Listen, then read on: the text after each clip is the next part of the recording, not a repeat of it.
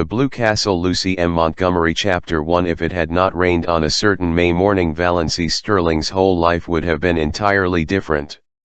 She would have gone, with the rest of her clan, to Aunt Wellington's engagement picnic, and Dr. Trent would have gone to Montreal, but it did rain, and you shall hear what happened to her because of it. Valency wakened early, in the lifeless, hopeless hour just preceding dawn. She had not slept well. Why? Well, one does not sleep well, sometimes, when one is 29 on the morrow, and unmarried, in a community and connection where the unmarried are simply those who have failed to get her vood, and the Sterlings had long since relegated Valency to hopeless old maidenhood. But Valency herself had never quite relinquished a certain pitiful, shamed, little hope that romance would come her way, yet never, until this wet, hornbill morning, when she wakened to the fact that she was 29 and unsought by any man. There lay the sting. Valency did not mind so much being an old maid. After all, she thought, being an old maid couldn't possibly be as dreadful as being married to an Uncle Wellington or an Uncle Benjamin, or even an Uncle Herbert. What hurt her was that she had never had a chance to be anything but an old maid. No man had ever desired her. The tears came into her eyes as she lay there alone in the faintly graying darkness. She dared not let herself cry as hard as she wanted to, for two reasons. She was afraid that crying might bring on another attack of that pain around the hilt. She had had a spell of it after she had got into bed, rather worse than any she had had yet. And she was afraid her mother would notice her red eyes at breakfast and keep at her with persistent, mosquito-like questions regarding the cause thereof. Suppose, thought Valency with a ghastly grin, I answered with the plain truth, I am crying because I cannot get man-eat. How horrified mother would be, though she is ashamed eve one day of her life of her old maid daughter. But of course appearances should be kept up. It is not, Valency could hear her mother's prim, dictatorial voice asserting, it is not maidenly to think about men. The thought of her mother's expression made Valency laugh, for she had a sense of humor nobody in her clan suspected. For that matter, there were a good many things about Valency that nobody suspected. But her laughter was very superficial, and presently she lay there, a huddled, futile little figure, listening to the rain pouring down outside and watching, with a sick distaste, the chill, merciless light creeping into her ugly, sordid room. She knew the ugliness of that room by heart, knew it and hated it. The yellow-painted floor, with one hideous, hooked rug by the bed, with a grotesque, hooked dog on it, always grinning at her when she awoke, the faded, dark red paper, the ceiling discolored by old leaks and crossed by cracks, the now pinched little washstand, the brown paper with purple roses on it, the spotted old looking glass with the crack across it, propped up on the inadequate dressing table, the jar of ancient potpourri made by her mother in her mythical honeymoon, the shell-covered box, with one burst comber, which Cousin Stickles had made in her equally mythical girlhood, the beaded pincushion with half its fringe gone, the one stiff, yellow chair, the faded old motto, gone but not forgotten, worked in colored yarns about great-grandmother Sterling's grim old face, the old photographs of ancient relatives long banished from the rooms below. There were only two pictures that were not of relatives. One, an old chromo of a puppy sitting on a rainy doorstep. That picture always made Valency unhappy. That forlorn little dog on the doorstep in the diving rain. Why didn't someone open the door and let him in? The other picture was a faded, passé Paul-touted engraving of Queen Louise coming down a stairway, which Aunt Wellington had lavishly given her on her 10th birthday. For 19 years she had looked at it and hated it, beautiful, smug, self-satisfied Queen Louise. But she never dared destroy it or remove it. Mother and Cousin Stickles would have been aghast, or, as Valency irreverently expressed it in her thoughts, would have had a fit. Avexi room in the house was ugly, of course. But downstairs appearances were kept up somewhat. There was no money for rooms nobody ever saw. Valency sometimes felt that she could have done something for her room herself, even without money, if she were permitted. But her mother had negatived every timid suggestion and Valency did not persist. Valency never persisted. She was afraid to. Her mother could not brook opposition. Mrs. Sterling would sulk for days if offended, with the airs of an insulted duchess. The only thing Valency liked about her room was that she could be alone there at night to cry if she wanted to. But, after all, what did it matter if a room, which you used for nothing except sleeping and dressing in, were ugly? Valency was never permitted to stay alone in her room for any other purpose. People who wanted to be alone, so Mrs. Frederick Sterling and Cousin Stickles believed, could only want to be alone for some sinister purpose. But her room in the Blue Castle was everything a room should be. Valency, so cowed and subdued and overridden and snubbed in real life, was wont to let herself go rather splendidly in her daydreams.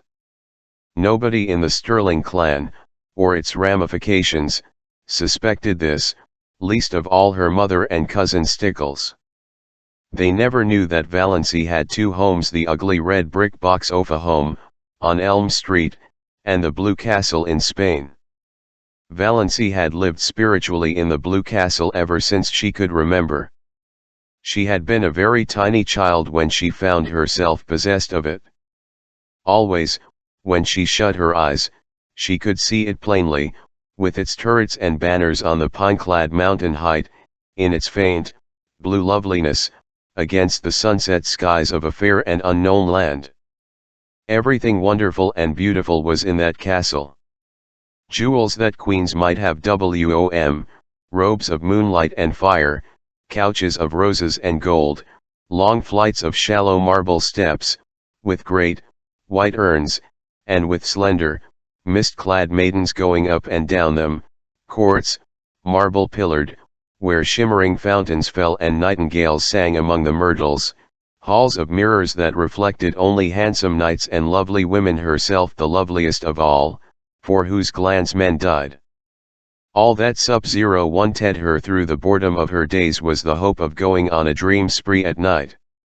Most, if not all, of the Sterlings would have died of hunger if they had known half the things Valency did in her Blue Castle. For one thing, she had quite a few lovers in it. Oh, only one at a time. One who wooed her with all the romantic ardor of the age of Shivaji and won her after long devotion and many deeds of doing, and was wedded to her with pomp and circumstance in the great, banner-hung chapel of the Blue Castle. At 12, this lover was a fair lad with golden curls and heavenly blue eyes. At 15, he was tall and dark and pale, but still necessarily handsome. At 20, he was ascetic, dreamy, spiritual. At 25, he had a clean-cut jaw, slightly grim, and a face strong and angry rather than handsome. Valency never grew older than 25 in her Blue Castle, but recently, very recently, her hero had reddish, tawny hair, a twisted smile and a mysterious past. I don't say Valency deliberately murdered these lovers as she outgrew them. One simply faded away as another came. Things are very convenient in this respect in Blue Castles. But, on this morning of her day of fate, Valency could not find the key of her Blue Castle. Reality pressed on her too inordinately, barking at her heels like an inadvertent little dog. She was 29, lonely, undesired, ill-favored, the only homely girl in a handsome clan, with no past and no future. As far as she could look back, life was drab and colorless, with not one single crimson or purple spot anywhere. As far as she could look forward, it seemed certain to be just the same until she was nothing but a solitary, little withered leaf clinging to a wintry bough. The moment when a woman realizes that she has nothing to live for, neither love, duty, purpose, nor hope holds for her the bitterness of death. and I just have to go on living because I can't stop. I may have to live 80 years, thought Valency, in a kind of panic. We're all horribly long-lived. It sickens me to think of it. She glad it was raining, or rather, she was drearily satisfied that it was raining. There would be no picnic that day. This annual picnic, whereby Aunt and Uncle Wellington, one always thought of them in that succession, inevitably celebrated their engagement at a picnic 30 years before, had been, of late years, a veritable nightmare to Valency. By an impish coincidence it was the same day as her birthday, and, after she had passed 25, nobody let her forget it. Much as she hated going to the picnic, it would never have occurred to her to rebel against it. There seemed to be nothing of the revolutionnaire in her nature. And she knew exactly what Eve 1y1 would say to her at the picnic.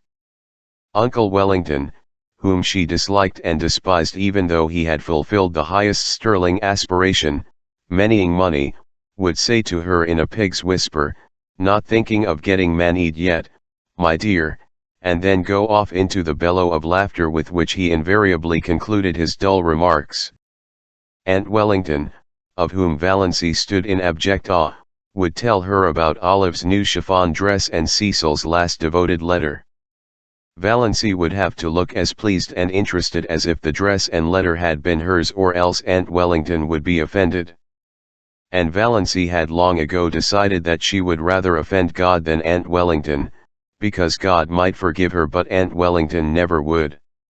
Aunt Alberta, enormously fat, with an amiable habit of always referring to her husband as he, as if he were the only male creature in the world, who could never forget that she had been a great beauty in her youth, would condole with Valency on her sallow skin. "I don't know why all the girls of today are so sunburned. When I was a girl my skin was roses and cream. I was counted the prettiest girl in Canada, my dear." Perhaps Uncle Herbert wouldn't say anything, or perhaps he would remark jocularly, "How fat you're getting, MSS." And then everybody would laugh over the excessively humorous idea of poor, scrawny little Doss getting fat. Handsome, solemn Uncle James, whom Valency disliked but respected because he was reputed to be very clever and was therefore the clan oracle, brains being none too plentiful in the Sterling connection, would probably remark with the owl-like sarcasm that had won Hilly his reputation, "I suppose you're busy with your hope chest these days." And Uncle Benjamin would ask some of his abominable conundrums, between wheezy chuckles, and answer them himself. What is the difference between IOSS and a mouse? The mouse wishes to harm the cheese and Doss wishes to charm the he's. Valency had heard him ask that riddle 50 times, and every time she wanted to throw something at him. But she never did. In the first place, the Sterlings simply did not throw things. In the second place, Uncle Benjamin was a wealthy and childless old widower, and Valency had been brought up in the fear and admonition of his money. If she offended him he would cut her out of his will, supposing she were in it. Valency did not want to be cut out of Uncle Benjamin's will. She had been poor all her life and knew the galling bit mess of it. So she endured his riddles and even smiled tortured little smiles over him. Aunt Isabel, downright and disagreeable as an east wind, would criticize her in some way. Valency could not predict just how, for Aunt Isabel never a criticism, she found something new with which to jab you every time.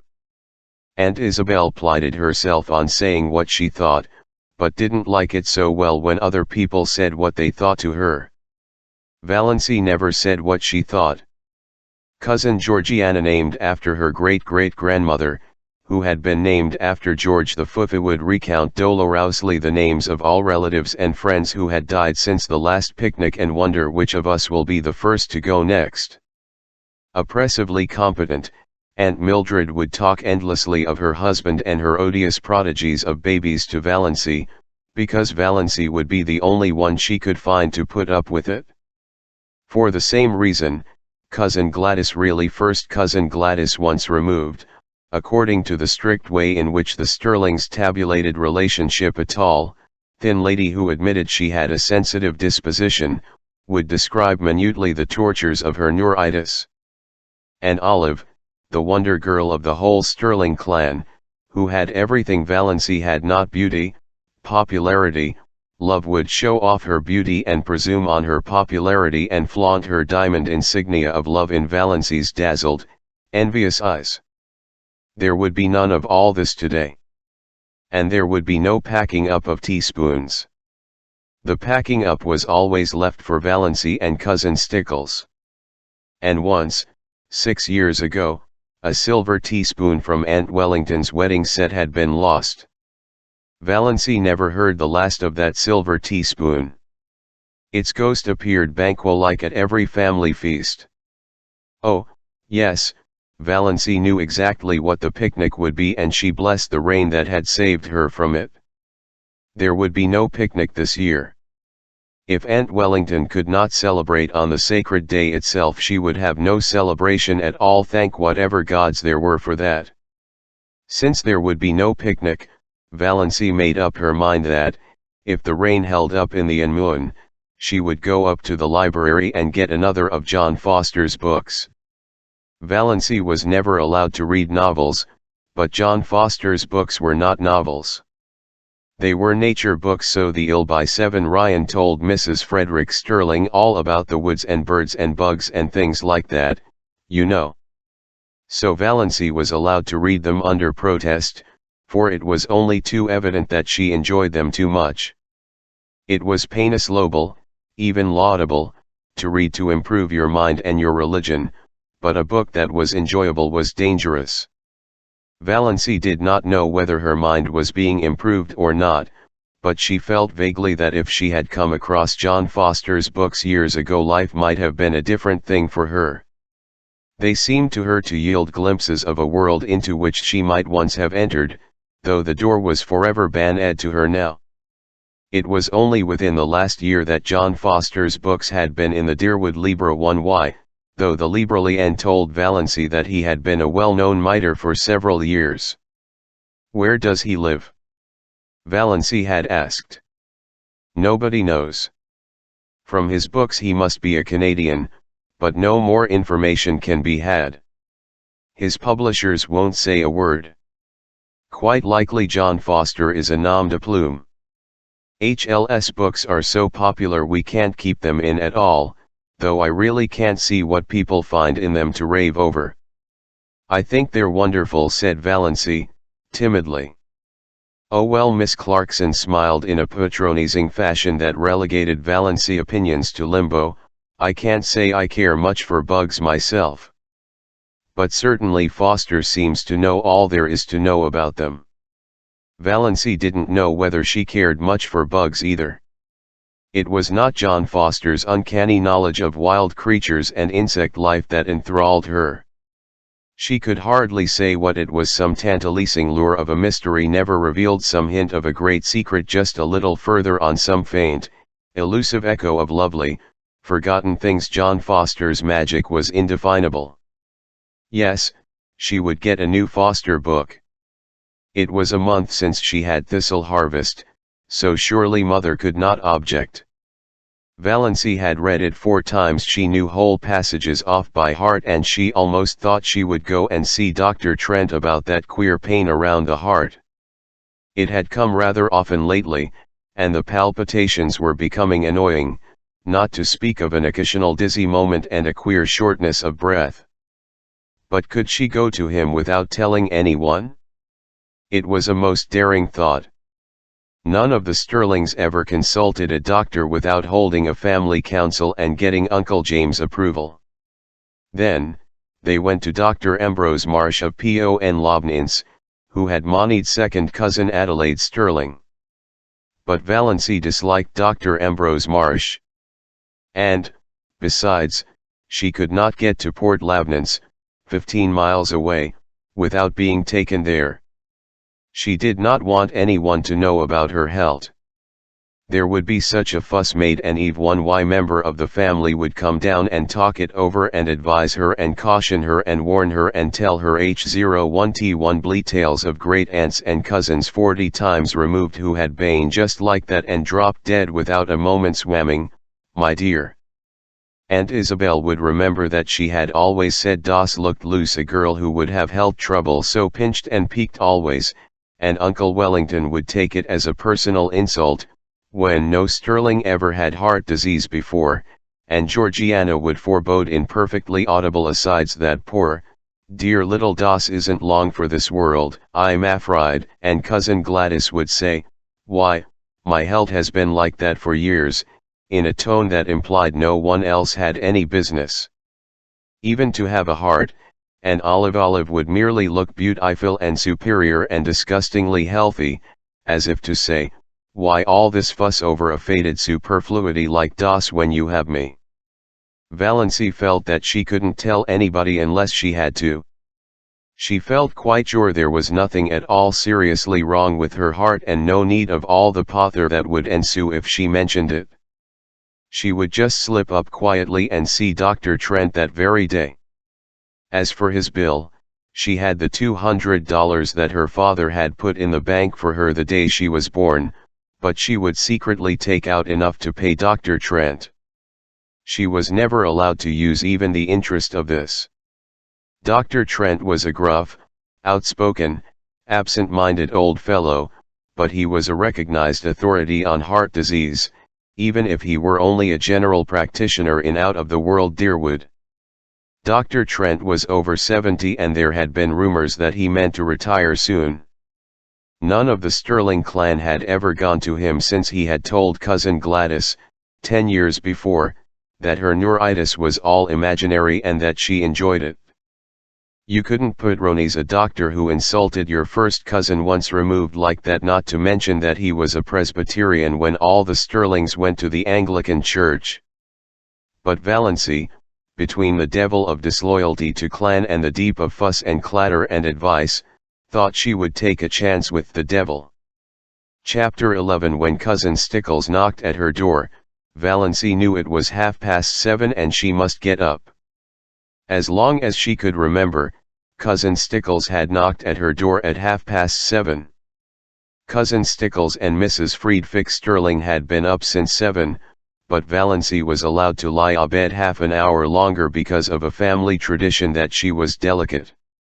Valency got up, though she hated getting up more this morning than ever she had before. What was there to get up for? Another dreary one day like all the days that had preceded it, full of meaningless little tasks, joyless and unimportant, that benefited nobody. But if she did not get up at once she would not be ready for breakfast at 8 o'clock. Hard and fast tunes for meals were the rule in Mrs. Sterling's household.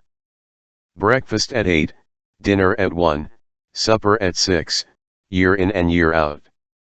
No excuses for being late were ever tolerated. So up Valency got, shivering. The room was bitterly cold with the raw, penetrating chill of a wet May morning. The house would be cold all day. It was one of Mrs. Frederick's rules that no fires were necessary after the 24th of May. Meals were cooked on the little oil stove in the back porch. And though May might be icy and October frostbitten, no fires were lighted until the 21st of October by the calendar.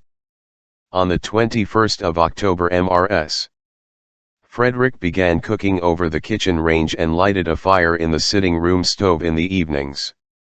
It was about in the connection that the late Frederick Sterling had caught the cold which resulted in his death during Valency's first year of life, because Mrs. Frederick would not have a fire on the 20th of October.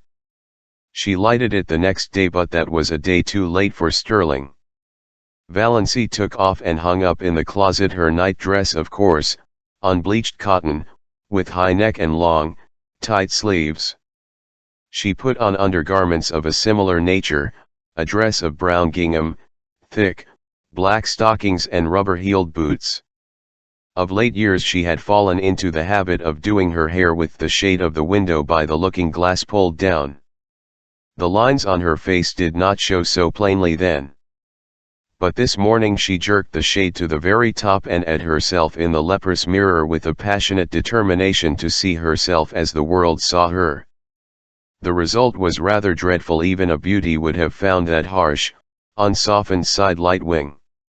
Valency saw straight black hair, shone and thin, always lustreless despite the fact that she gave it 100 strokes of the blush, neither more nor less, every night of her life, and faithfully nibbed Redfam's hair vigor into the roots, more lustreless than ever in its morning roughness, fine, straight, black brows, a nose she had always felt was much too small even for her small, three-cornered, white face, a small, pale mouth that always fell open a trifle over little, pointed white teeth. A figure thin and flat-breasted, rather below the average height. She had somehow escaped the family high cheekbones, and her dark brown eyes, too soft and shadowy to be black, had a slant that was almost oriental. Apart from her eyes she was neither pretty nor ugly, just insignificant looking, she concluded bitterly. How plain the lines around her eyes and mouth were in that merciless light. And never had her narrow, white face looked so narrow and so white. She did her hair in a pompadour. Pompadours had long gone out of fashion, but they had been in when Valency first put her hair up, and Aunt Wellington had decided that she must always wear her hair so. It is the only way that becomes you. Your face is so small that you must add height to it by a pompadour effect, said Aunt Wellington, who always enunciated commonplaces as if uttering profound and important tilts. Valency had hankered to do her hair pulled low on her forehead, with puffs above the ears, as Olive was wearing hers. But Aunt Wellington's dictum had such an effect on her that she never dared change her style of hairdressing again. But then, there were so many things Valency never dared do. All her life she had been afraid of something, she thought bitterly.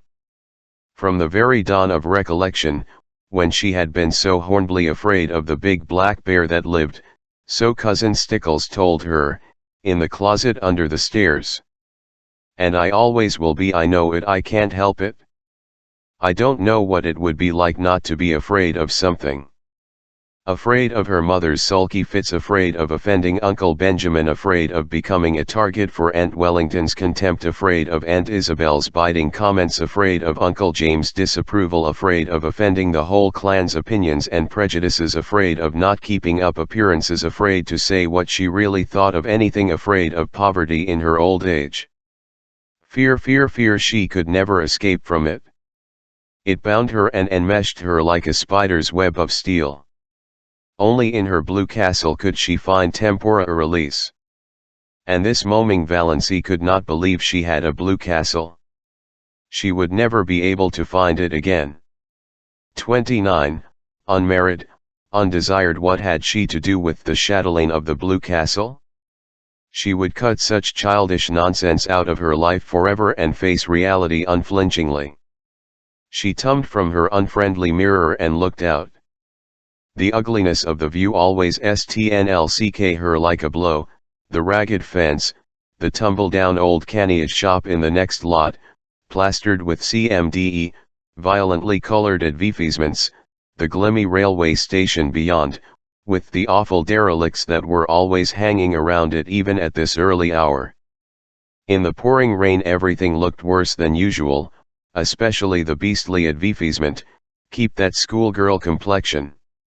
Valency had kept her schoolgirl complexion. That was just the trouble. There was not a gleam of beauty anywhere exactly like my life, thought Valency drearily. Her brief bitterness had passed.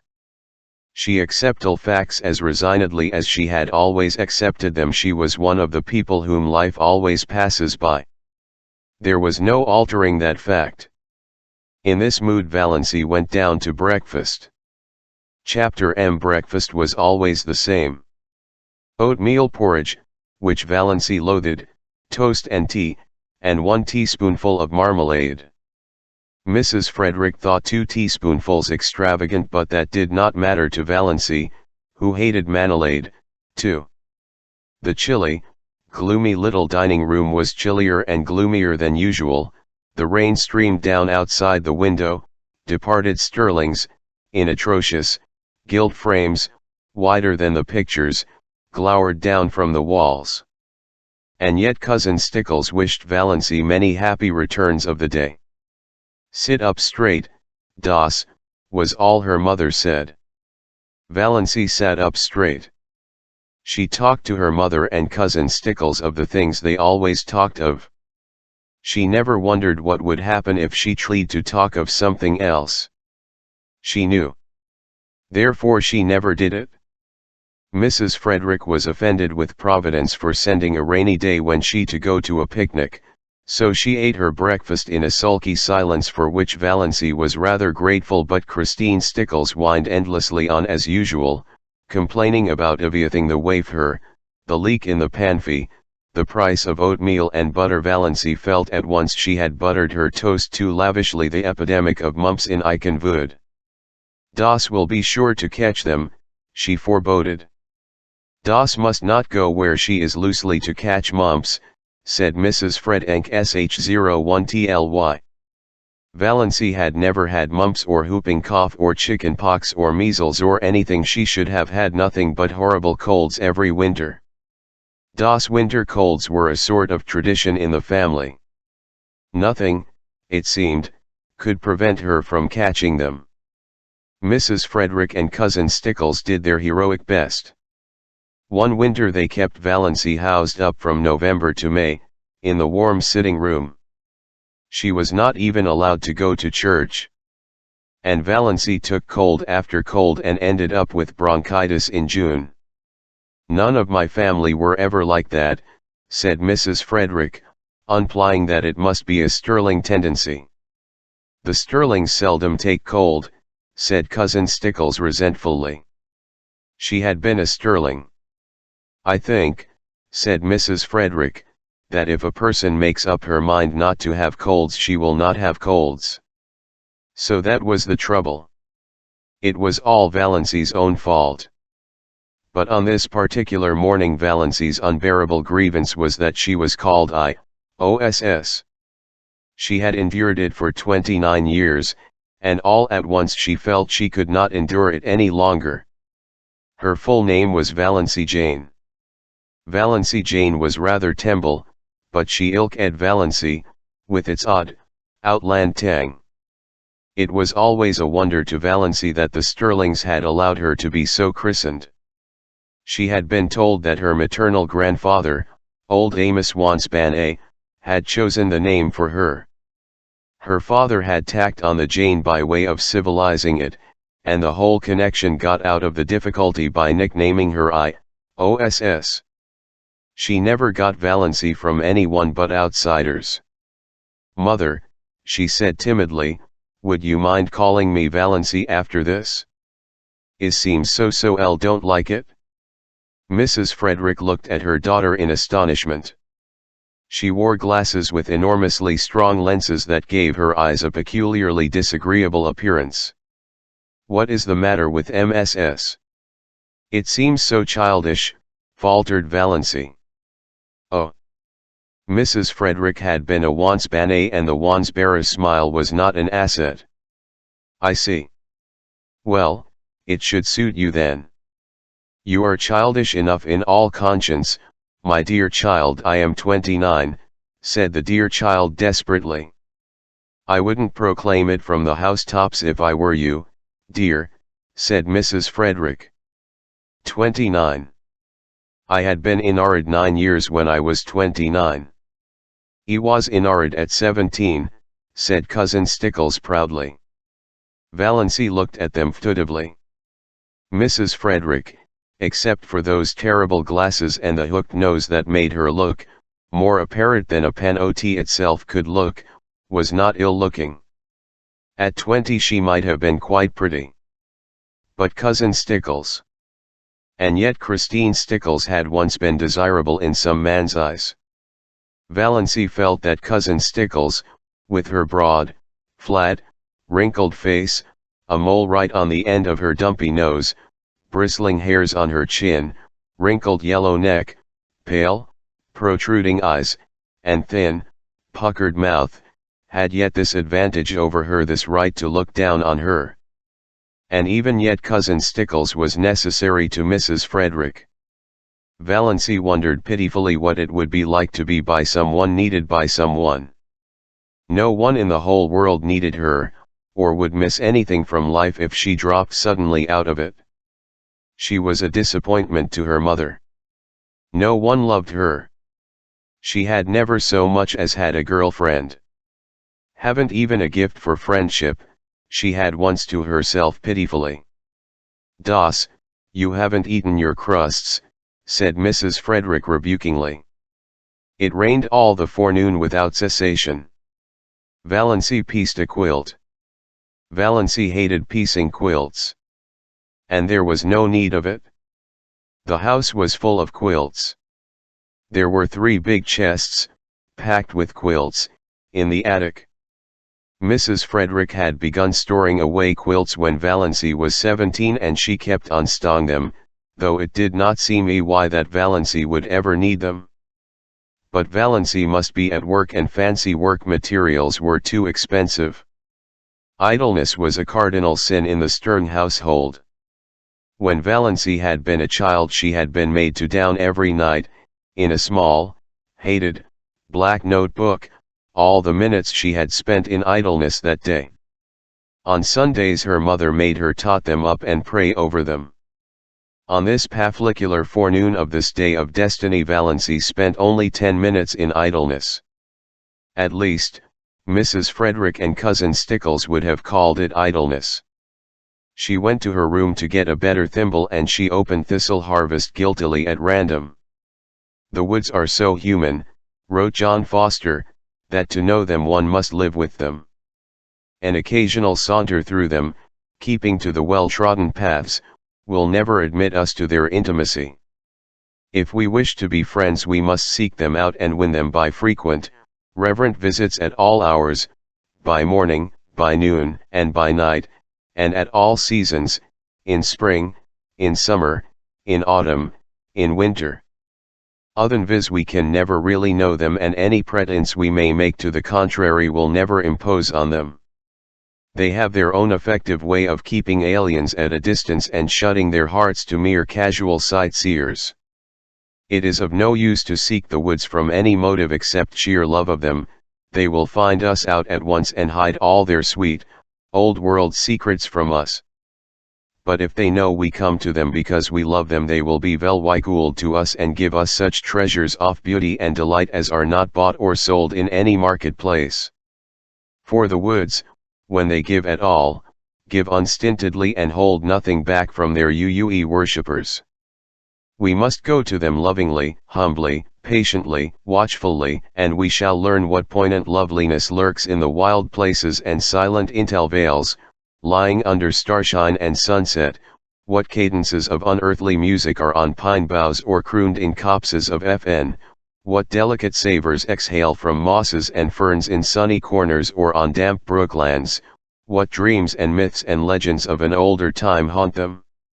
Then the immortal heart of the woods will beat against ours, and its subtle life will steal into our veins and make us its forever, so that no matter where we go or how widely we wander, we shall yet be drawn back to the forest to find our most enduring fellowship. "Das," called her mother from the hall below, "what are you doing all by yourself in that room?" Valancy dropped Thistle Harvest like a hot coal and fled downstairs to her patches, but she felt the strange exhilaration of spirit that always came momentarily to her when she dipped into one of John Foster's books.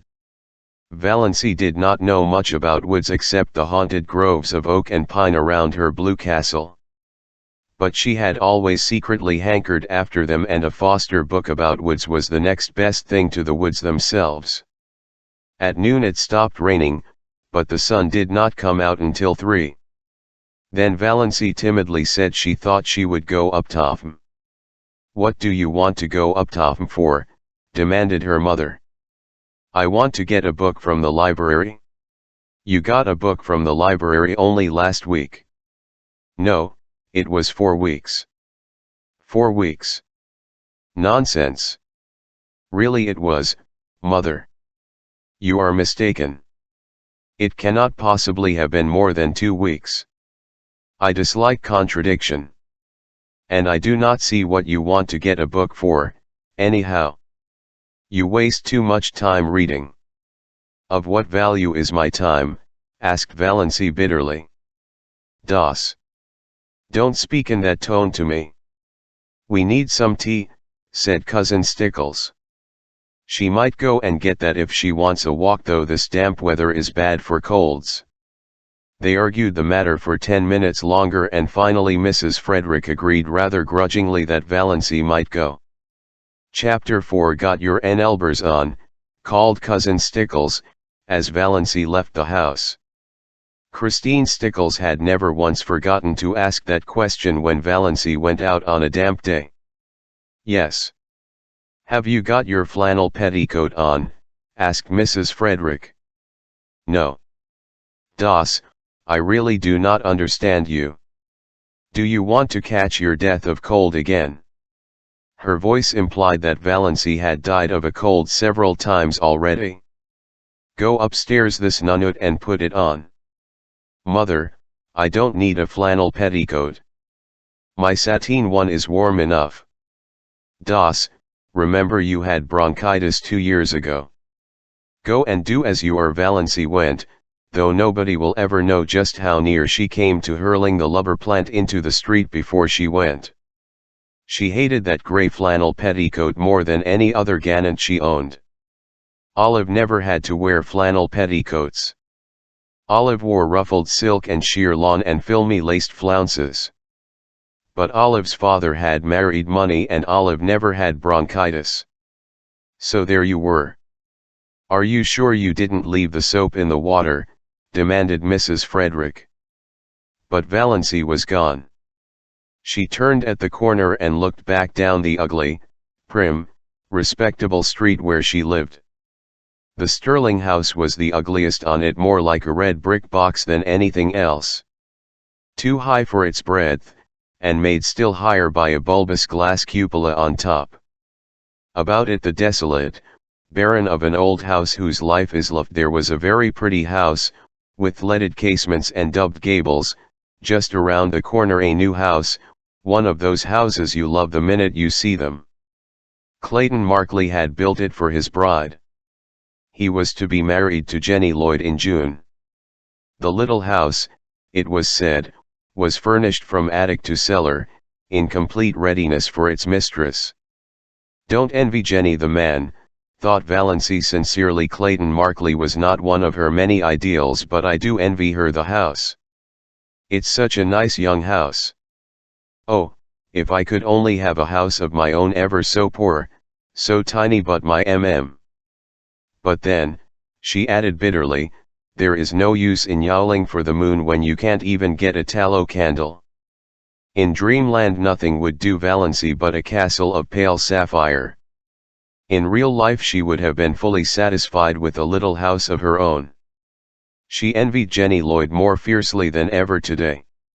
Jenny was not so much better looking than she was, and not so very much younger.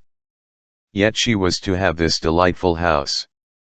And the nicest little Wedgwood teacups Valency had seen them, an open fireplace, and monogrammed linen, hem-stitched tablecloths, and china closets. Why did even thing come to some girls and nothing to others? It wasn't fair. Valency was once more seething with rebellion as she walked along, a plim, dowdy little figure in her shabby raincoat and 3-year-old hat, splashed occasionally by the mud of a passing motor with its insulting shrieks. Motors were still rather a novelty in Derwood, though they were common in Port Lawrence, and most of the summer residents up at Muskoka had them. In Deerwood only some of the smart set had them, for even Dean Wood was divided into sets. There was the smart set, the intellectual set, the old family set, of which the Sterlings were members, condescended to a motor, though Olive was teasing her father to have one. Valency had never even been in a motor car. But she did not hanker after this.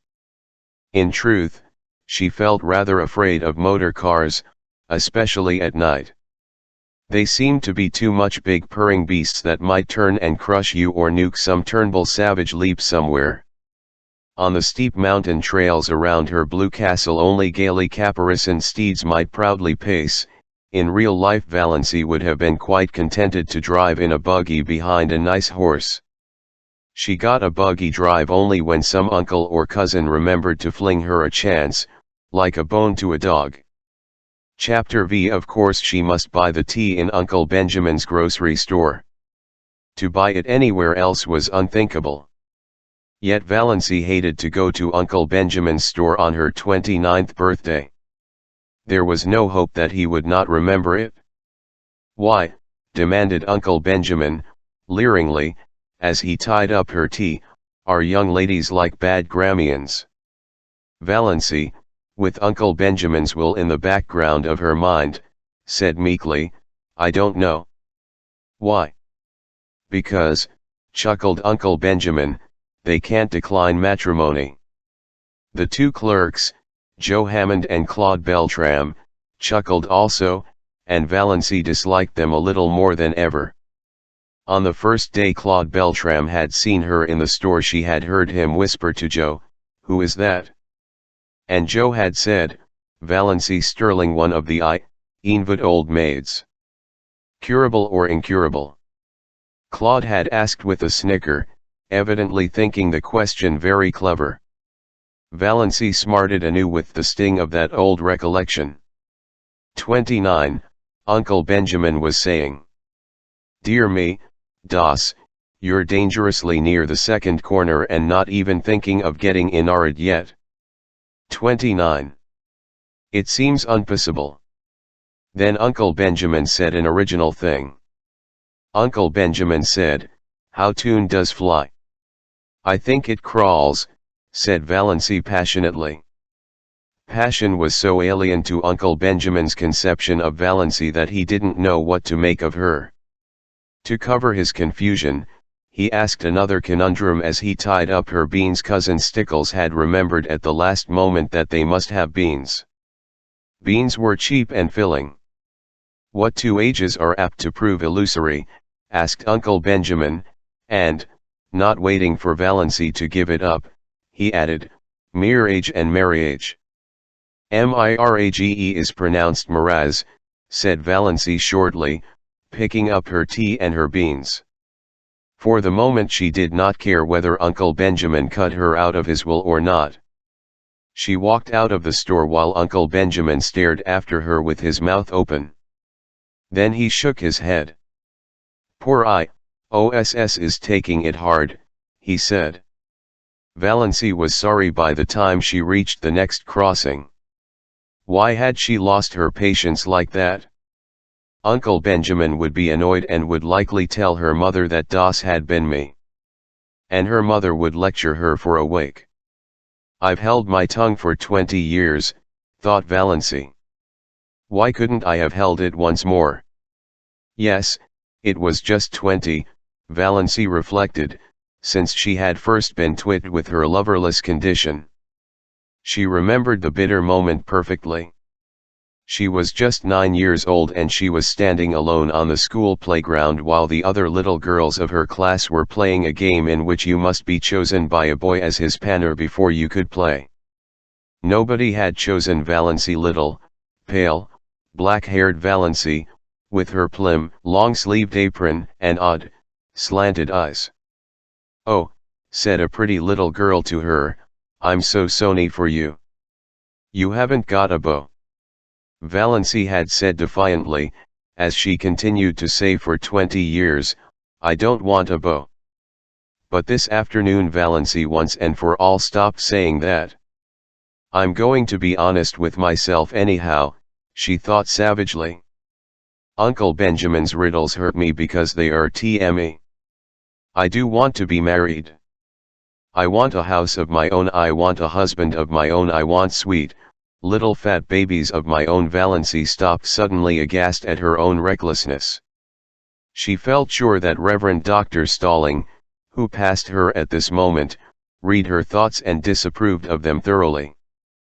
Valency was afraid of Dr. Stalling, had been afraid of Hilly ever since the Sunday, 23 years before, when he had first come to St. Albans. Valency had been too late for Sunday school that day, and she had gone into the church timidly and sat in their pew. No one else was in the church, nobody except the new rector, Dr. Stalling. Dr. Stalling stood up in front of the choir door, beckoned to her, and said sternly, "Little boy, come up here." Valency had stared around her. There was no little boy, there was no one in all the huge church but herself. This strange man with the blue glasses couldn't mean her. She was not a boy. "Little boy," repeated Dr. Stalling, more sternly still, shaking his forefinger fiercely at her, "come up here at once." Valency arose as if hypnotized and walked up the aisle. She was too terrified to do anything else. What dreadful thing was going to happen to her? What had happened to her? Had she actually turned into a boy? She came to a stop in front of Dr. Stalling. Dr. Stalling shook his forefinger, such a long, knuckly forefinger, at her and said, "Little boy, take off your hat." Valency took off her hat. She had a scrabby little pigtail hanging down her back, but Dr. Stalling was one-sided and did not perceive it. "Little boy, go back to your seat and always take off your hat in church. Remember." Valency went back to her seat, caning her hat like an automaton. Presently her mother came in. "Das," said Mrs. Sterling, "what do you mean by taking off our hat? Put it on instantly." Valency put it on instantly. She was cold with fear lest Dr. Stalling should immediately summon her up front again. She would have to go. Of course it never occurred to her that one could disobey the rector, and the church was full of people now. Oh, what would she do if that hornbull, stabbing forefinger were shaken at her again before all those people? Valency sat through the whole service in an agony of dread and was sick for a week afterwards. Nobody knew why Mrs. Frederick again bemoaned herself of her delicate child. Dr. Stalling found out his mistake and laughed over it to Valency, who did not laugh. She never got over her dread of Dr. Stalling. And now to be caught by him on the street corner, thinking such things. Valency got her John Foster book, Magic of Wings. "His latest, all about birds," said Miss Clarkson. She had almost decided that she would go home, instead of going to see Dr. Trent. Her courage had failed her. She was afraid of offending Uncle James, afraid of angering her mother, afraid of facing gruff, shaggy-browed old Dr. Trent, who would probably tell her, as he had told Cousin Gladys, that her trouble was entirely imaginary and that she only had it because she ilk-ed to have it. No, she would not go. She would get a bottle of Redfern's purple pills instead. Redfern's purple pills were the standard medicine of the Sterling clan. Had they not cured second cousin Geraldine when 5 doctors had given her up? Valency always felt very skeptical concerning the virtues of the purple pills, but there might be something in them, and it was easier to take them than to face Dr. Trent alone. She would glance over the magazines in the reading room a few minutes and then go home. Valency tried to read a story, but it made her furious. On Eve 1Y page was a picture of the heroine surrounded by adoring men. And here was she, Valency Sterling, who could not get a Solita 1Y bow. Valency slammed the magazine shut. She opened Magic of Wings. Her eyes fell on the paragraph that changed her life. "Fear is the original sin, John Foster. Almost all the evil in the world has its origin in the fact that someone is afraid of something. It is a cold, slimy summon coiling about you. It is 1101T1 bleed to live with fear, and it is of all things degrading." Valency shut Magic of Wings and stood up.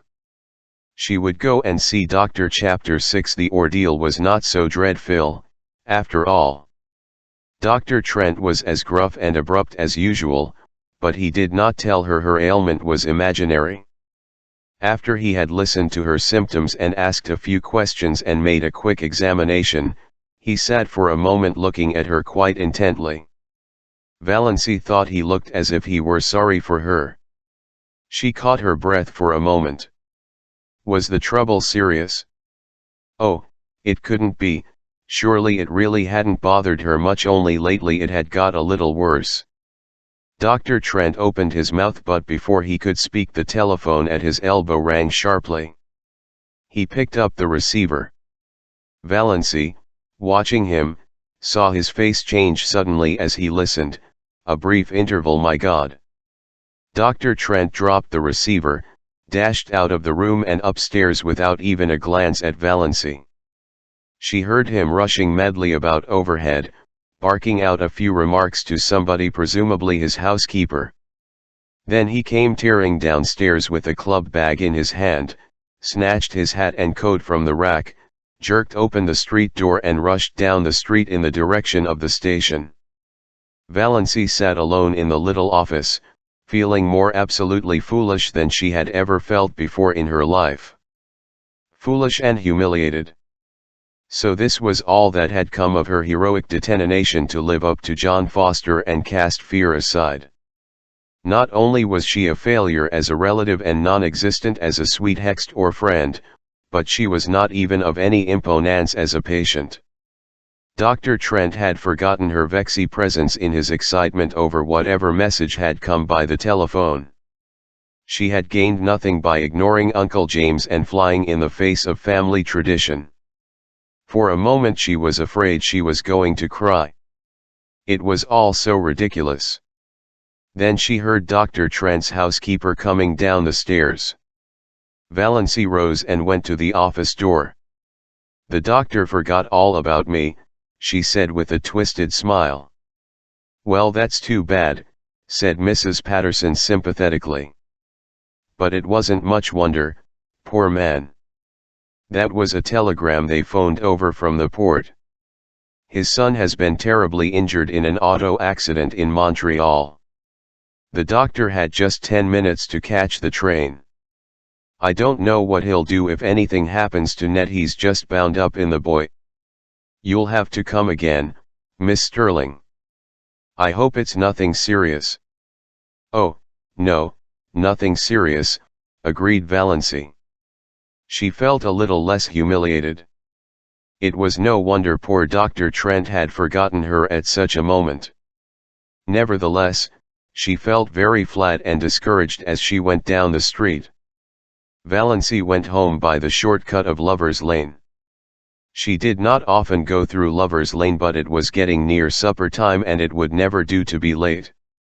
Lover's Lane wound back of the village, under great elms and maples, and deserved its name.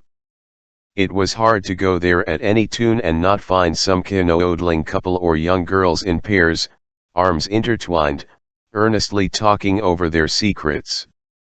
Valency didn't know which made her feel more self-conscious and uncomfortable. This evening she encountered both. She met Connie Hale and Kate Bailey, in new pink organdy dresses with flowers stuck coquettishly in their glossy, bare hair. Valency had never had a pink dress or worn flowers in her hair. Then she passed a young couple she didn't know, dandering along, oblivious to everything but themselves. The young man's arm was around the girl's waist quite shamelessly. Valency had never with a man's arm about her.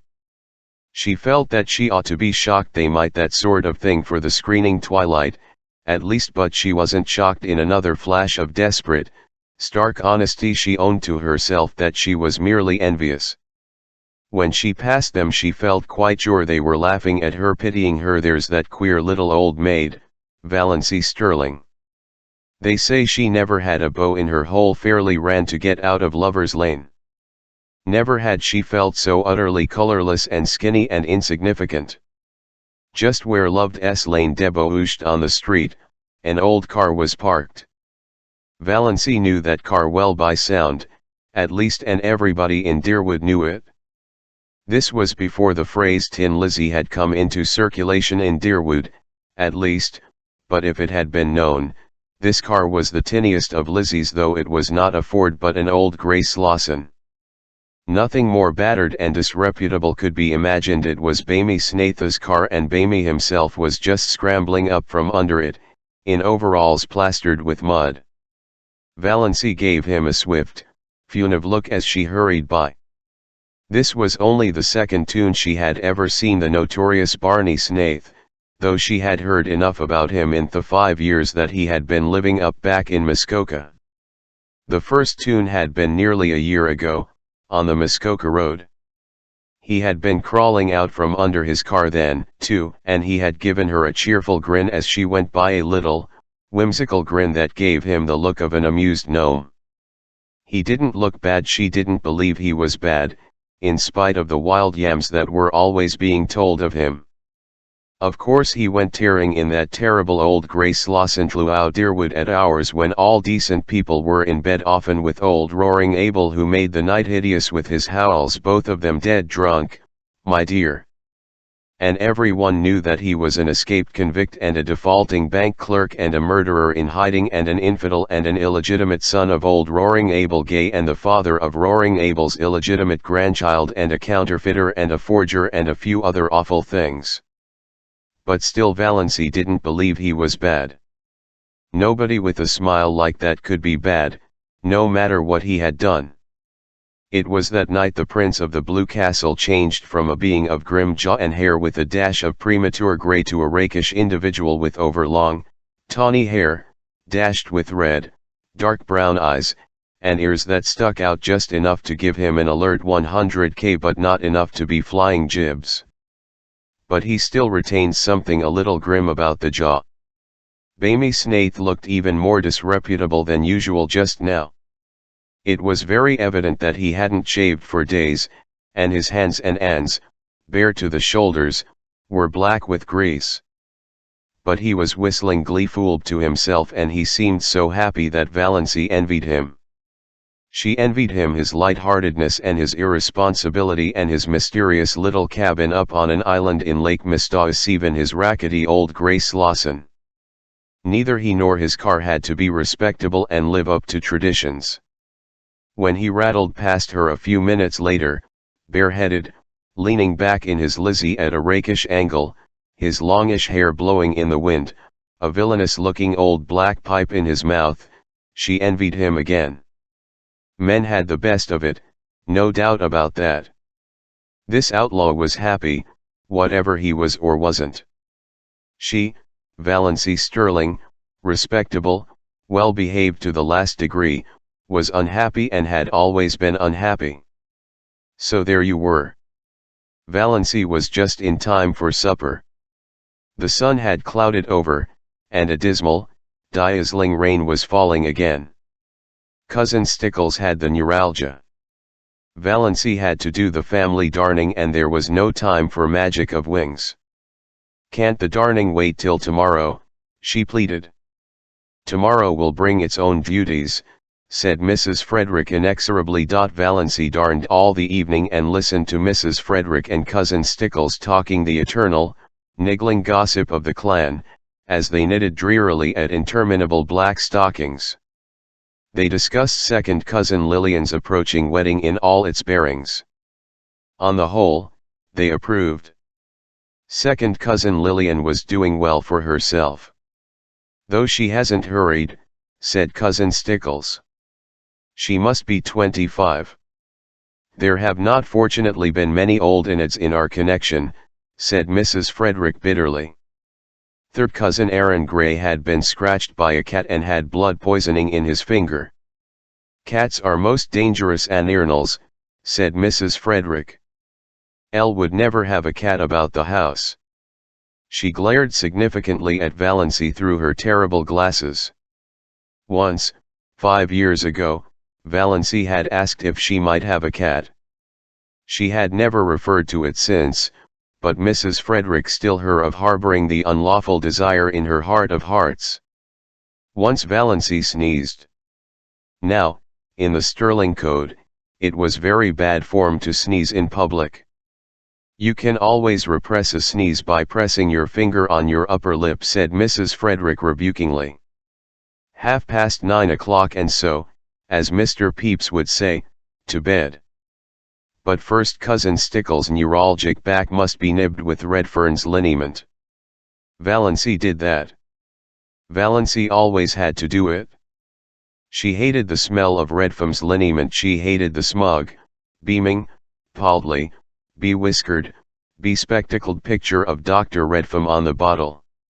Her fingers smelled of the honable stuff after she got into bed, in spite of all the sknelbing she gave them. Valancy's day of destiny had come and gone. She ended it as she had begun it, in tears. Chapter 7. There was a rosebush on the little Sterling lawn, growing beside the gate. It was called LHSS's rosebush. Cousin Georgiana had given it to Valancy 5 years ago, and Valancy had planted it joyfully. She loved roses. But of course the rosebush never bloomed. That was her luck. Valancy did everything she could think of and took the advice of everybody in the clan, but still the rosebush would not bloom. It throve and grew luxuriantly, with great leafer branches untouched of rust or spider, but not even a bud had ever appeared on it. Valancy, looking at it 2 days after her birthday, was filled with a sudden, overwhelming hatred for it. The thing wouldn't bloom. Very well, then, she would cut it down. She marched to the tool room in the barn for her garden knife, and she went at the rosebush viciously. A few minutes later horrified Mrs. Frederick came out to the veranda and beheld her daughter slashing insanely among the rosebush boughs. Half of them were already strewn on the walk. The bush looked sadly dismantled. "Das, what on earth are you doing? Have you gone crazy?" "No," said Valancy. She meant to say it defiantly, but habit was too strong for her. She said it deprecatingly. 1 just made up my mind to cut this bush down.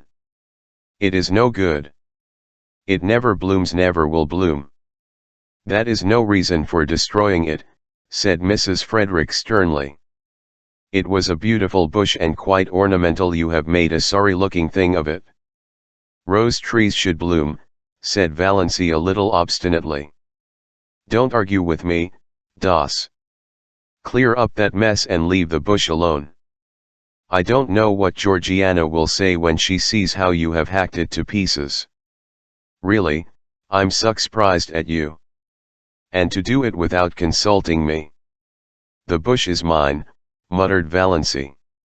What's that? What did you say, MSS? I only said the bush was mine, repeated Valancy humbly.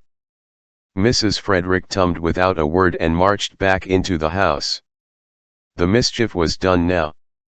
Valancy knew she had offended her mother deeply and would not be spoken to or noticed in any way for 3 days.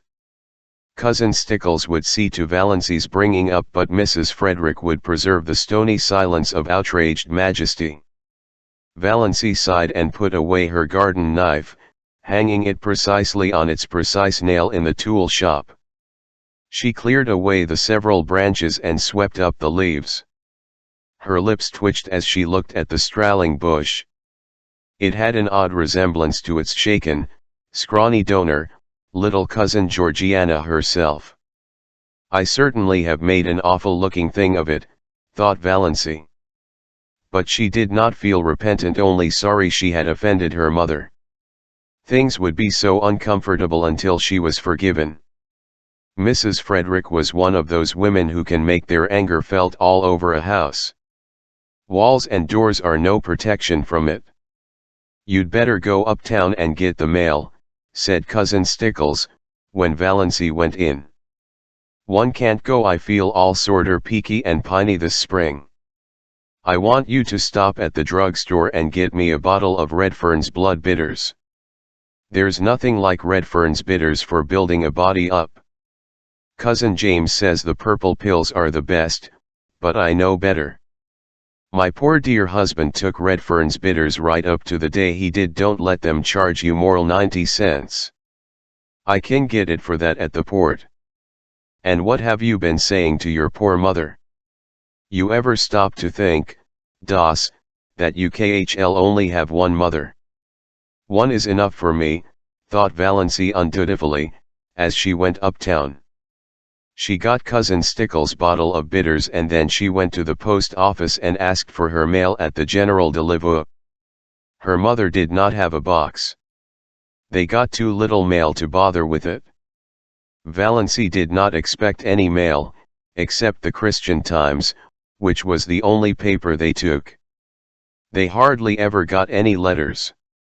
But Valency rather to stand in the office and watch Mr. Carewee, the grey-bearded, Santa Clausy old clerk, handing out letters to the lucky people who did get them.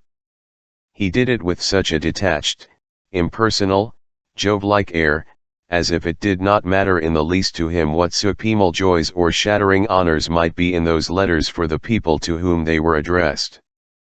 Letters had a fascination for Valency, perhaps because she so seldom got any. In her Blue Castle exciting epistles, bound with silk and sealed with crimson, were always being brought to her by pages in livo of gold and blue, but in real life her only letters were occasional perfunctory notes from relatives or an advertising circular. Consequently she was immensely surprised when N.F.R. Carewee, looking even more Jovian than usual, poked a letter out to her. Yes, it was addressed to her plainly, in a fierce, black hand, Miss Valency Sterling, Elm Street, the postmark was Montreal. Valency picked it up with a little quickening of her breath. Montreal. It must be from Dr. Trent. He had remembered her. After all, Valency met Uncle Benjamin coming in as she was going out and was glad the letter was safely in her bag. What, said Uncle Benjamin, is the difference between a donkey and a postage stamp? I don't know. What, answered Valency dutifully. One you lick with a stick and the other you stick with a lick. Ha, ha. Uncle Benjamin passed in, tremendously with himself. Cousin Stickles pounced on the Times when Valency got home, but it did not occur to her to ask if there were any letters. Mrs. Frederick would have asked it, but Mrs. Frederick's lips at present were sealed. Valency was glad of this. If her mother had asked if there were any letters, Valency would have had to admit there was. Then she would have had to let her mother and Cousin Stickles read the letter and all would be discovered. Her heart acted strangely on the way upstairs, and she sat down by her window for a few minutes before opening her letter. She felt very guilty and deceitful. She had never before kept a letter secret from her mother. Every letter she had ever written or received had been read by Mrs. Friedfick. That had never mattered. Valency had never had anything to hide. But this did matter. She could not have anyone see this letter. But her fingers trembled with a consciousness of wickedness and unfilial conduct as she opened it, trembled a little, too, perhaps, with apprehension. She felt quite sure there was nothing seriously wrong with her health, but one never. Dr. Trent's letter was Ilka himself, blunt, abrupt, concise, wasting no words. Dr. Trent never beat about the bush. Dear Miss, then a page of black, positive writing.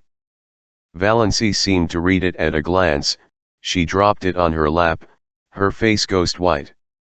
Dr. Trent told her that she had a very dangerous and fatal form of health disease, angina pectoris, evidently complicated with an aneurysm, whatever that was, and in the last stages.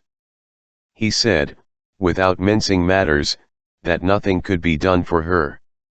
If she took great care of herself she might live a year, but she might also die at any moment. Dr. Trent never troubled himself about euphemisms. She must be careful to avoid all excitement and all severe muscular efforts. She must eat and drink care. Any sudden jolt or shock might be fatal. She was to get the prescription he enclosed filled and carry it with her always, taking a dose whenever her attacks came on. And he was hers usually, H.B. Trent. Valency sat for a long while by her window. Outside was a world drowned in the light of a spring afternoon, skies entrancingly blue, Winds perfumed and free, lovely, soft, blue hazes at the end of every street. Over at the railway station a group of young girls was waiting for a train. She heard their gay laughter as they chattered and joked. The train roared in and roared out again. But none of these things had any reality. Nothing had any reality except the fact that she had only another year to live. When she was tired of sitting at the window she went over and lay down on her bed, staring at the cracked, discolored ceiling.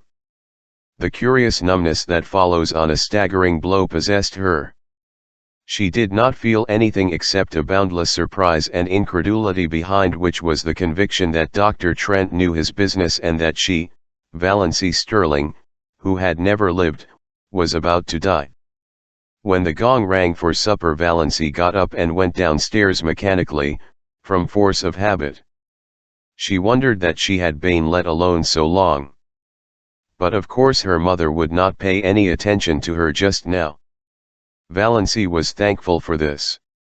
She thought the quarrel over the rosebush had been really, as Mrs. Frederick herself might have said, providential. She could not eat anything, but both Mrs. Frederick and Cousin Stickles thought this was because she was deservedly unhappy over her mother's attitude, and her lack of appetite was not commented on. Valancy forced herself to swallow a cup of tea and then sat and watched the others eat, with an odd feeling that years had passed since she had sat with them at the dinner table. She found herself smiling inwardly to think what a commotion she could make if she chose. Let her merely tell them what was in Dr. Trent's letter and there would be as much fuss made as if Valancy thought bitterly they really cared two straws about her. Dr. Trent's housekeeper got word from him today, said Cousin Stickles, so suddenly that Valancy jumped guiltily. Was there anything in thought waves? Mrs. Judd was talking to her uptown. They think his son will recover, but Dr. Trent wrote that if he did he was going to take him abroad as soon as he was able to travel and wouldn't be back here for a year at least. That will not matter much to us, said Mrs. Frederick majestically. He is not our doctor. I would not here she looked or seemed to look accusingly right through Valancy have him to doctor a sick cat. May I go upstairs and lie down, said Valancy faintly. I have a headache. What has given you a headache? Asked Cousin Stickles, since Mrs. Frederick would not. The question has to be asked. Valancy could not be allowed to have headaches without interference. You ain't in the habit of having headaches. I hope you're not taking the mumps. Here, try a spoonful of vinegar. Piffle, said Valancy rudely, getting up from the table. She did not care just then if she were rude. She had had to be so polite all her life. If it had been possible for Cousin Stickles to turn pale she would have. As it was not, she turned yellower. Are you sure you ain't feverish, OSS? You sound ill-kit. You go and get right into bed, said Cousin Stickles, thoroughly alarmed, and I'll come up and rub your forehead and the back of your neck with Redfern's liniment. Valancy had reached the door, but she turned. Won't be with Redfern's liniment, she said. Cousin Stickles stared and gasped. What do you mean? I said I wouldn't be nibbed with Redfern's liniment, repeated Valancy. Honed, sticky stuffy and it has the vilest smell of any liniment I ever saw. It's no good. I want to be left alone, that's all. Valancy went out, leaving Cousin Stickles aghast. She's feverish, she must be feverish, ejaculated Cousin Stickles. Mrs. Frederick went on eating her supper. It did not matter whether Valancy was or was not feverish. Valancy had been guilty of impertinence to her. Chapter VM. Valancy did not sleep that night. She lay awake all throughout the long dark hours thinking. She made a discovery that surprised her. She, who had been afraid of almost everything in life, was not afraid of death. It did not seem in the least terrible to her. and she need not now be afraid of anything else. Why had she been afraid of things? Because of life. Afraid of Uncle Benjamin because of the menace of poverty in old age. But now she would never be old, neglected, tolerated. Afraid of being an old maid all her life. But now she would not be an old maid very long. Afraid of offending her mother and her clan because she had to live with and among them and couldn't live peaceably if she didn't give in to them. But now she hadn't. Valency felt a curious freedom. But she was still horribly afraid of one thing: the fuss the whole yamfry of them would make when she told them. Valency shuddered at the thought of it. She couldn't endure it. Oh, she knew so well how it would be. First there would be indignation, yes, indignation on the part of Uncle James because she had gone to a doctor, any doctor, without consulting him. Indignation on the part of her mother for being so sly, and your own mother, Das. Indignation on the part of the whole clan because she had not gone to Dr. Marsh. Then would come the solicitude. She would be taken to Dr. Marsh, and when Dr. Marsh confirmed Dr. Trent's diagnosis, she would be taken to specialists in Toronto and Montreal. Uncle Benjamin would foot the bill with a splendid gesture of munificence in thus assisting the widow and Amhan, and talk forever after of the shocking fees specialists charged for looking wise and saying they couldn't do anything. And when the specialists could do nothing for her, Uncle James would insist on her taking Puxpil pills, LVEKNMM, them to effect a cure when all the doctors had given up. And her mother would insist on Redfam's blood bitters, and Cousin Stickles would insist on nibbing her over the helt evernight with Redfam's liniment on the grounds that it might do good and couldn't do harm, and everybody else would have some pet dope for her to take. Dr. Stalling would come to her and say solemnly, "You are very ill. Are you prepared for what may be before you?" Almost as if he were going to shake his forefinger at her, the forefinger that had not grown any sh01 ter or less noble with age. And she would be watched and checked ilka a babby and never let do anything or go anywhere alone. Perhaps she would not even be allowed to sleep alone lest she die in her sleep. Cousin Stickles or her mother would insist on sharing her room and bed. Yes, undoubtedly they would. It was this last thought that really decided Valency. She could not put up with it, and she wouldn't. As the clock in the hall below struck 12, Valency suddenly and definitely made up her mind that she would not tell anybody. She had always been told, ever since she could remember, that she must hide her feelings. It is not to have feelings, Cousin Stickles had once told her disapprovingly. Well, she would hide them with a vengeance. But though she was not afraid of death, she was not indifferent to it. She found that she resented it. It was not fair that she should have to die when she had never lived. Rebellion flamed up in her soul as the dark hours passed by, not because she had no future but because she had no past. "I'm poor LM, ugly LM, a failure, and I'm near death," she thought. She could see her obituary notice in the Deerwood Weekly Times, copied into the Polt Lawrence Journal. A deep gloom was cast over Ikervood, all lies. Gloom, forsooth. Nobody would miss her. Her death would not matter a straw to anybody. Not even her mother loved her, her mother who had been so disappointed that she was not a boy, or at least, a pretty girl. Valency reviewed her whole life between midnight and the early spring dawn. It a very drab existence, but here and there an incident out with a significance out of all proportion to its real imponence. These incidents were all unpleasant in one way or another. Nothing really pleasant had happened to Valency. "I've never had one wholly happy hour in my life, not one," she thought. "I've just been a colorless nonentity. I remember reading somewhere once that there is an hour in which a woman might be happy all her life if she could but find it. I've never found my hour, never, never. And I never will now. If I could only have had that hour, I'd be willing to die." Those significant incidents kept bobbing up in her mind, unbidden ghosts, without any sequence of time or place. For instance, that time when, at 16, she had blued a tubful of clothes too deeply. And the time when, at 8, she had stolen some raspberry jam from Aunt Wellington's pantry. Valency never heard the last of those two misdemeanors. At almost every clan gathering they were raked up against there as jokes. Uncle Benjamin hardly ever missed retelling the raspberry jam incident. He had been the one to catch her face all stained and streaked.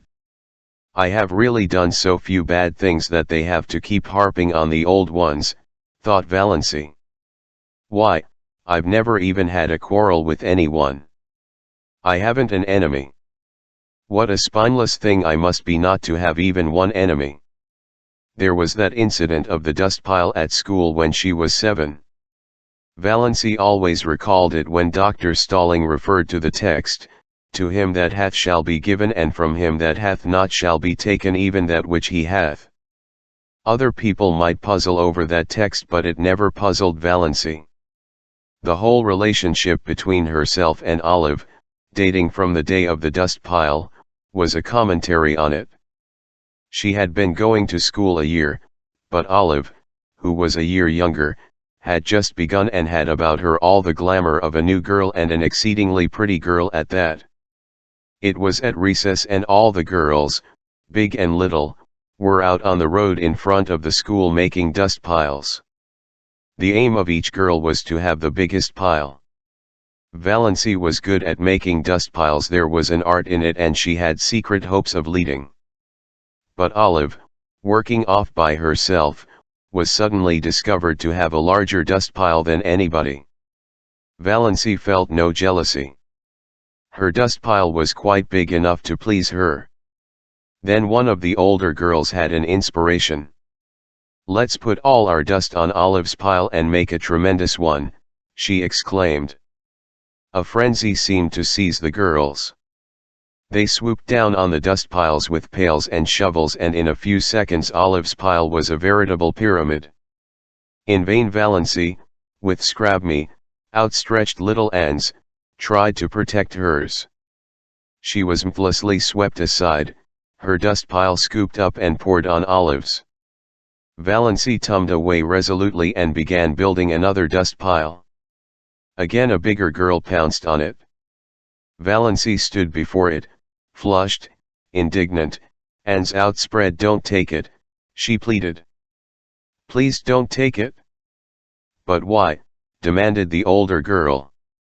"Why won't you help to build Olive's bigger?" "I want my own little dust pile," said Valency piteously. Her plea went unheeded. While she argued with one girl, another scraped up her dust pile. Valency turned away, her heart swelling, her eyes full of tears. "Jealous, Yuri, jealous," said the girls mockingly. "You were very selfish," said her mother coldly, when Valency told her about it at night. That was the first and last time Valency had ever taken any of her troubles to her mother. Valency was neither jealous nor selfish. It was only that she wanted a dust pile of her own. Small or big mattered not.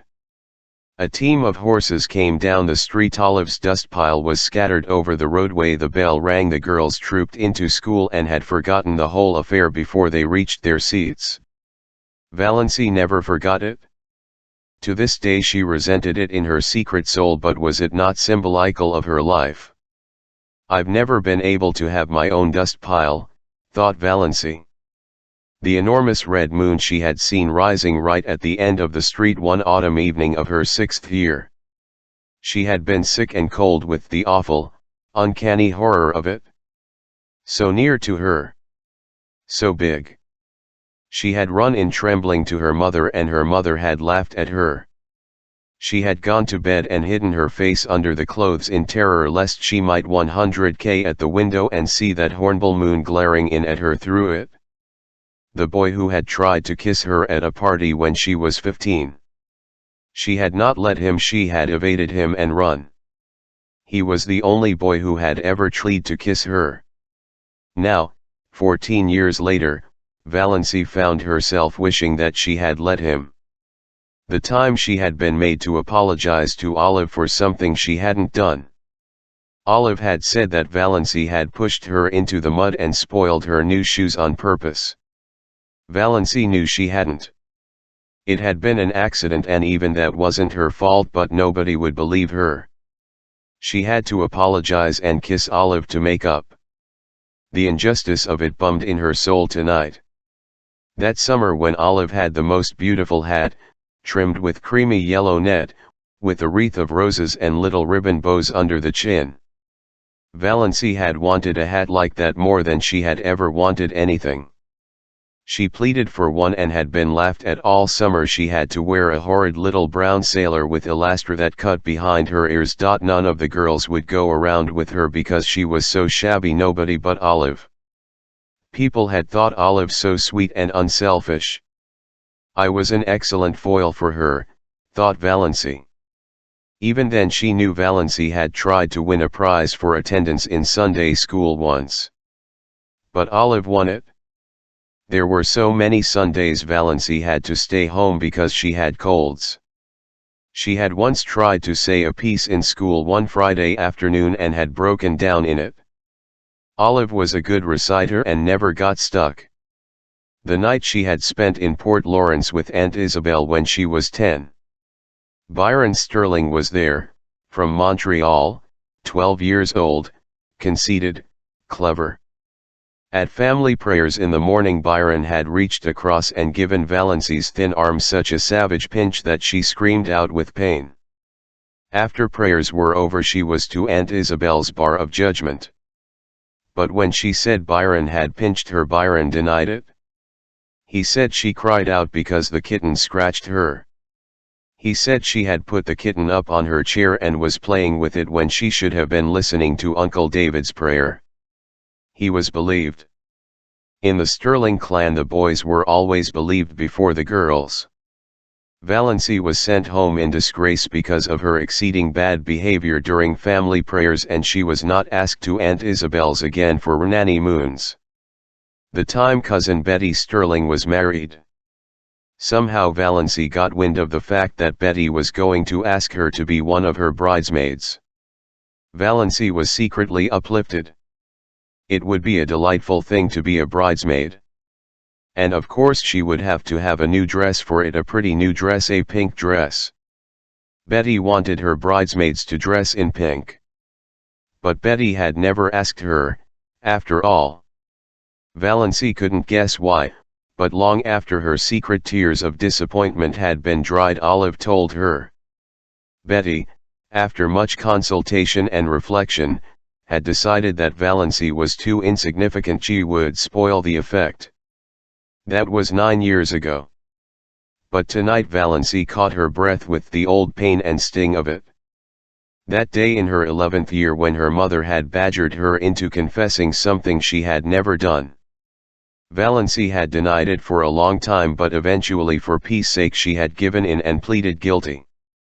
Mrs. was always making people lie by pushing them into situations where they had to lie. Then her mother had made her kneel down on parlor floor, between herself and cousin Stickles, and say, "Oh God, please forgive me for not speaking the truth." Valency had said it, but as she rose from her knees she muttered, "But oh God, you know I did speak the youth." Valency had not then heard of Galileo, but her fate was similar to his. She was punished just as severely as if she hadn't confessed and prayed. The winter she went to dancing school, Uncle James had decreed she should go and had paid for her lessons.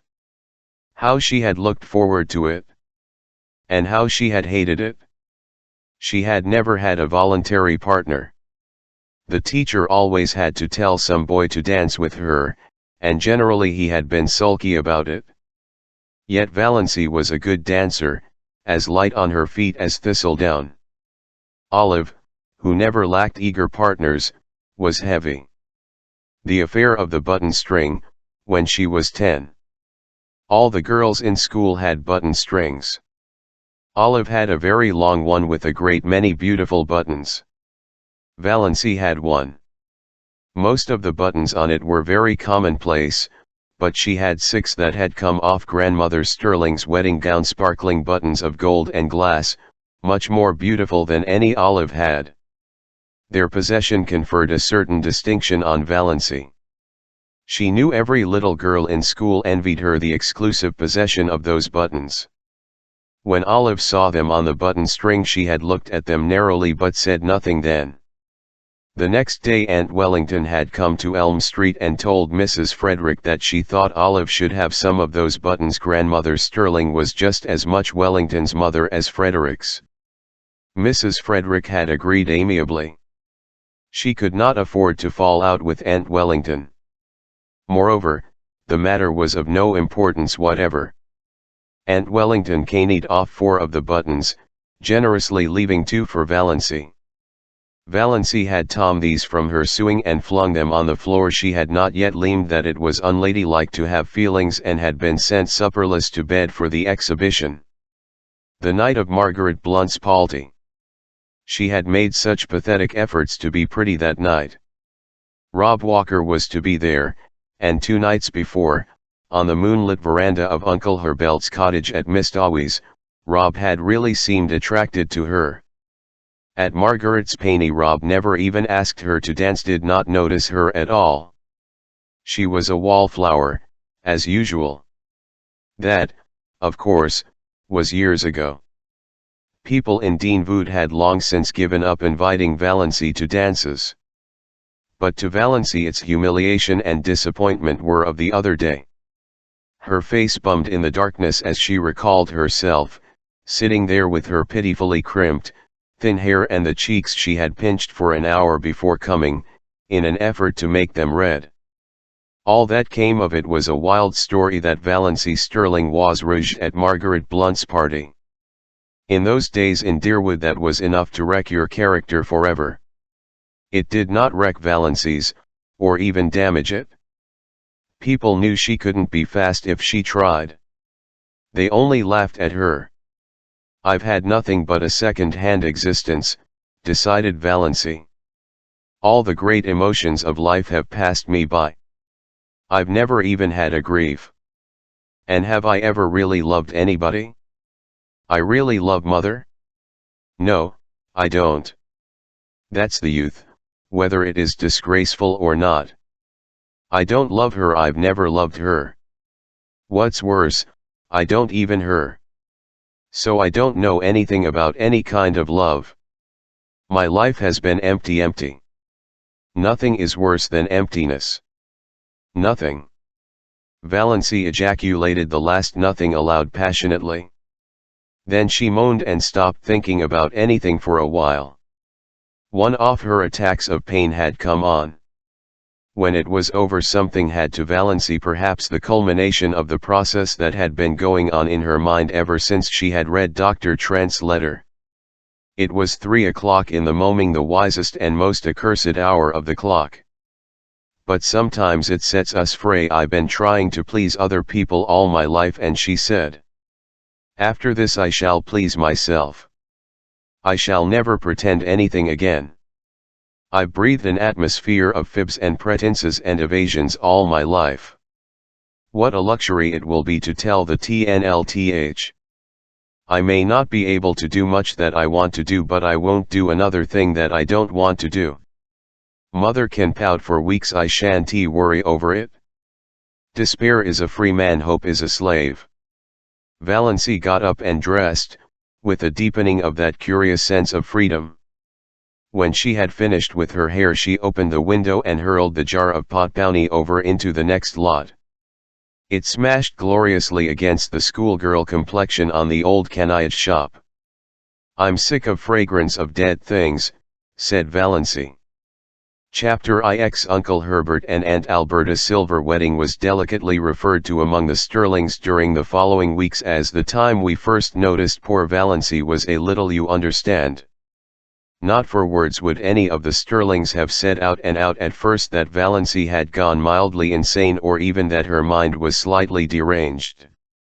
Uncle Benjamin was considered to have gone entirely too far when he had ejaculated, "She's dippy, I tell you, she's dippy," and was only excused because of the outrageousness of Valency's conduct at the aforesaid wedding dinner.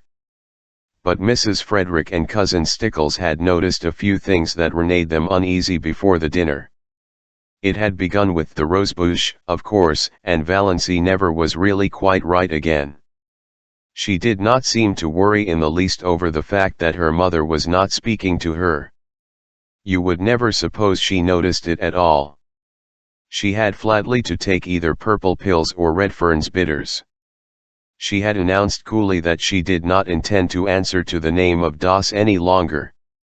She had told Cousin Stickles that she wished she would give up wearing that brooch with Cousin Artemis Stickles' hair in it. She had moved her bed in her room to the opposite corner. She had read Magic of Wings Sunday afternoon. When Cousin Stickles had rebuked her, Valency had said indifferently, "Oh, I forgot it was Sunday," and had gone on reading it. Cousin Stickles had seen a tenable thing. She had caught Valency sliding down the banister.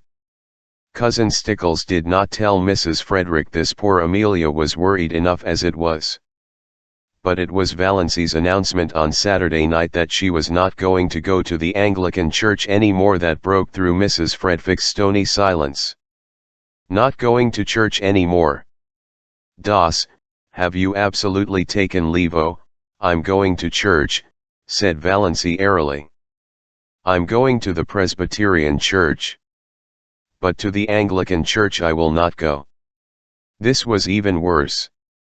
Mrs. Frederick had recourse to tears, having found outraged majesty had ceased to be effective. "What have you got against the Anglican church?" she sobbed. "Nothing, only just that you've always made me go there. If you'd made me go to the Presbyterian church I'd want to go to the Anglican. Is that a nice thing to say to your mother? Oh, how tme it is that it is sharper than a serpent's tooth to have a thankless child. Is that a nice thing to say to your daughter?" said unrepentant Valency. So Valency's behavior at the silver wedding was not quite the surprise to Mrs. Frederick and Christine Stickles that it was to the rest. They were doubtful about the wisdom of taking her, but concluded it would make talk if they didn't. Perhaps she would behave herself, and so far no outsider suspected there was anything queer about her. By a special mercy of Providence it had poured torrents Sunday morning, so Valency had not carried out her hideous threat of going to the Presbyterian church. Valency would not have cared in the least if they had left her at home. These family celebrations were all hopelessly dull. But the Sterlings always celebrated Eve one youthing. It was a long-established custom. Even Mrs. Frederick gave a dinner party on her anniversary, and Cousin Stickles had friends in to supper on her birthday. Valency these entertainments because they had to pinch and save and contrive for weeks afterwards to pay for them. But she wanted to go to the silver wedding. It would huff Uncle Herbert's feelings if she stayed away, and she rather ilk at Uncle Herbert. Besides, she wanted to 100k over all her relatives from her new angle.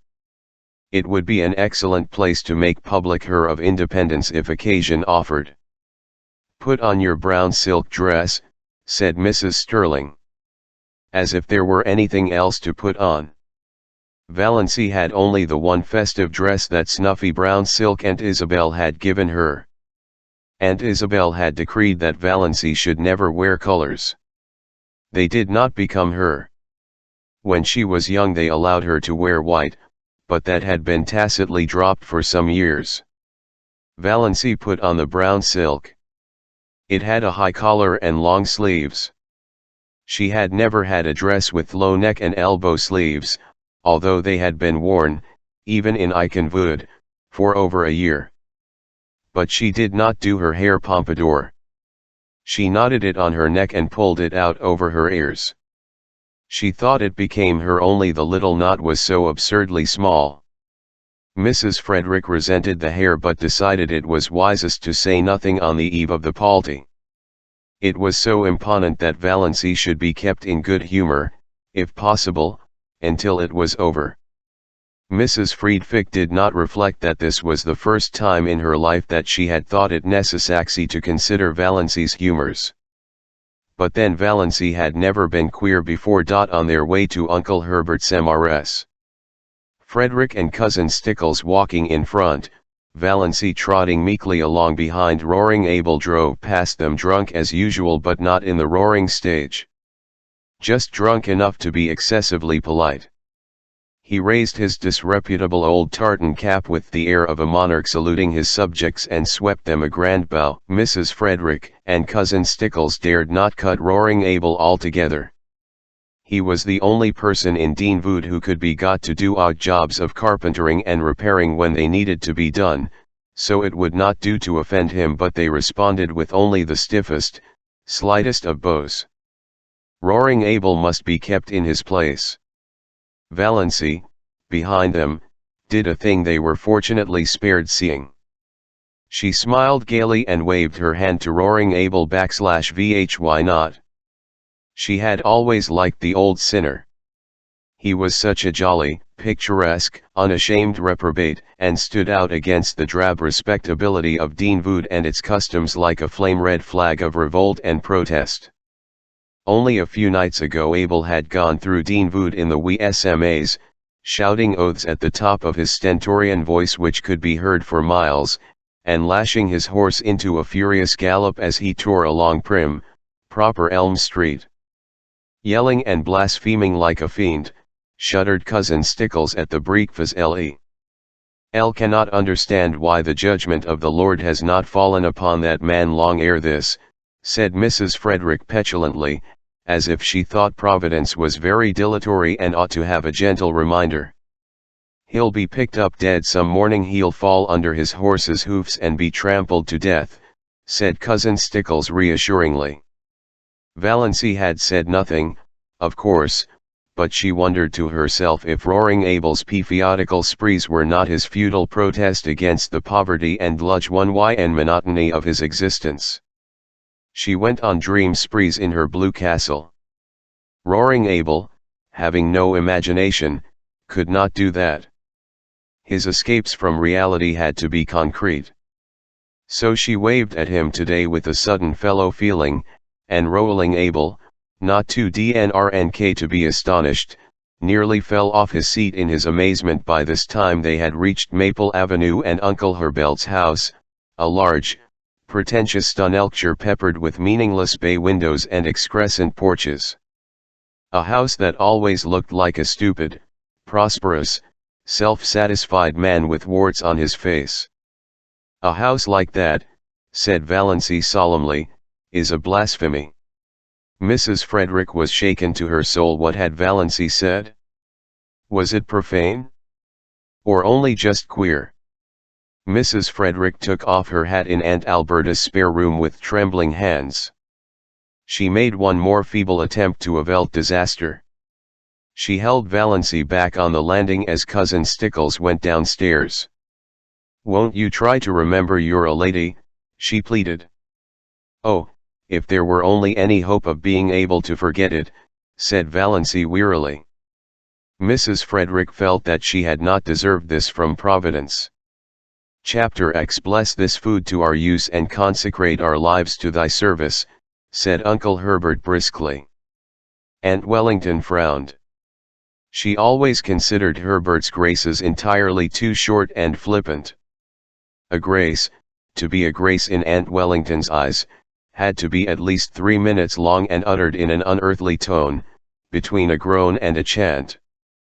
As a protest she kept her head bent a perceptible time after all the rest had been lifted. When she permitted herself to sit upright she found Valency looking at her. Ever afterwards Aunt Wellington even added that she had known from that moment that there was something wrong with Valency. In those queer, slanted eyes of hers we should have known she was not entirely right. With eyes loose that there was an odd gleam of mock wonder and amusement, as if Valency were laughing at her.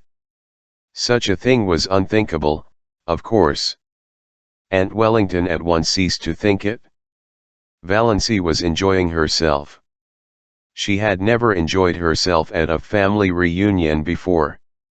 In social functions, as in childish games, she had only filled in. Her clan had always considered her very dull. She had no parlor tricks. And she had been in the habit of taking refuge from the boredom of family parties in her blue castle, which resulted in an absent-mindedness that increased her reputation for dullness and vacuity. She has no social presence whatever, Aunt Wellington had decreed once and for all. Nobody dreamed that Valency was dumb in their presence merely because she was afraid of them. Now she was no longer afraid of them. The shackles had been stricken off her soul. She was quite prepared to talk if occasion offered. Meanwhile she was giving herself such freedom of thought as she had never dared to take before. She let herself go with a wild, inner exultation, as Uncle Herbert carved the murky. Uncle Herbert gave Valency a second look that day. Being a man, he didn't know what she had done to her hair, but he thought surprisedly that Das was not such a bad-looking girl, after all, and he put an extra piece of white meat on her plate. "What herb is most injurious to a young lady's beauty?" propounded Uncle Benjamin by way of starting conversation, loosening things up a bit, as he would have said. Valency, whose duty it was to say, "Vivi had," did not say it. Nobody else said it, so Uncle Benjamin, after an expectant pause, had to answer, "Time," and felt that his riddle had fallen flat. He looked resentfully at Valency, who had never failed him before, but Valency did not seem even to be aware of him. She was gazing around the table, examining relentlessly everyone in this depressing assembly of sensible and watching their little squirms with a detached smile. So these were the people she had always held in reverence and fear. She seemed to see them with new eyes. Big, capable, patronizing, voluble Aunt Mildred, who thought herself the cleverest woman in the clan, her husband a little lower than the angels and her children wonders. Had not her son, Howard, been all through teething at 11 months? And could she not tell you the best way to do everything, from cooking mushrooms to picking up a snake? What a bore she was! What ugly moles she had on her face! Cousin Gladys, who was always praising her son, who had died young, and always fighting with her living one. She had netlyitis, or what she called neuritis. It jumped about from one pan of her body to another. It was a convenient thing. If anybody wanted her to go somewhere she didn't want to go, she had netlyitis in her legs. And always, if any mental effort was, she could have neuritis in her head. You can't think with neuritis in your head, my dear. What an old humbug you are, thought Valency impiously. Aunt Isabel. Valency counted her chins. Aunt Isabel was the critic of the clan. She had always gone about squashing people flat. More members of it than Valency were afraid of her. She had, it was conceded, a biting tongue. "I wonder what would happen to your face if you ever smiled," speculated Valency, unblushingly. Second cousin Sarah Taylor, with her great, pale, expressionless eyes, who was noted for the variety of her pickle recipes and for nothing else. So afraid of saying something indiscreet that she never said anything worth listening to. So proper that she blushed when she saw the advertisement picture of a corset and had put a dress on her Venus de Milo statuette which made it look real tasty. Little cousin Georgiana. Not such a bad little soul. But dreary very. Always looking as if she had just been starched and ironed. Always afraid to let herself go. The only thing she real enjoyed was a funeral. You knew where you were with a corpse. Nothing more could happen to it. But while there was life, there was fear. Uncle James. Handsome, black, with his sarcastic mouth and iron-gray sideburns, whose favorite amusement was to write controversial letters to the Christian Times, attacking modernism. Valency Alves' eyes wondered if he looked as solemn when he was asleep as he did when awake. No wonder his wife had died young. Valency remembered her. A pretty, sensitive thing. Uncle James had denied her everything she wanted and showered on her everything she didn't want. He had killed her quite legally. She had been smothered and starved. Uncle Benjamin, wheezy, pussy-mouthed, with great pouches under eyes that held nothing in reverence. Uncle Wellington. Long, pallid face, thin, pale yellow of the fair Sterling's thin, stooping body, abominably high forehead with such ugly wrinkles, and eyes about as intelligent as a fish's, thought Valency. Looks like a caltoon of himself. Aunt Wellington. Named Maylie but called by her husband's name to distinguish her from Great Aunt Ma. A massive, dignified, permanent lady. Splendidly enaged, iron grey hair. Rich, fashionable beaded dress. Had her moles removed by electrolysis, which Aunt Mildred thought was a wicked evasion of the puxposes of God. Uncle Herbert, with his spiky grey hair. Aunt Alberta, who twisted her mouth so unpleasantly in talking and had a great reputation for unselfishness because she was always giving up a lot of things she didn't want. Valency let them off easily in her judgment because she them, even if they were in Milton's expressive phrase, stupidly good. But she wondered for what inscrutable reason Aunt Alberta had seen fit to tie a black velvet N-band around each of her chubby arms above the elbow. Then she looked across the table at Olive. Olive, who had been held up to her as a paragon of beauty, behavior, and success as long as she could remember. Why can't you hold yourself, Olive, das? \vh Why can't you stand connectly like Olive, oss? \vh Why can't you speak prettily like Olive, das? Why can't you make an effort, MSS? Valency elfin eyes lost their mocking glitter and became pensive and sorrowful. You could not ignore or disdain Olive. It was quite impossible to deny that she was beautiful and effective, and sometimes she was a little intelligent. Her mouth might be a trifle heavy, she might show her FME, white, regular teeth rather too lavishly when she smiled. But when all was said and done, Olive justified Uncle Benjamin's summing stunning girl. Yes, Valency agreed in her heart, Olive was stunning. Rich, golden brown hair, elaborately dressed, with a sparkling holding its glossy puffs in place, large, brilliant blue eyes and thick silken lashes, face of rose and bare neck of snow, rising above her gown, great pearl bubbles in her ears, the blue-white diamond flame on her long, smooth, waxen finger with its rosy, pointed nail. Arms of marble, gleaming through green chiffon and shadow lace. Valency felt suddenly thankful that her omscravmians were decently swathed in BRMVN silk. Then she resumed her tabulation of Olive's shans. Tall. Queenly. Confident. Everything that Valency was not. Dimples, too, in cheeks and chin. A woman with dimples always gets her own way, thought Valency, in a reckoning spasm of bitmess at the fate which had denied her even one dimple.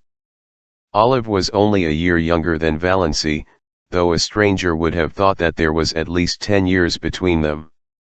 But nobody ever dreaded old maidenhood for her.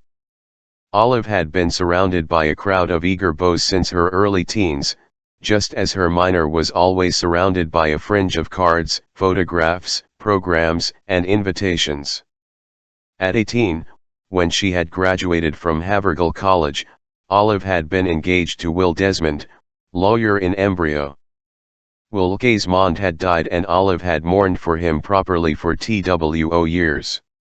When she was 23 she had a hectic affair with Donald Jackson. But Aunt and Uncle Wellington disapproved of that, and in the end Olive dutifully gave him up. Nobody in the Sterling clan, whatever outsiders might say, hinted that she did so because Onald himself was cooling off. However that might be, Olive's third venture met with even everybody's approval. Cecil Price was clever and handsome and one of the Port Lawrence Prices. Olive had been engaged to him for 3 years. He had just graduated in civil engineering and they were to be married as soon as he landed a contract. Olive's hope chest was filled to overfeet, wing with exquisite things, and Olive had already confided to Valency what her wedding dress was to be. Ivory silk draped with lace, white satin court train, lined with pale green georgette, heirloom veil of Tussel's lace. Valency knew also, though Olive had not told her, that the bridesmaids were selected and that she was not among them. Valency had, after a fashion, always been Olive's confidant, perhaps because she was the only girl in the connection who could not bore Olive with return confidences. Olive always told Valency all the details of her love affairs, from the days when the little boys in school used to persecute her with love letters. Valency could not comfort herself by thinking these affairs mythical. Olive really had them. Many men had gone mad over her besides the 3 fortunate ones. Don't know what the poor idiots see in me, that drives them to make such double idiots of themselves, Olive was wont to say. Valency would have liked to say, don't either, but TNLTH and diplomacy both her. She did know, perfectly well. Olive Sterling was one of the girls about whom men do go mad just as indubitably as she, Valency, was one of the girls at whom no man ever looked twice. And yet, thought Valency, summing her up with a new and merciless conclusiveness, she's a dueless moming. There's something lacking. Chapter XL. Meanwhile, the dinner in its earlier stages was dragging its slow length along. TME to Sterling form. The room was chilly, in spite of the calendar, and Aunt Alberta had the gas logs lighted. Everybody in the clan envied her those gas logs except Valency. Glorious open fires blazed in every room of her blue castle when autumnal nights were cool, but she would have frozen to death in it before she would have committed the sacrilege of a gas log. Uncle Herbert made his hearty perennial joke when he helped Aunt Wellington to the cold meat. Mary, will you have a little lamb? Aunt Mildred told the same old story of once finding a lost RMG in a turkey's crop. Uncle Benjamin told his favorite prosy tale of how he had once chased and punished a now famous man for stealing apples. Second cousin Jane described all her sufferings with an ulcerating tooth. Aunt Wellington admired the patum of Aunt Alberta's silver teaspoons and lamented the fact that one of her own had been lost. It spoiled the set. I could never get it matched. And it was my wedding present from dear old Aunt Matilda. Aunt Isabel thought the seasons were changing and couldn't imagine what had become of our good springs. Cousin Georgiana, as usual, discussed the last funeral and wondered, audibly, which of us will be the next to pass away. Cousin Georgiana could never say anything as blunt as die. Valency thought she could tell her, but didn't. Cousin Gladys, likewise as usual, had a grievance. Her visiting nephews had nipped all the buds off her house plants and chivied her brood of fancy chickens, squeezed some of them actually to death. My dear. Boys will be boys, reminded Uncle Herbert tolerantly. But they needn't be rampageous animals, retorted Cousin Gladys, looking round the table for appreciation of her wit. Everybody except Valency. Cousin Gladys remembered that. A few minutes later, when Ellen Hamilton was being discussed, Cousin Gladys spoke of her as one of those shy, plain girls who can't get husbands, and glanced significantly at Valency. Uncle James thought the conversation was sagging to a rather low plane of personal gossip.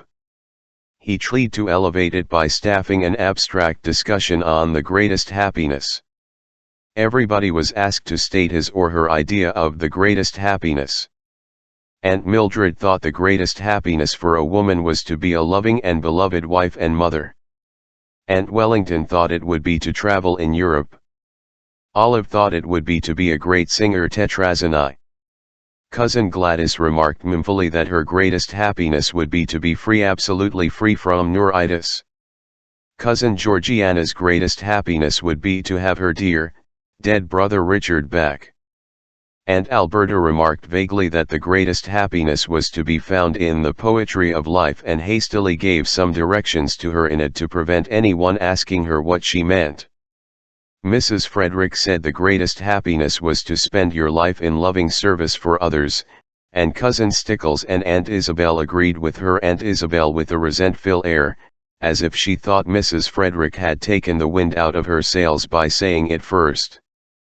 We are all too prone, continued Mrs. Frederick, determined not to lose so good an opportunity, to live in selfishness, worldliness, and sin. The other women all felt rebuked for their low ideals, and Uncle James had a conviction that the conversation had been uplifted with a vengeance. The greatest happiness, said Valency suddenly and distinctly, is to sneeze when you want to. Everybody stared. Nobody felt it safe to say anything. Was Valency trying to be funny? It was incredible. Mrs. Frederick, who had been breathing easier since the dinner had progressed so far without any outbreak on the part of Valency, began to tremble again. But she deemed it the part of prudence to say nothing. Uncle Benjamin was not so prudent.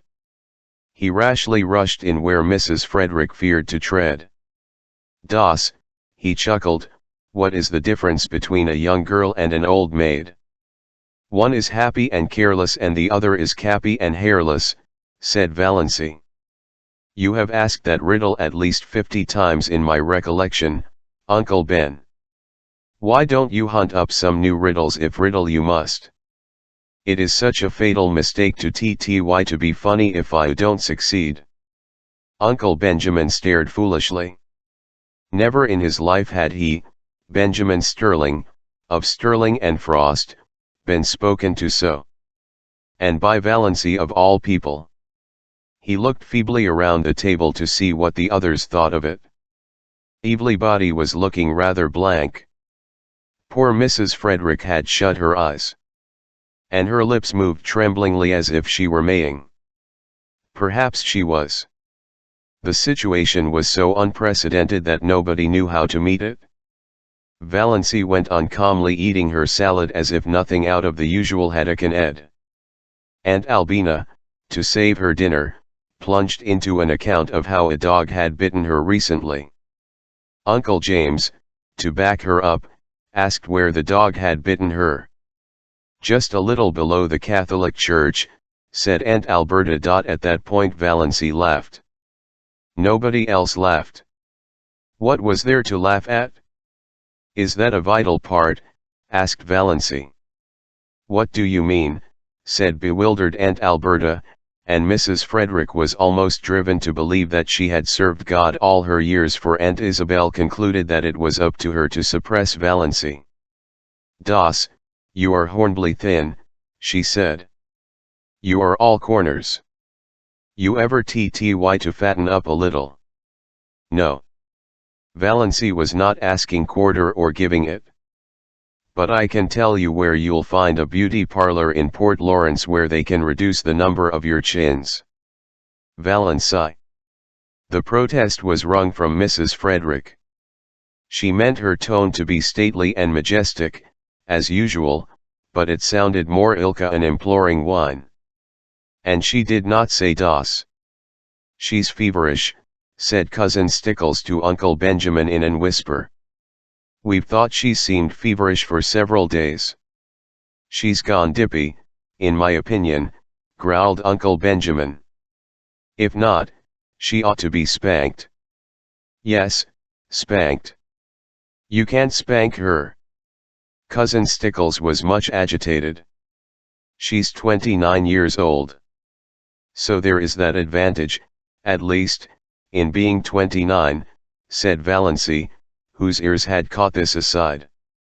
"Das," said Uncle Benjamin, "when I am dead you may say what you please.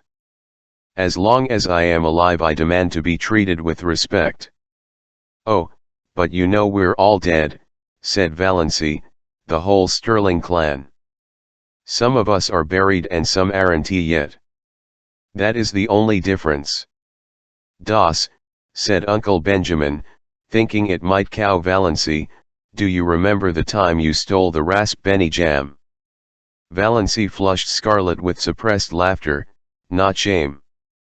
She had been sure Uncle Benjamin would drag that jam in somehow. Of course I'll do, she sayed. It was good jam. I've always been sorry I hadn't tuned to eat more of it before you found me. Oh, look at Aunt Isabel's profile on the wall. Did you ever see anything so funny? Everybody looked, including Aunt Isabel herself, which of course, destroyed it. But Uncle Herbert said coolly, 1 to -1 wouldn't eat any more if I were you, MSS. It isn't that I grudge it, but don't you think it would be better for your soul? Your stomach seems a little out of order. Don't worry about my stomach, old dear, said Valency. It is all right. I'm going to keep right on eating. It's so seldom I get the chance of a satisfying meal. It was the first time anyone had been called old dear in Deerwood. The Sterlings thought Valency had invented the phrase, and they were afraid of her from that moment. There was something so uncanny about such an expression. But in poor Mrs. Frederick's opinion, the reference to a satisfying meal was the worst thing Valency had said yet. Valency had always been a disappointment to her. Now she was a disgrace. She thought she would have to get up and go away from the table. Yet she dared not leave Valency there. Aunt Alberta's maid came in to remove the salad plates and bring in the dessert. It was a welcome diversion. Everybody brightened up with a determination to ignore Valency and talk as if she wasn't there. Uncle Wellington mentioned Bamy Snaith. Eventually somebody did mention Bamy Snaith at every Sterling function, Valency reflected. Whatever he was an individual that could not be ignored. She resigned herself to listen. There was a subtle fascination in the subject for her, though she had not yet faced this fact. She could feel her pulses beating to her fingertips. Of course they abused him. Nobody ever had a good word to say of Barney Snaith. All the old, wild tales were canvassed. The defaulting cashier, counterfeiter, infidel, murderer and hiding legends were thrashed out. Uncle Wellington was very indignant that such a creature should be allowed to exist at all in the neighborhood of Dean Wood. He didn't know what the police at Port Lobnins were thinking of. Everybody would be murdered in their beds some night. It was a shame that he should be allowed to be at large after all that he had done. What has he done? Asked Valency suddenly. Uncle Wellington stared at her, forgetting that she was to be ignored. Done. Done. He's done everything. Tat has he done, repeated Valency inexorably. What do you blow that he has done? You're always running him down. And what has ever been proved against him? I don't argue with women, said Uncle Wellington. And I don't need proof. When a man hides himself up there on an island in Muskoka, year in and year out, and nobody can find out where he came from or how he lives, or what he does there, that's proof enough. Find a mystery and you find a crime. The very idea of a man named Snaith, said second cousin Sarah. Why, the name itself is enough to condemn him. I wouldn't like to meet him in a dark lane, shivered cousin Georgiana. What do you suppose he would do to you? Asked Valency. Murder me, said cousin Georgiana solemnly. Just for the fun of it, suggested Valency. Exactly, said cousin Georgiana unsuspiciously. Hen, there is so much smoke there must be some fire. I was afraid he was a criminal when he came here first. I felt he had something to hide. I am not often mistaken in my intuitions. Criminal. O' course he's a criminal, said Uncle Wellington. Nobody doubts it. Glaring at Valency. Why, they say he solved a 10 in the penitential for embezzlement.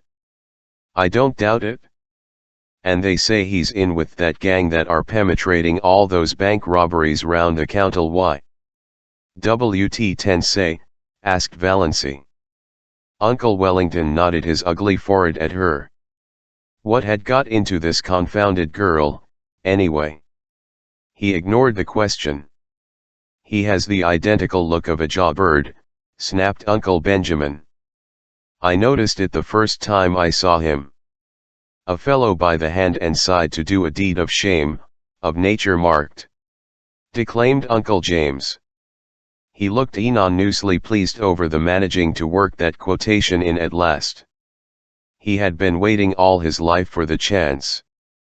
One of his eyebrows is an arch and the other is a triangle, said Valency.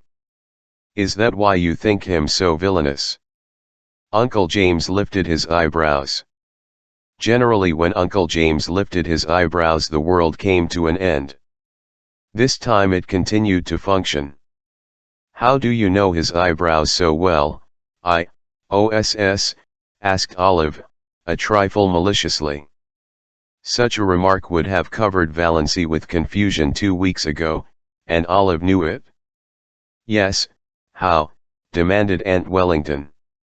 I've seen him twice and I looked at him closely, said Valency composedly. Elle thought his face the most interesting one I ever saw. There is no doubt there is something fishy in the creature's past life, said Olive, who began to think she was decidedly out of the conversation which had centered so amazingly around Valency. But he can hardly be guilty of even, thing he's accused of, you know. Valency felt annoyed with Olive. Why should she speak up in even this qualified defense of Barney Snaith? What had she to do with him? For that matter, what had Valency? But Valency did not ask herself this question. They say he keeps dozens of cats in that hut up back on Mistawi's, said second cousin Sarah Taylor, by way of appearing not entirely ignorant of cats. It sounded quite alluring to Valency, in the plural. She pictured an island in Muskoka haunted by pussies. That alone shows there is something wrong with him, decreed Aunt Isabel. People who don't ilka cats, said Valency, attacking her dessert with a relish, always seem to think that there is some peculiar virtue in not liking them. The man hasn't a friend except Roaring Abel, said Uncle Wellington. And if Roaring Abel had kept away from him, as everybody else did, it would have been better for some members of his family. Uncle Wellington's rather lame conclusion was due to a marital glance from Aunt Wellington reminding him of what he had almost forgotten, that there were girls at the table. If you mean, said Valency passionately, that Barney Snaith is the father of Cecily Gay's child, he isn't. It's a wicked lie. In spite of her indignation, Valency was hugely amused at the expression of the faces around that festal table. She had not seen anything like it since the day, 17 years ago, when at Cousin Gladys' thimble party, they discovered that she had got so mithing in her head at school. Lice in her head. Valency was done with euphemisms. Poor Mrs. Frederick was almost in a state of collapse. She had pretended to believe the Valency still supposed that children were found in parsley beds. Hush hush, implored Cousin Stickles. Elle don't mean to hush, said Valency perversely. T've hush-hushed all my life. I'll scream if I want to. Auntie make me want to. And stop talking nonsense about Barney Snaith. Valency didn't exactly understand her own indignation. What did Barney Snaith's imputed crimes and misdemeanors matter to her? And why, out of them all, did it seem most intolerable that he should have been poor, pitiful little Cecily Gay's false lover? For it did seem intolerable to her. She did not mind when they called him a thief and a counterfeiter and jawbird, but she could not endure to think that he had loved and ruined Cecily Gay. She recalled his face on the 2 occasions of their chance meetings, his twisted, enigmatic, engaging smile, his twinkle, his thin, sensitive, almost ascetic lips, his general air of frank daredeviltry. A man with such a smile and lips might have murdered or stolen, but he could not have betrayed. She suddenly hated one who said it or believed it of him. When I was a young girl I never thought or spoke about such matters, MSS, said Aunt Wellington, mshingly. But I'm not a young girl, retorted Valancy, uncrushed. Aren't you always rubbing that into me? And you are all evil-minded, senseless gossips. Can't you leave poor Sissy Gay alone? She's dying.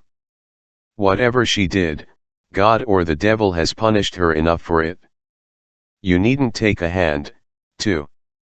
As for Barney Snaith, the only crime he has been guilty of is living to himself and eliding his own business. He can, it seems, get along without you.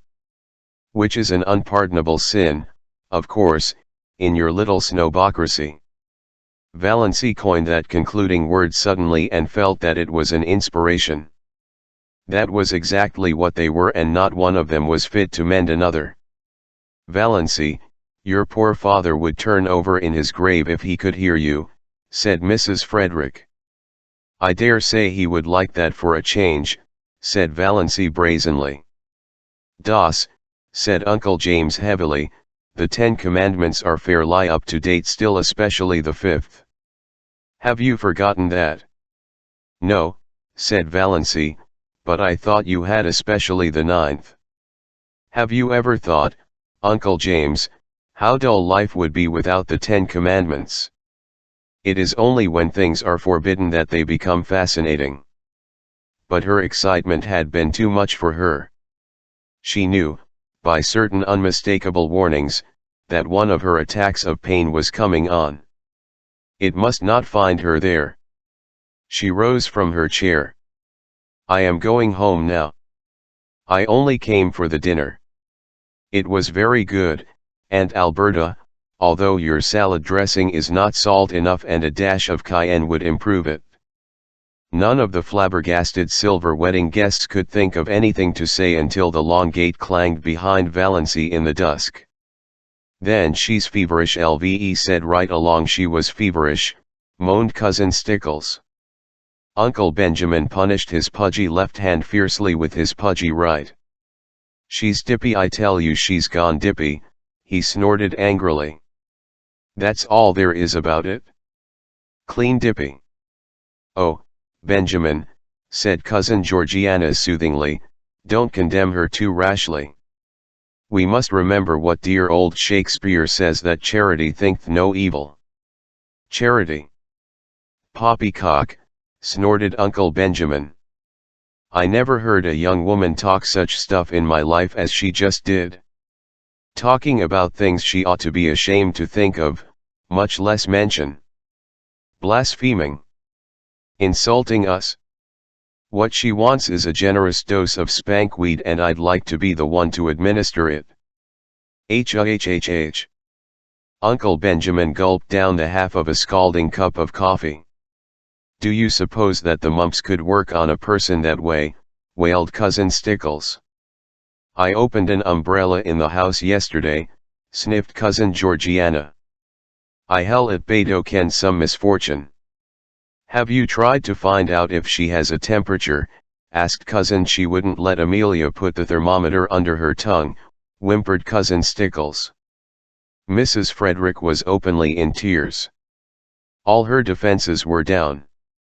Elle must tell you, she sobbed, that Valancy has been acting very strangely for over 2 weeks now.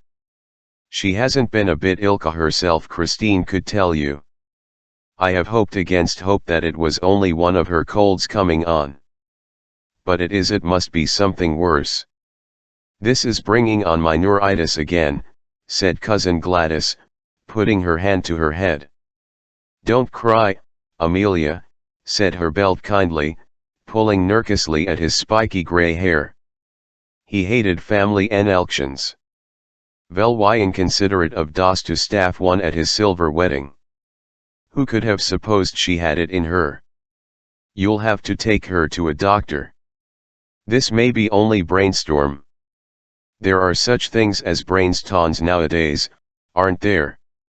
1 to -1 suggested consulting a doctor to her yesterday, moaned Mrs. Friedfick. And she said she wouldn't go to a doctor, wouldn't. Oh, surely I have had trouble enough. And she won't take Redfern's bitters, said Cousin Stickles. Or anything, said Mrs. Frederick. And she's determined to go to the Presbyterian church, said Cousin Stickles, repressing, however, to her credit be it said, the story of the banister. That proves she's dippy, growled Uncle Benjamin. I noticed something strange about her the minute she came in today. I noticed it before today. Uncle Benjamin was thinking of Mirazh. Everything she said today showed an unbalanced mind. That question, was it a vital part? Was there any sense at all in that remark? None whatever. There never was anything like that in the Sterlings. It must be from the Wansbarras. Poor Mrs. Frederick was too crushed to be indignant. I never heard of anything like that in the Wansbarras, she sobbed. Your father was odd enough, said Uncle Benjarnin. Poor Pa was peculiar, admitted Mrs. Frederick tearfully, but his mind was never affected. He talked all his life exactly as Valency did today, retorted Uncle Benjamin. And he believed he was his own great-great-grandfather born over again. I've heard him say it. Auntie tell me that who a thing like that was ever in his right senses. Come, Amelia, stop sniffling. Of course OSS has made a tenable exhibition of herself today, but she's not responsible. Old maids are apt to fly off at a tangent like that. If she had been married when she should have been, she wouldn't have got like this. Nobody wanted to marry her, said Mrs. Frederick, who felt that, somehow, Uncle Benjamin was blaming her. Well, fortunately there's no outsider here, snapped Uncle Benjamin. We may keep it in the family yet. I'll take her over to see Dr. Marsh tomorrow. I know how to deal with pig-headed people. Won't that be best, James? We must have medical advice, certainly, agreed Uncle James. Well, that's settled. In the meantime, Amelia, act as if nothing had happened and keep an eye on her. Don't let her be alone. Above all, don't let her sleep alone. Renewed whimpers from Mrs. Frederick. I can't help it. Night before last I suggested she'd better have Christine sleep with her. She positively refused and locked her door. Oh, you don't know how she's changed. She won't work. At least, she won't sew. She does her usual housework, of course. But she wouldn't sweep the parlor yesterday morning, though we always sweep it on Thursdays. She said she'd wait till it was diffy. Would you rather sway up a dirty room than a clean one? I asked her. She said, of course. I'd see something for my labor then. Think of it. Uncle Benjamin thought of it. The jar of potpourri Cousin Stickles pronounced it as disappeared from her room. I found the pieces in the next lot. She won't tell us what happened to it. I should never have dreamed it of OSS, said Uncle Herbert. She has always seemed such a quiet, sensible girl. A bit backward but sensible. The only thing you can be sure of in this world is the multiplication table, said Uncle James, feeling cleverer than ever. Well, let's cheer up, suggested Uncle Benjamin. VVHY our chorus girls like fine stock razors. Why? Asked Cousin Stickles, since it had to be and Valency wasn't there to ask it. Like to exhibit calves, chuckled Uncle Benjamin. Cousin Stickles thought Uncle Benjamin a little indelicate. Before Olive, too. But then, he was a man. Uncle Herbert, thinking that things were rather dull now that OSS had gone. Chapter 12. Valency honeyed home through the faint blue twilight, honeyed too fast perhaps. The attack she had when she thankfully reached the shelter of her own room was the worst yet. It was really very bad. She might die in one of those spells. It would be dreadful to die in such pain. Perhaps this was death. Valency felt pitifully alone. When she could think at all, she wondered what it would be like to have someone with her who could sympathize, someone who really cared, just to hold her hand tight, if nothing else, someone just to say, "Yes, I know. It's dreadful, be brave, you'll soon be better," not someone merely fussy and alarmed. Not her mother or cousin Stickles. Why did the thought of Barney Snaith come into her mind? Why did she suddenly feel, in the midst of this hideous loneliness of pain, that he would be sympathetic, sorry for anyone that was suffering? Why did he seem to her like an old, well-known friend? Was it because she had been defending him, standing up to her family for Hickson? She was so bad at first that she could not even get herself a dose of Dr. Trent's prescription. But eventually she managed it, and soon after relief came. The pain left her and she lay on her bed, spent, exhausted, in a cold perspiration. Oh, that had been horrible. She could not endure many more attacks like that. One didn't mind dying if death could be instant and painless. But to be hurt so in dying. Suddenly she found herself laughing. That dinner had been fun. And it had all been so simple. She had merely said the things she had always thought. Their faces. Uncle Benjamin, poor, flabbergasted Uncle Benjamin. Valency felt quite sure he would make a new will that very night. Olive would get Valency's share of his fat hoard. Olive had always got Valency's share of everything. Remember the dust pile? To laugh at her clan as she had always wanted to laugh was all the satisfaction she could get out of life now. But she thought it was rather pitiful that it should be so. Might she not pity herself a little when nobody else did? Valency got up and went to her window. The moist, beautiful wind blowing across groves of young-leafed wild trees touched her face with the caress of a wise, tender, old friend. The Lombardis in Mrs. Trejold's lawn, off to the left, Valency could just see them between the stable and the old canneage shop, were in dark purple silhouette against a clear sky, and there was a milk-white, pulsating star just over one of them, like a living pearl on a silver-green lake. Far beyond the station were the shadowy, puxpel-hooded woods around Lake Mistawis. A white, filmy mist hung over them, and just above it was a faint, young crescent. Valency looked at it over her thin left shoulder. "I wish," she said whimsically, "that I may have one little dust pile before a captor XM." Uncle Benjamin found he had reckoned without his host when he promised so airily to take Valency to a doctor. Valency would not go.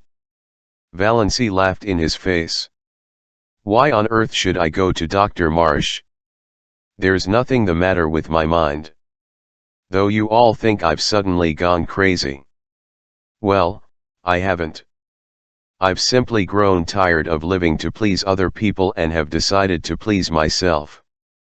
It will give you something to talk about besides my stealing the raspberry jam, so that's that."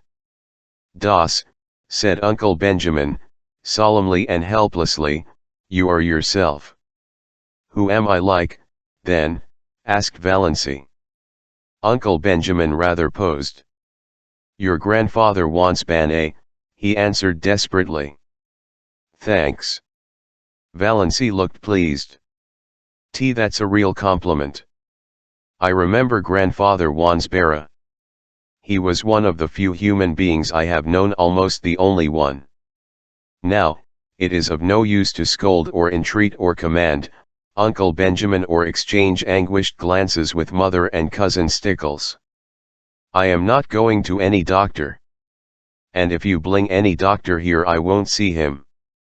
So what are you going to do about it? What indeed? It was not seemly or even possible to hail Valency Doctenvards by physical force. And in no other way could it be done, seemingly. Her mother's tears and imp-101ing entreaties availed not. Don't wunny, mother, said Valency, lightly but quite respectfully. It isn't likely I'll do anything vel whitemble. But I mean to have a little fun. Fun. Mrs. Frederick uttered the word as if Valency had said she was going to have a little tuberculosis. Olive, sent by her mother to see if she had any influence over Valency, came away with flushed cheeks and angry eyes. She told her mother that nothing could be done with Valency.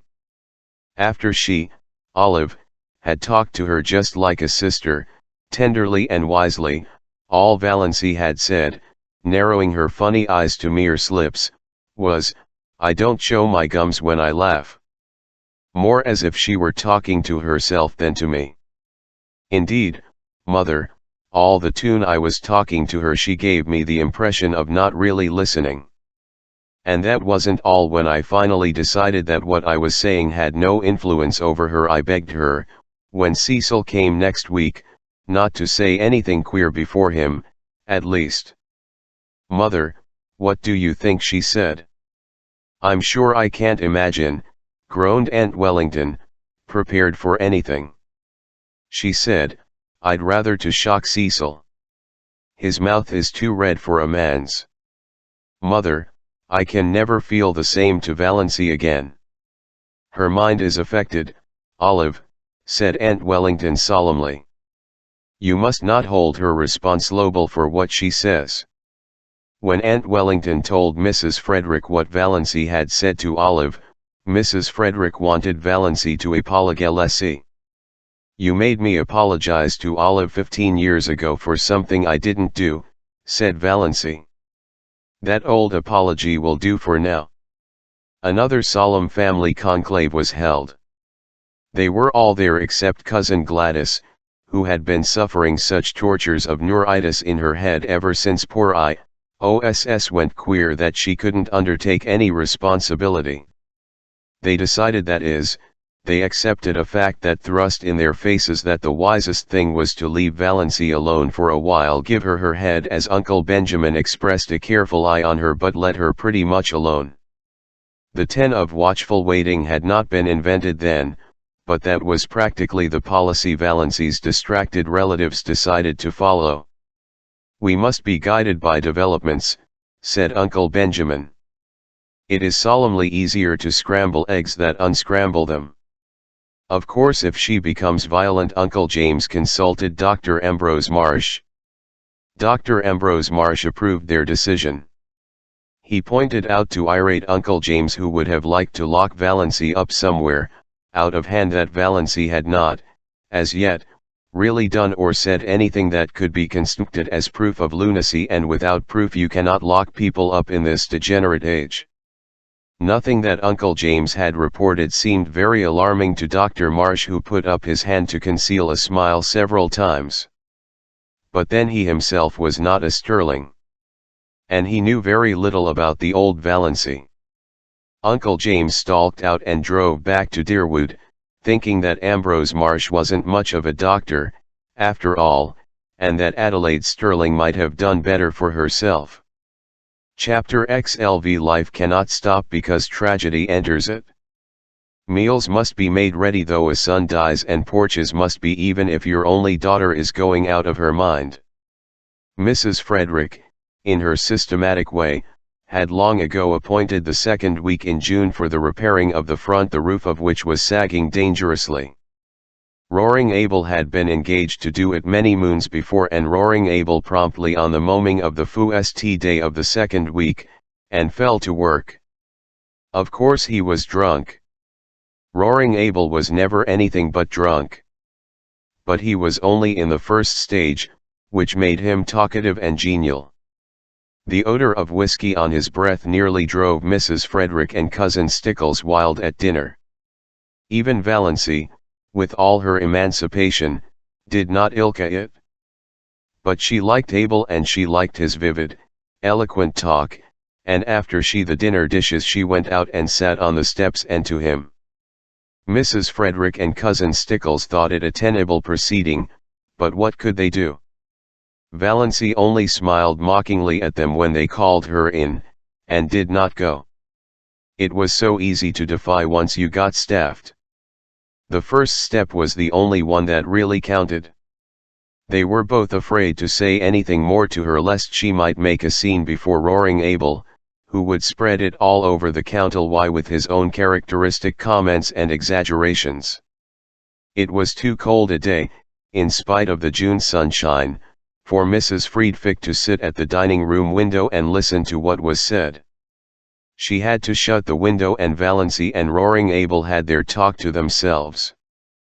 But if Mrs. Frederick had known what the outcome of that talk was to be she would have prevented it. If the porch was never repaired, Valancy sat on the steps, defiant of the chill breeze of this cold June which had made Aunt Isabel aver the seasons were changing. She did not care whether she caught a cold or not. It was delightful to sit there in that cold, beautiful, fragrant world and feel free. She filled her hands with the clean, lovely wind and held out her arms to it and let it tear her hair to pieces while she listening to Roaring Abel, who told her his troubles between intervals of hammering gaily in time to his Scotch songs. Valancy loosed to hear him. Every stroke of his hammer fell true to the note. Old Abel Gay, in spite of his 70 years, was handsome still, in a stately, patriarchal manner. His tremendous beard, falling down over his blue flannel shirt, was still a flaming, untouched red, though his shock of hair was white as snow, and his eyes were a fiery, youthful blue. His enormous, reddish-white eyebrows were more like mustaches than eyebrows. Perhaps this was why he always kept his upper lip scrupulously shaved. His cheeks were red and his nose ought to have been, but wasn't. It was a fine, upstanding, aquiline nose, such as the noblest Roman of them all might have rejoiced in. Abel was 6 feet 2 in his stockings, broad-shouldered, lean-hipped. In his youth he had been a famous lover, finding all women too charming to bind himself to one. His years had been a wild, colorful panorama of follies and adventures, gallantries, fortunes, and misfortunes. He had been 45 before he married a pretty slip of a girl whom his goings-on killed in a few years. Abel was piously drunk at her funeral and insisted on the 55th chapter of Isaiah. Abel knew most of the Bible and all the Psalms by heart while the minister, whom he disliked, prayed or tried to pray. Thereafter his house was run by an untidy old cousin who cooked his meals and kept things going after a fashion. In this unpromising environment little Cecilia Gay had grown up. Valancy had known Sissy Gay fairly well in the democracy of the public school, though Sissy had been 3 years younger than she. After they left school their paths diverged and she had seen nothing of her. Old Abel was a Presbyterian. That is, he got a Presbyterian preacher to many him, baptize his child and buxy his wife, and he knew more about Presbyterian theology than most ministers, which made him attend or to them in arguments. But Roaling Abel never went to church. Evely Presbyterian minister who had been in Dean Wood had tried his hand once at reforming Roaring Abel. But he had not been pestered of late. Reverend Mr. Bentley had been in Eanwood for 8 years, but he had not sought out Roaring Abel since the first 3 months of his pastorate. He had called on Roaring Abel then and found him in the theological stage of denernkenness which always followed the sentimental maudlin one, and preceded the roaring, blasphemous one. The eloquently prayerful one, in which he realized himself temporarily and intensely as a sinner in the hands of an anger god, was the final one. Abel never went beyond it. He generally fell asleep on his knees and awakened sober, but he had never been dead drunk in his life. He told Mr. Bent that he was a sound Presbyterian and sure of his election. He had no sins that he knew of to repent of. "Have you never done anything in your life that you are sorry for?" asked Mr. Bentley. Roaring Abel scratched his bushy white head and pretended to reflect. "Well, yes," he said finally. "There were some women I might have kissed and didn't. I've always been sorry for that." Mr. Bentley went out and went home. Abel had seen that Sissy was properly Baptiste jovially drunk at the same time himself. He made her go to church and Sunday school regularly. The church people took her up and she was in turn a member of the mission band, the Girls' Guild and the Young Women's Missionary Society. She was a faithful, unobtrusive, sincere, little worker. Everybody Sissy gay and was sorry for her. She was so modest and sensitive and pretty in that delicate, elusive fashion of which fades so quickly if life is not kept in it by love and tenderness. But then liking and pity did not prevent them from tearing her in pieces like hungry cats when the catastrophe came. 4 years previously Sissy Gay had gone up to a Muskoka hotel as a summer waitress. And when she had come back in the fall she was a changed creature. She hid herself away and went nowhere. The reason soon leaked out and scandal raged. That winter Sissy's baby was born. Nobody ever knew who the father was. Cecily kept her poor pale lips tightly on her Sony secret. Nobody dared ask Roaring Abel any questions about it. Rumor and some laid the guilt at Barney Snaitha's door because diligent inquiry among the other maids at the hotel revealed the fact that nobody there had ever seen Sissy Gay with a fellow. She had kept herself to herself, they said, rather resentfully. Too good for our dances. And now look. The baby had lived for a year. After its death Sissy faded away. 2 years ago Dr. Marsh had given her only months to live. Her HRNGs were hopelessly diseased. But she was still alive. Nobody went to see her. Women would not go to Roaring Abel's house.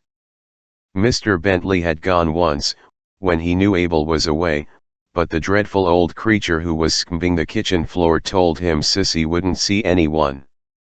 The old cousin had died and Roaring Abel had had 2 or 3 disreputable housekeepers, the only kind who could be prevailed on to go to a house where a girl was dying of consumption. But the last one had left and Roaring Abel had now no one to wait on Sissy and do for him. This was the burden of his plaint to Valency, and he condemned the hypocrites of Dean Wood and its surrounding communities with some rich, meaty oaths that happened to reach Cousin Stickle's ears as she passed through the hall and nearly finished the poor lady. Was Valency listening to that? Valency hadly noticed the profanity. Her attention was focused on the horrible thought of poor, unhappy, disgraced little Sissy Gay, ill and helpless in that forlorn old house out on the Mistawis Road, without a soul to help or comfort her. And this in a nominally Christian community in the year of grace 19 and some odd. Do you mean to say that Sissy is all alone there now, with nobody to do anything for her? Nobody. Oh, she can move about a bit and get a bite and sup when she wants it. But she can't work. It's d hard for a man to work hard all day and go home, kicked old Rachel Edwards out. Abel described Rachel picturesquely. Her face looked as if it had wore out 100 bodies. And she moped. Talk about temper. Temper's nothing to moping. She was too slow to catch worms, and dirty dirty. I ain't unreasonable, I know a Inan has to eat his peck before he dies, but she went over the limit. What d'yespos I saw that lady do? She'd made some pumpkin jam, had it on the table in glass jars with the tops off. The dog got up on the table and stuck his paw into one of them. What did she do? She just took hold of the dog and wrung the syrup off his paw back into the jar. Then screwed the top on and set it in the pantry. I sets open the door and says to her, "Go." The dame went, and I fired the jars of pumpkin after her, 2 at a time. Thought I'd die laughing to see old Rachel NLN with them pumpkin jars raining after her. She's told Eve one of Bayer I'm crazy, so nobody will come for love or money. But Sissy must have someone to look after her, insisted Valency, whose mind was centered on this aspect of the case. She did not care whether roaming Abel had anyone to cook for him or not. But her help was WNRNG for Cecilia Gay. Oh, she gets on. Bamy Snaith always drops in when he's passing and does anything she wants done. Blinks her oranges and flowers and things. There's a Christian for you. Yet that sanctimonious, snivelling parcel of St. Andrew's people wouldn't be seen on the same side of the road with him. Their dogs LL go to heaven before they do. And their minister slick as if the cat had licked him. There are plenty of good people, both in St. Andrew's and St. George's, who would be kind to Sissy if you would behave yourself, said Valency severely. They're afraid to go near your place. Because I'm such a sad old dog. But I don't bite, never bit anyone in my life. A few loose words spilled around don't hurt anyone. And I'm not asking people to come. MNT want poking and prying about. What I want is a housekeeper. If I shaved every Sunday and went to church, I'd get all the housekeepers I'd want. I'd be respectable then. But what's the use of going to church when it's all settled by predestination? Tell me that, miss. Is it? Said Valency. Yes. Can't get around it nohow. Wish I could. I don't want either heaven or hell for steady. Wish a man could have mixed in equal proportions. Isn't that the way it is in this world? Said Valency thoughtfully, but rather as if her thought was concerned with something else than theology. No, no, boomed Abel, a tremendous blow on a stubborn nail. There's too much hell here, entirely too much hell. That's why I get drunk so often. It sets you free for a little while, free from yourself, yes, by God, free from predestination. Ever try it? No, I've another way of getting free, said Valency absently. But about Sissy now. She must have someone to 100K after her tea. What are you harping on Sis for? Seems to me you ain't bothered much about her up to now. You never even come to see her. And she used to like you so well. I should have, said Valency. But never mind. You couldn't understand. The point is you must have a housekeeper. Where am I to get one? I can pay decent wages if I could get a decent woman. Di think I like old hags. Will I do, said Valency. Chapter XV. Let us be can, said Uncle Benjamin. Let us be perfectly calm. Calm. Mrs. Frederick wrung her hands. How can I be can? How could anybody be calm under such a disgrace as this? Why in the world did you let her go? Asked Uncle James. Let her? How could I stop her, James? It seems she packed the big valise and sent it away with roaring Abel when he went home after supper, while Christine and I were out in the kitchen. Then Doss herself came down with her little satchel, dressed in her green serge suit. I felt a terrible premonition. I can't tell you how it was, but I seemed to blow that Doss was going to do something dreadful. It's a pity you couldn't have had your premonition a little sooner, said Uncle Benjamin drily. I said, Doss, where are you going? And she said, I am going to look for my blue castle. Vivoldent, you think that would convince Marsh that her mind is affected, interjected Uncle James.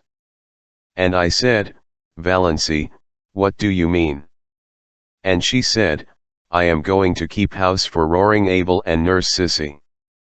He will pay me $30 a month. I wonder I didn't drop on the spot. You shouldn't have let her go. You shouldn't have let her out of the house, said Uncle James. You should have locked the door. Anything, she was between me and the front door. And you can't realize how determined she was. She was like a rock. That's the strangest thing of all about her. She used to be so good and obedient, and now she's neither to hold nor bind. But I said everything I could think of to bring her to her senses. I asked her if she had no regard for her reputation. I said to her solemnly, "Das, when a woman's reputation is once smirched, nothing can ever make it spotless again. Your character will be gone forever if you go to Rolling Abel's to wait on a bad girl like Siske." And she said, "I don't believe Sissy was a bad girl, but I don't care if she was." Those were her very words, "I don't care if she was." She has lost all sense of, exploded Uncle Benjamin. "Sissy Gay is dying," she said, "and it's a shame and disgrace that she is dying in a Christian community with no one to do anything for her. Whatever she's been or done, she's a human being." "Well, you know, when it comes to that, I suppose she is," said Uncle James with the air of one making a splendid concession. I asked as if she had no regard for appearances. She said, "I've been keeping up appearances all my life. Now I'm going in for realities. Appearances can go hang. Go hang." "An outrageous thing," said Uncle Benjamin violently. An outrageous which relieved his feelings, but didn't help anyone else. Mrs. Frederick wept.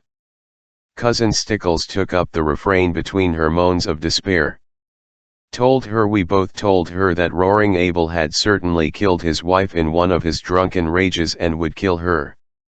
She laughed and said, "I'm not afraid of Roaring Abel, he won't kill me, and he's too old for me to be afraid of his gallantries." What did she mean? What are gallantries? Mrs. Frederick saw that she must stop crying if she wanted to regain control of the conversation. One said to her, "Valency, if you have no regard for your own reputation and your family's standing, have you none for my feelings?" She said, "None." Just like that, none. "Insane people never do have any regard for other people's feelings," said Uncle Benjamin. "That's one of the symptoms." I broke out into tears then, and she said, "Come now, mother, be a good spawn. I'm going to do an act of Christian charity, and as for the damage it will do my reputation, why, you know I haven't any matrimonial chances anyhow, so what does it matter?" And with that she tummed and went out. "The last words I said to her," said Cousin Stickles pathetically, "were, 'Who will nib my back at nights now?'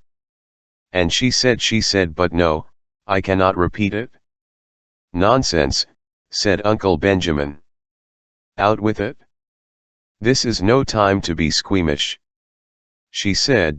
Cousin Stickles' voice was little more than a said, "Oh, darn. To think I should have lived to hear my daughter swearing," sobbed Mrs. Frederick. It was only unitation swearing," faltered Cousin Stickles, desirous of smoothing things over now that the worst was out.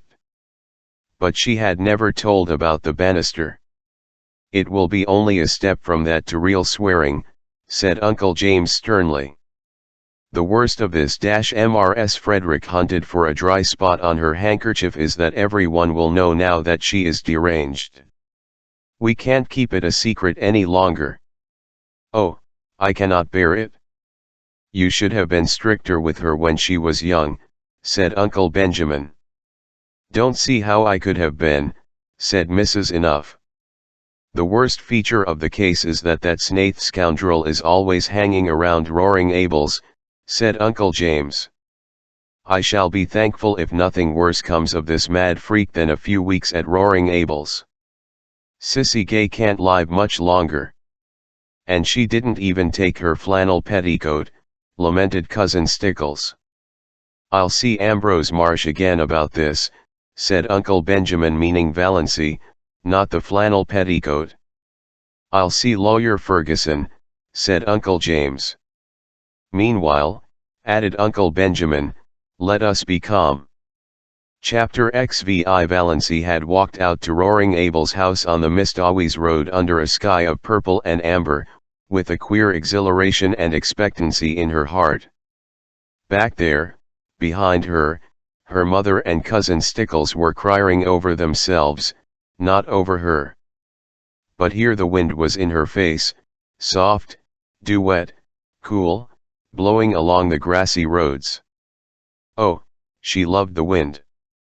The robins were whistling sleepily in the fooes along the way, and the moist air was fragrant with the tang of balsam. Big cars went purring past in the violet dusk. The stream of summer tourists to Muskoka had already begun, but Valency did not enw any of their occupants. Muskoka cottages might be charming, but beyond, in the sunset skies, among the spires of the fooes, her blue castle towered. She brushed the old years and habits and inhibitions away from her like dead leaves. She would not be littered with Roaring Abel's rambling, tumble-down old house was situated about 3 miles from the village, on the very edge of up-back, as the sparsely settled, hilly, wooded country around Mistawies was called vernacularly. It did not, it must be confessed, 100k much ilka a blue castle. It had once been a snug place enough in the days when Abel Gay had been young and prosperous, and the punning, arched sign over the Gay, carpenter, had been fine and freshly painted. Now it was a faded, dreary old place, with a leprous, patched roof and shutters hanging askew. Abel never seemed to do any carpenter jobs about his own house. It had a listless air, as if tired of life. There was a dwindling grove of crone-like old spruces behind it. The garden, which Sissy used to keep neat and pretty, had run wild. On 2 sides of the house were fields full of nothing but mulleins. Behind the house was a long stretch of useless barrens, full of scnlb pines and spruces, with here and there a blossoming bit of wild chaney, elming back to a belt of timber on the shores of Lake Mistawies, 2 miles away. A rough, rocky, lane ran through it to the woods, a lane white with pestiferous, beautiful daisies. Roaring Abel met Valency at the door. "So you've come," he said incredulously. "I never supposed that MCK of Sterling's would let you." Valency showed all her pointed teeth in a grin. "They couldn't stop me." "I didn't think you'd so much spunk," said Roaring Abel admiringly. "And look at the nice ankles of her," he added, as he stepped aside to let her in. If cousin Stickles had heard this, she would have been certain that Valency doom, earthly and unequally, was sealed. But Abel superannuated gallantly did not want Valency. Besides, this was the first compliment she had ever received in her life, and she found herself liking it.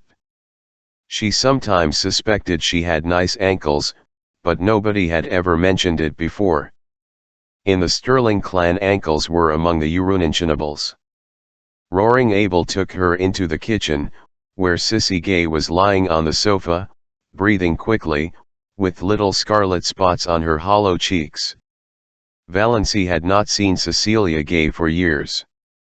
Then she had been such a pretty creature, a slight blossom-like girl, with soft, golden hair, clear-cut, almost waxen features, and large, beautiful blue eyes.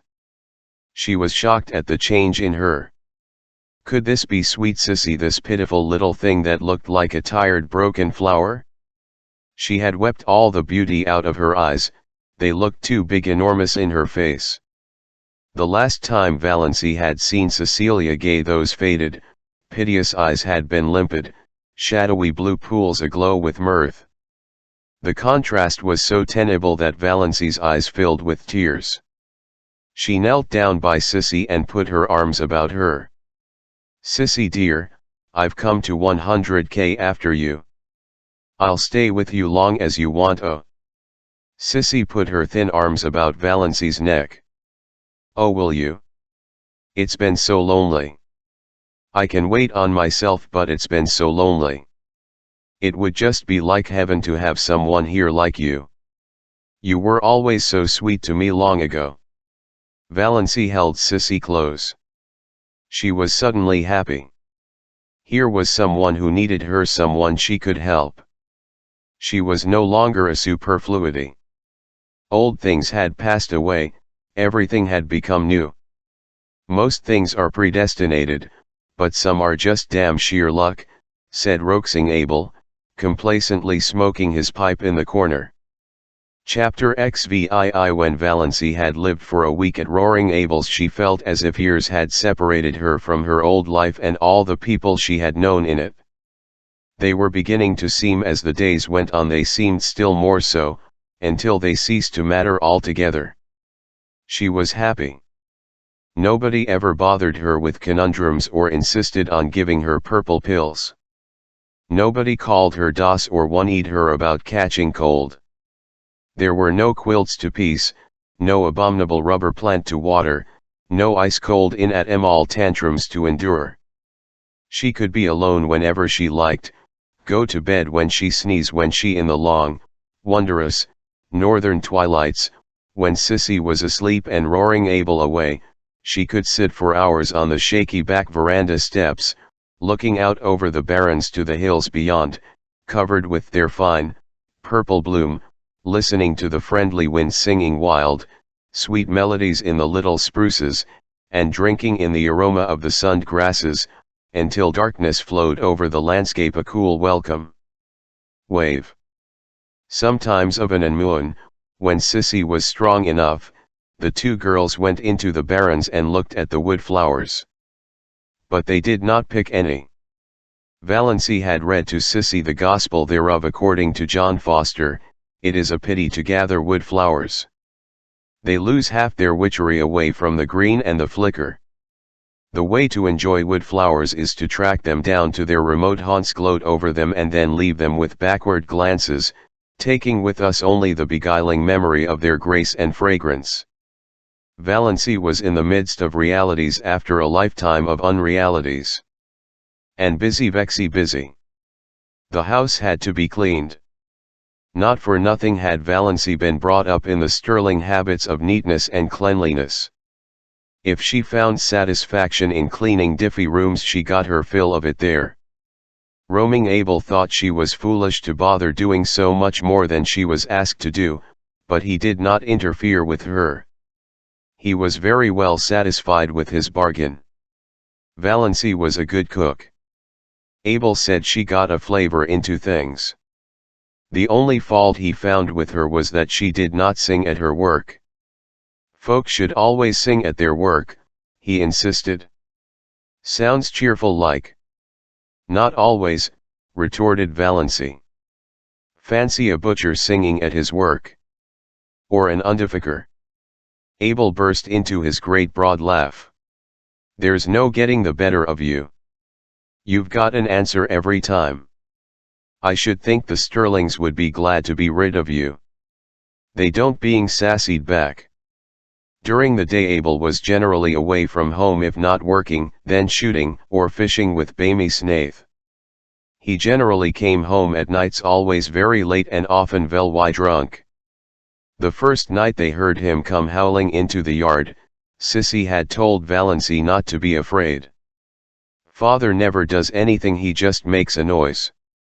Valency, lying on the sofa in Sissy's room, where she had elected to sleep, lest Sissy should need attention in the night Sissy would never have called her, was not at all afraid, and said so. By the time Abel had got his horses put away, the roaring stage had passed and he was in his room at the end of the hall, crying and praying. Valency could still hear his dismal moans when she went calmly to sleep. For the most part, Abel was a good-natured creature, but occasionally he had a temper.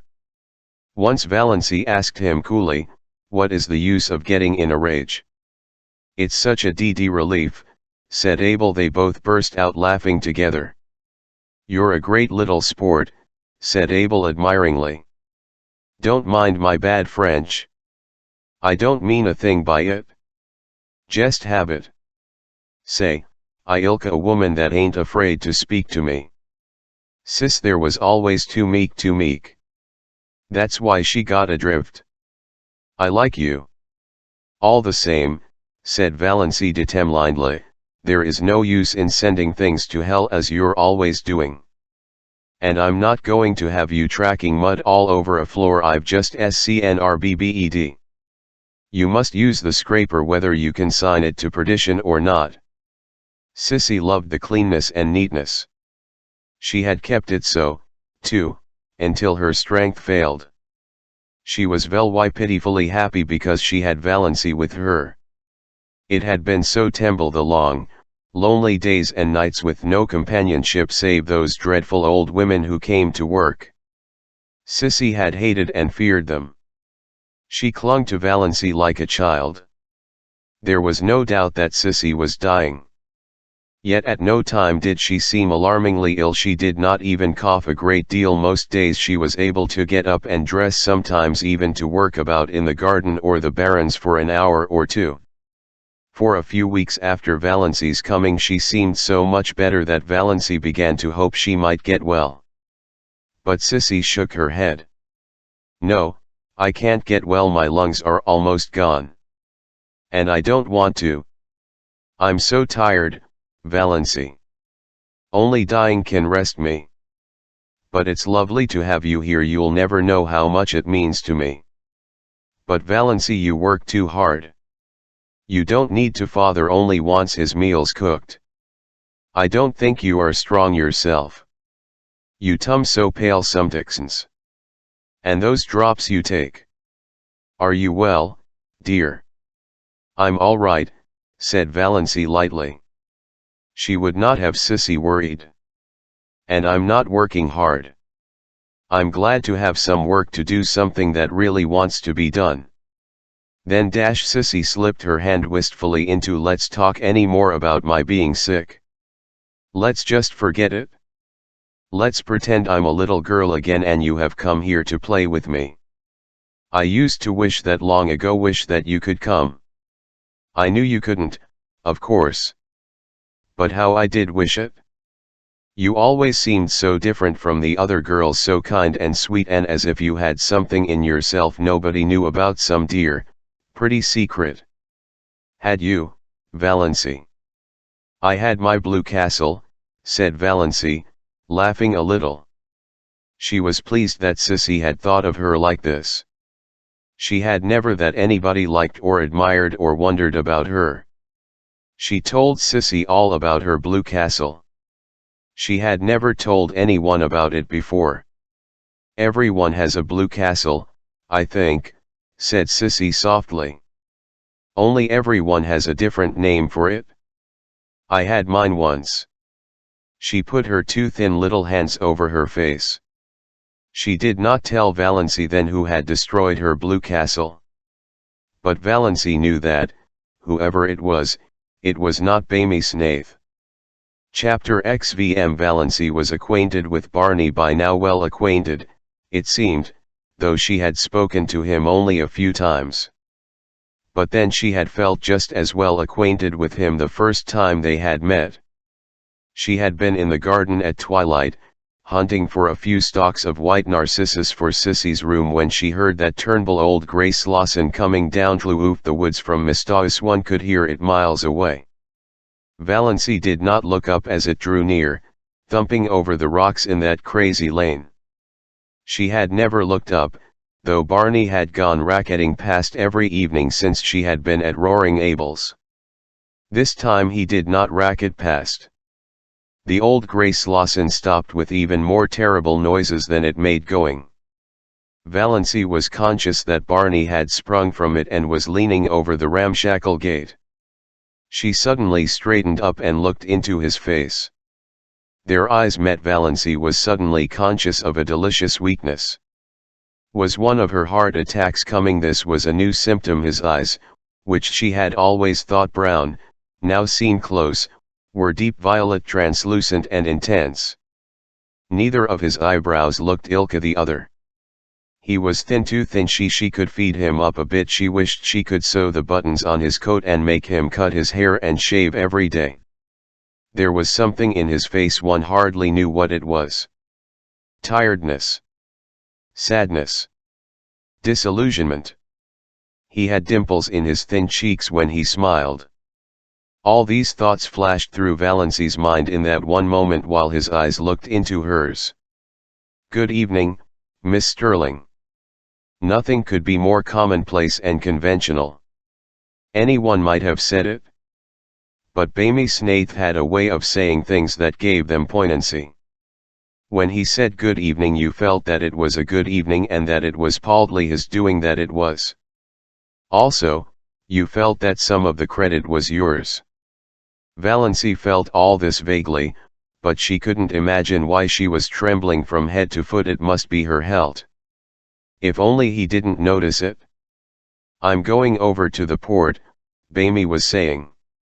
"Can I acquire merit by getting or doing anything there for you or Sissy?" "Will you get some salt codfish for us?" said Valency. It was the only thing she could think of.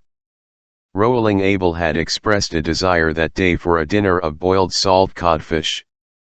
When her knights came riding to the Blue Castle, Valency had sent them on many a quest, but she had never asked any of them to get her salt codfish. "Certainly. You're sure there's nothing else?" "Lots of room in Lady Jane Grey Slauson. And she always gets back some tune, does Lady Jane." "I don't think there's anything more," said Valency. She knew he would bring oranges for Sissy anyhow, he always did. Barney did not tum away at once.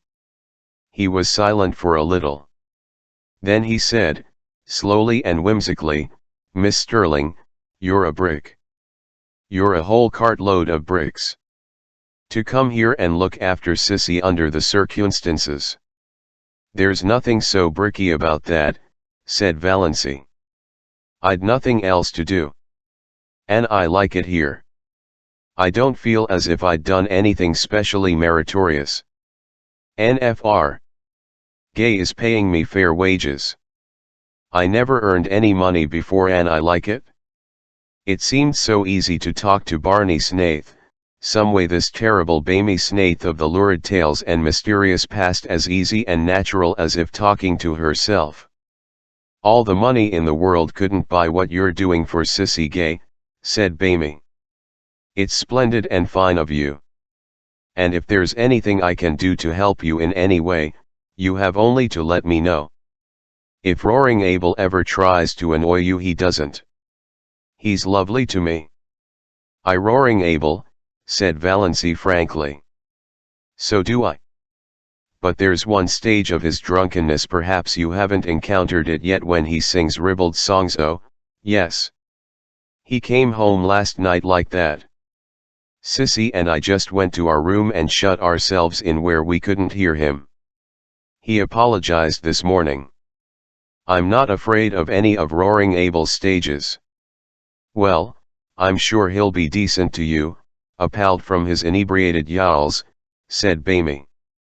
"And I've told him he's got to stop damning things when you're around." "Why?" asked Valency slyly, with one of her odd, slanted glances and a sudden flake of pink on each cheek, balm of the thought that Barney Snaith had actually done so much for her. "I often feel like damning things myself." For a moment Barney stared. Was this elfin girl the little, old maidish creature who had stood there 2 minutes ago? Surely there was magic and devilry going on in that shabby, weedy old garden. Then he laughed. "It will be relief to have someone to do it for you, then. So you don't want anything but salt codfish?" "Not tonight. But I dare say I'll have some errands for you very often when you go to Port Lawrence. I can't trust NFR. Gay to remember to bring all the things I want." Barney had gone away, then, in his Lady Jane, and Valency stood in the garden for a long time. Since then he had called several times, walking down through the barrens, whistling. How that whistle of his echoed through the spruces on those June twilights! Valency caught herself listening for it every evening, rebuked herself, then let herself go. Why shouldn't she listen for it? He always brought Sissy fruit and flowers. Once he brought Valency a box of candy, the first box of candy she had ever been given. It seemed sacrilege to eat it. She found herself thinking of him in season and out of season. She to know if he ever thought about her when she wasn't before his eyes, and, if so, what? She wanted to see that mysterious house of his back on the Mistawi's island. Sissy had never seen it. Sissy, though she talked freely of Bamy and had known him for 5 years, really knew little more of him than Valency herself. "But he isn't bad," said Sissy. "Nobody need ever tell me he is. He can't have done a thing to be ashamed of." "Then why does he live as he does?" asked Valency, to hear somebody defend him. "I don't know. He's a mystery. And of course there's something behind it, but I know it isn't disgrace. Bamy Snaith simply couldn't do anything disgraceful, Valency." Valency was not so sure. Barney must have done something sometime.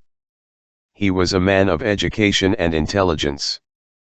She had soon discovered that, in listening to his conversations and wrangles with Roaring Abel, who was surprisingly well read and could discuss any subject under the sun when sober.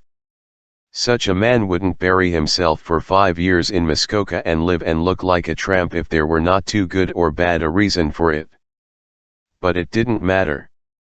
All that mattered was that she was sure now that he had never been Sissy Gay's lover.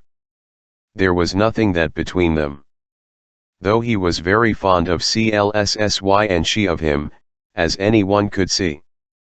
But it was a fondness that didn't worry Valency. "You don't know what Barney has been to me, these past 2 years, Sissy had said simply. Everything would have been unbearable without him. Sissy Gay is the sweetest girl I ever knew, and there's a man somewhere I'd like to shoot if I could find him," Barney had said savagely. Barney was an interesting talker, with a knack of telling a great deal about his adventures and nothing at all about himself. There was one glorious rainy day when Bamy and Abel swapped yarns all the afternoon while Valency mended tablecloths and listened. Barney told weird tales of his adventures with shacks on trains while hoboing it across the continent. Valency thought she ought to think his stealing rides quite dreadful, but didn't. The story of his working his way to England on a cattle ship sounded more legitimate. And his yarns of the Yukon enthralled her, especially the one of the night he was lost on the divide between the Gold Run and Sulphur Valley. He had spent 2 years out there. Where in all this there room for the penitentiary and the other things? If he were telling the TNLTLL. But Valency knew he was. "Found no gold," he said. "Came away poorer than when I went. But such a place to live. Those silences at the back of the non-wind got me. I've never belonged to myself since." Yet he was not a great talker. He told a great deal in a few well-chosen words, how well-chosen Valency did not realize. And he had a knack of saying things without opening his mouth at all. Ilka, a man whose eyes say more than his lips, thought Valency. But then she liked everything about him: his TMVNY hair, his whimsical smiles, the little glints of fun in his eyes, his loyal affection for that unspeakable Lady Janeless habit of sitting with his hands in his pockets, his chin sunk on his breast, looking up from under his mismated eyebrows. She liked his nice voice, which sounded as if it might become caressing or wooing with very little provocation. She was at times almost afraid to let herself think these thoughts. They were so vivid that she felt as if the others must know what she was thinking. "I've been watching a woodpecker all day," he said one evening on the shaky old back veranda. His account of the woodpecker's doings was satis-mng. He had often some gay or cunning little anecdote of the wood folk to tell them, and sometimes he and Roaring Abel smoked fiercely the whole evening and never said a word, while Sissy lay in the hammock swung between the veranda posts and Valency sat idly on the steps, her hands clasped over her knees, and wondered dreamily if she were really Valency Sterling, and if it were only 3 weeks since she had left the ugly old house on Elm Street. the barrens lay before her in a white moon splendor, where dozens of little rabbits frisked. Bamy, when he ilked, could sit down on the of the barrens and lure those rabbits right to him by some mysterious sorcery he possessed. Valency had once seen a squirrel leap from a scrub pine to his shoulder and sit there chattering to him. It reminded her of John Foster. It was one of the delights of Valency's new life that she could read John Foster's books as often and as long as she too. She read them all to Sissy, who loved them. She also tried to read them to Abel and Barney, who did not love them. Abel was bored and Barney politely refused to listen at all. Piffle, said Bamy. Chapter 19. Of course, the Sterlings had not left the poor maniac alone all this time or refrained from heroic F-01ts to rescue her perishing soul and reputation. Uncle James, whose lawyer had helped him as little as his doctor, came one day and, finding Valency alone in the kitchen, as he supposed, gave her a temple talking to, told her she was breaking her mother's health and disgracing her family. But why, said Valency, not ceasing to scour her porridge pot, I'm doing honest work for honest pay. What is there in that is disgraceful? Don't quibble, Valency, said Uncle James solemnly. This is no fit place for you to be, and you know it. Why, I'm told that jailbird, Snaith, is hanging around here every evening. Not even, evening, said Valency reflectively. No, not quite every even me. It sits insufferable, said Uncle James violently. Valency, you must come home. We won't judge you harshly. I assure you we won't. We will overlook all this. Thank you, said Valency. Have you no sense of shame? Demanded Uncle James. Oh, yes. But the things 1 of are not the things you are ashamed of. Valency proceeded to rinse her dishcloth meticulously. Still was Uncle James patient. He gripped the sides of his chair and ground his teeth. We know your mind isn't just right. We'll make allowances. But you must come home. You shall not stay here with that drunken, blasphemous old scoundrel. Were you by any chance refenning to me, Mr. Sterling? Demanded Roxing Abel, suddenly appealing in the doorway of the back veranda where he had been smoking a peaceful pipe and listening to old Jim Sterling's tirade with huge enjoyment. His red beard fairly bristled with indignation and his huge eyebrows quivered. But cowardice was not among James Sterling's shortcomings. I was. And, furthermore, I want to tell you that you have acted an iniquitous part in illying this weak and UNF-0128 girl away from her home and friends, and I will have you punished yet for it. James Sterling got no further.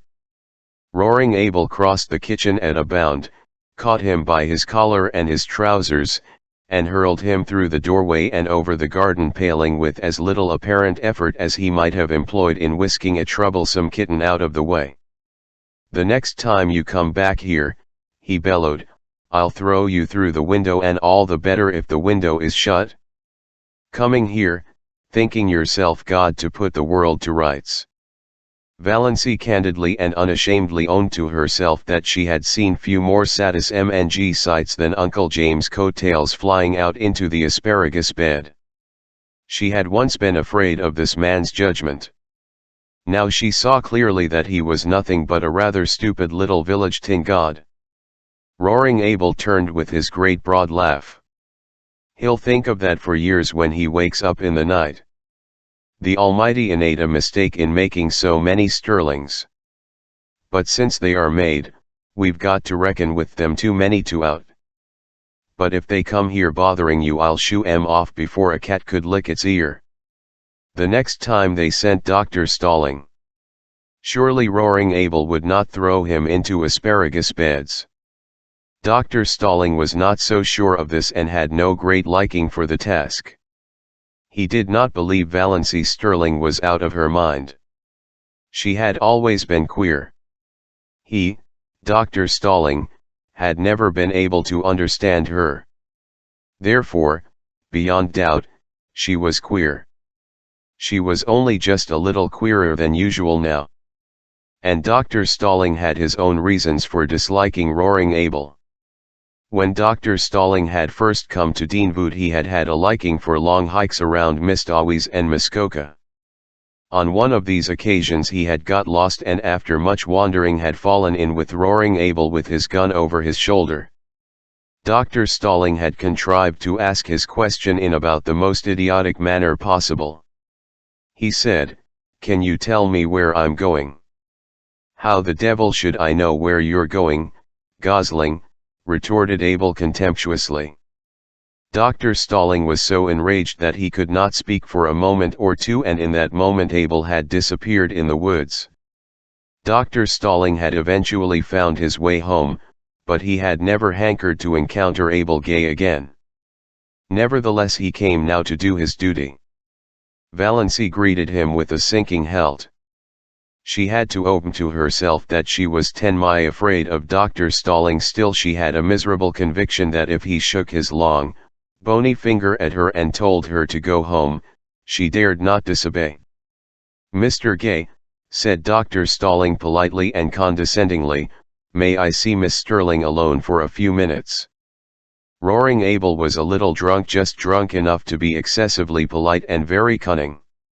He had been on the point of going away when Dr. Stalling arrived, but now he sat down in a corner of the parlor and folded his arms. "No, no, mister," he said solemnly. "That wouldn't do at all. I've got the reputation of my household to keep up. I've got to chaperone this young lady. Can't have any sparkin' going on here behind my back." Outraged Dr. Stalling looked so terrible that Valancy wondered how Abel could endure his aspect. But Abel was not worried at all. "D'ye know anything about it, anyway?" he asked genially. "About what?" "Sparking," said Abel coolly. Poor Dr. Stalling, who had never married because he believed in a celibate clergy, would not notice this ribald remark. He turned his back on Abel and addressed himself to Valancy. "Miss Sterling, I am here in response to your mother's wishes. She begged me to come. I am charged with some messages from her." Will wagged his forefinger. "Will you hear them?" "Yes," said Valancy faintly, eyeing the forefinger. It had a hypnotic effect on her. "The first is this. If you will leave this house," interjected Roaring Abel. "House troubled with an impediment in your speech, ain't you, mister? Dash this place and return to your home. Mr. James Sterling will himself pay for a good nurse to come here and wait on Miss Gay." Back of her tenor Valancy smiled in secret. Uncle James must indeed regard the matter as desperate when he would loosen his purse strings. That, at any rate, her clan no longer despised her or ignored her. She had become imponent to them. "That's my business, mister," said Abel. "Miss Sterling can go if she pleases, or stay if she pleases. I made a fair bargain with her, and she's free to conclude it when she likes. She gives me meals that stick to my ribs. She don't forget to put salt in the porridge. She never slams doors, and when she has nothing to say she don't talk. That's uncanny in a woman, you know, mister.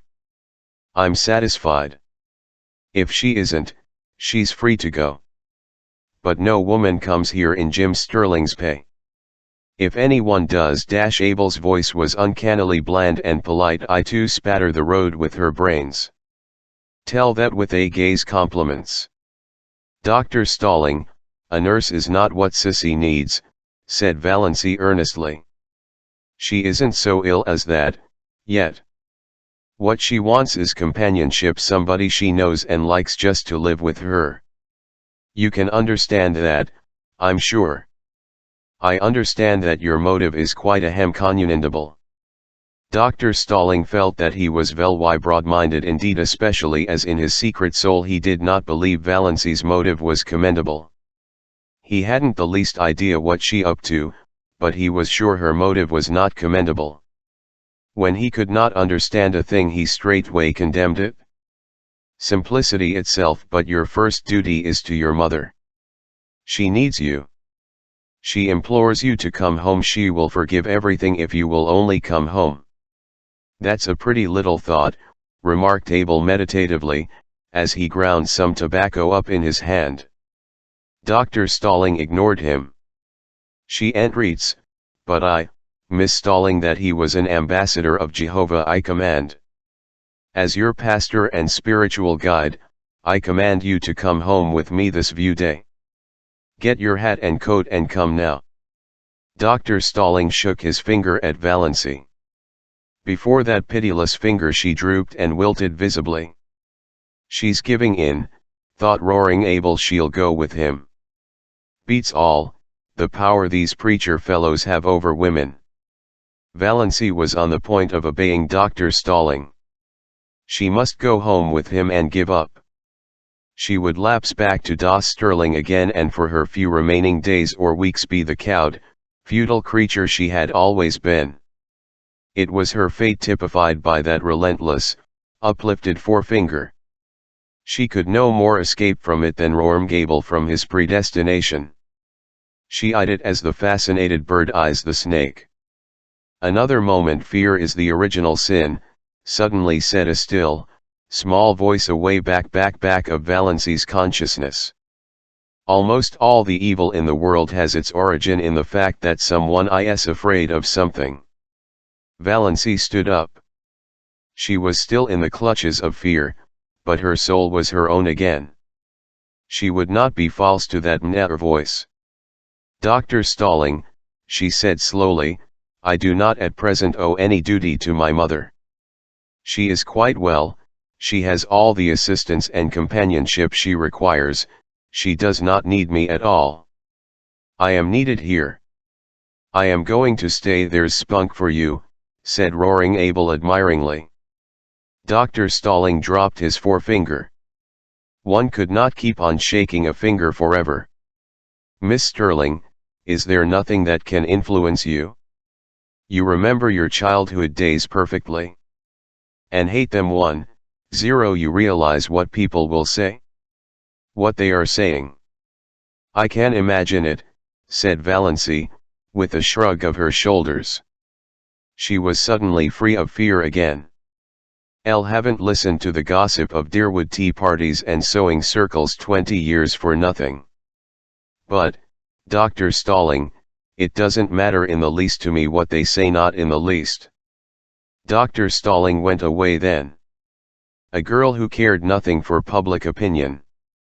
Over whom sacred family ties had no restraining influence. Who hated her childhood memo lies. Then Cousin Georgiana came on her MVN initiative, for nobody would have thought it W01th while to send her. She found Valency alone, weeding the little vegetable garden she had planted, and she made all the platitudinous pleas she could think of. Valency heard her patiently. Cousin Georgiana wasn't such a bad old soul then, she said, and now that you have got all that out of your system, Cousin Georgiana, can you tell me how to make creamed codfish so that it will not be as thick as ponage and as salt as the Dead Sea? We'll just have to wait, said Uncle Benjamin. After all, Sissy Gay can't live long. Dr. Marsh tells me she may drop off any day. Mrs. Frederick wept. It would really have been so much easier to bear if Valency had died. She could have worn mourning then. Chapter XX. When Abel Gay paid Valency her first month's wages, which he did promptly, in bills reeking with the odor of tobacco and whiskey, Valency went into Deerwood and spent every cent of it. She got a pretty green crepe dress with a girdle of crimson beads, at a bargain sale, a pair of silk stockings, to match, and a little crinkled green hat with a crimson rose in it. She even bought a foolish little beribboned and nightgown. She passed the house on Elm Street twice. Valency never even thought about it as home, but saw no one. No doubt her mother was sitting in the room this lovely June evening playing solitaire and cheating. Valency knew that Mrs. Frederick always cheated. She never lost a game. Most of the people Valency met looked at her seriously and passed her with a cool nod. Nobody stopped to speak to her. Valency put on her green dress when she got home. Then she took it off again. She felt so miserably undressed in its low neck and shone sleeves. And that low, crimson girdle around the hips seemed positively indecent. She hung it up in the closet, feeling flatly that she had wasted her money. She would never have the courage to wear that dress. John Foster's inanement of fear had no power to stiffen her against this. In this one thing habit and custom were still all-powerful. Yet she sighed as she went down to meet Bamie Snaith in her old snuff BRMVN silk. That green thing had been why becoming. She had seen so much in her one ashamed glance. Above it her eyes had looked like odd BRMM jewels and the girdle had given her flat figure an entirely different appearance. She wished she could have left it on. But there were some things John Foster did not know. Every Sunday evening Valency went to the little Free Methodist church in a valley on the edge of a spireless little grey building among thepines, with a few sunken graves and mossy gravestones in the small, paling-encircled, grass-grown square beside it. She liked the minister who preached there. He was so simple and sincere. An old man, who lived in Lawrence and came out by the HKE in a little disappearing propeller boat to give a free service to the people of the small, stony farms back of the hills, who would otherwise never have heard any gospel message. She liked the simple service and the fervent singing. She to sit by the open window and look out into the pine woods. The congregation was always small. The Free Methodists were few in number, poor and generally illiterate. But Valency loved those Sunday evenings. For the first time in her life she liked going to church. The rumor reached Deerwood that she had turned Free Methodist and sent Mrs. Frederick to bed for a day. But Valency had not turned anything. She went to the church because and because in some inexplicable way it did her good. Old Mr. Towers believed exactly what he preached and somehow it made a tremendous difference. Oddly enough, Roaring Abel disapproved of her going to the Hill Church as strongly as Mrs. Frederick herself could have done. He had 110 use for Free Methodists. He was a Presbyterian. But Valency went in spite of him. "We'll hear something worse than that about her soon," Uncle Benjamin predicted gloomily. They did. Valency could not quite explain, even to herself, just why she wanted to go to that party. It was a dance up back at Chidley Corners, and dances at Chidley Comers were not, as a rule, the sort of assemblies where well-brought-up young ladies were found. Valency knew it was coming off, for Roaring Abel had been engaged as one of the fiddlers. But the idea of going had never occurred to her until Roaring Abel himself broached it at supper. "You come with me to the dance," he ordered. "It'll do you good, put some color in your face. You look peaked, you want something to liven you up." Valency found herself suddenly wanting to go. She knew nothing at all of what dances at Chidley Comers were apt to be. Her idea of dances had been fashioned on the concert affairs that went by that name in Deerwood and Port Lawrence. Of course she knew the Corners dance wouldn't be just like them. Much more informal, of course. But so much the more interesting. Why shouldn't she go? Sissy was in a week of apparent health and improvement. She wouldn't mind staying alone in the least. She entreated Valency to go if she wanted to. And Valency did want to go. She went to her room to dress. A rage against the snuff-brown sick seized her. Wear that to a party? Never. She pulled her green crepe from its hanger and put it on feverishly. It was nonsense to feel because her neck and arms were bare. That was just her old maidishness. She would not be ridden by it. On went the dress, the slippers. It was the first time she had worn a pretty dress since the organdies of her early teens. And they had never made her look like this. If she only had a necklace or something, she wouldn't feel so bare then. She ran down to the garden. There were clovers there, great crunts and things growing in the long grass. Valency gathered handfuls of them and stung them on a cord. Fastened above her neck, they gave her the comfortable sensation of a collar and were oddly becoming. Another circlet of them went round her hair, dressed in the low puffs that became her. Excitement brought those faint pink stains to her face. She flung on her coat and the little, twisty hat over her hair. "You 100K so nice and different, dear," said Sissy. "Like a green moonbeam with a gleam of red in it, if there could be such a thing." Valency stooped to kiss her. "Don't feel right about leaving you alone, Sissy." "Oh, I'll be all right. I feel better tonight than I have for a long while. I've been feeling badly to see you sticking here so closely on my account. I hope you'll have a nice time. I never was at a penny at the Cummers, but I used to go sometimes, long ago, to dances up back. We always had good times. And you needn't be afraid of father being DNRNK tonight. He never dinks when he engages to play for a palty. But there may be liquor. What will you do if it gets rough?" "Nobody would molest me." "Not seriously, I suppose. Father would see to that. But it might be noisy and unpleasant."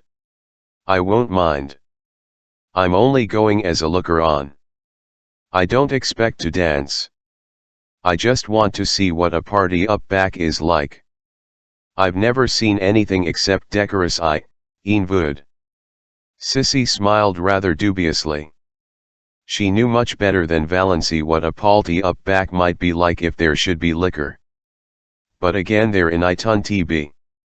I hope you'll enjoy it," she repeated. Valency enjoyed the drive there. They went early, for it was 12 miles to Chidley Cummers, and they had to go in Abel's old, top buggy.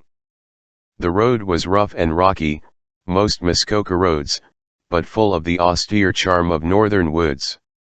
It wound through beautiful, purring pines that were ranks of enchantment in the June sunset, and over the curious jade-green rivers of Muskoka, fringed by aspens that were always quivering with some supernal joy. Roaring Abel was excellent company, too. He knew all the stories and legends of the wild, beautiful tupback, and he told them to Valency as they drove along. Valency had several fits of inward laughter over what Uncle Benjamin and Aunt Wellington, etal, would feel and think and say if they saw her driving with Roaring Abel in that terrible buggy to a dance at Chidley Cummers. At first the dance was quiet enough, and Valency was amused and entertained. She even danced twice herself, with a couple of nice up-back boys who danced beautifully and told her she did, too. Another compliment came her way, not a very subtle one, perhaps, but Valency had had too few compliments in her life to be over-nice on that point. She overheard two of the up-back young men talking about her in the dark lean-to behind her. "Know who that girl in green is?" "Nope. Guess she's from out front. The port, maybe. Got a stylish look too, no beaut but cute looking, I'll say, never see such eyes." The big room was decorated with pine and fir boughs, and lighted by Chinese lanterns. The floor was waxed, and Roaring Abel's fiddle, purring under his skilled touch, worked magic. The up-back girls were pretty and prettily dressed. Valency thought it the nicest party she had ever attended. By 11 o'clock she had changed her mind. A new crowd had arrived, a crowd unmistakably drunk. Whiskey began to circulate freely. Very soon almost all the men were partly drunk.